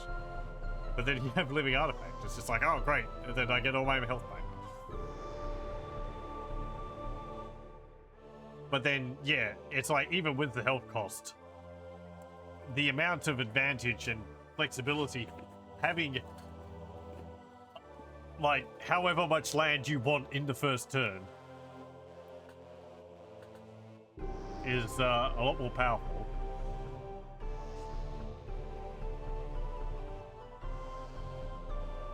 Oh, let me see. You mean like how much would he ask for it to buy? 3 blue amulets. I don't have enough. I don't think that's that many. I mean, I think 3 is like on the higher end, but same as Kudzu. What about Sylvan Library? 3 blue amulets, yeah. I think they can have more than 3, but what?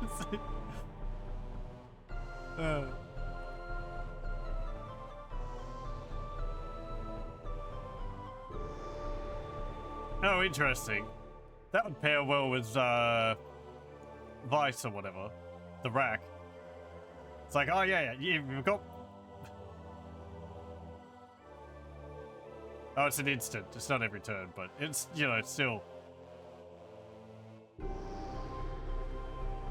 Kudzu's not good since it destroys your lands as well.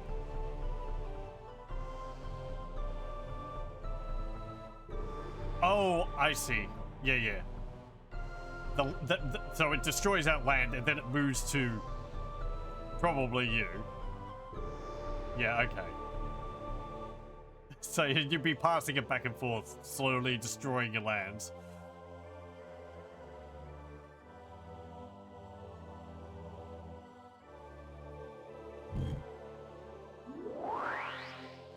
What's this? Grape Shot Catapult. Deals tap and it deals 1 damage to target creature with flying.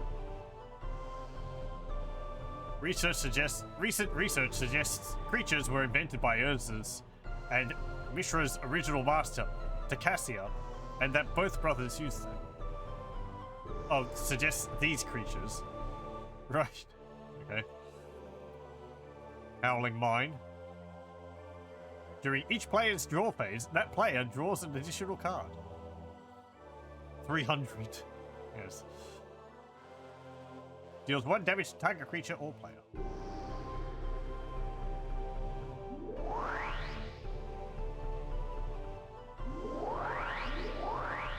Well, I think we'll save it there and we'll continue with this next time.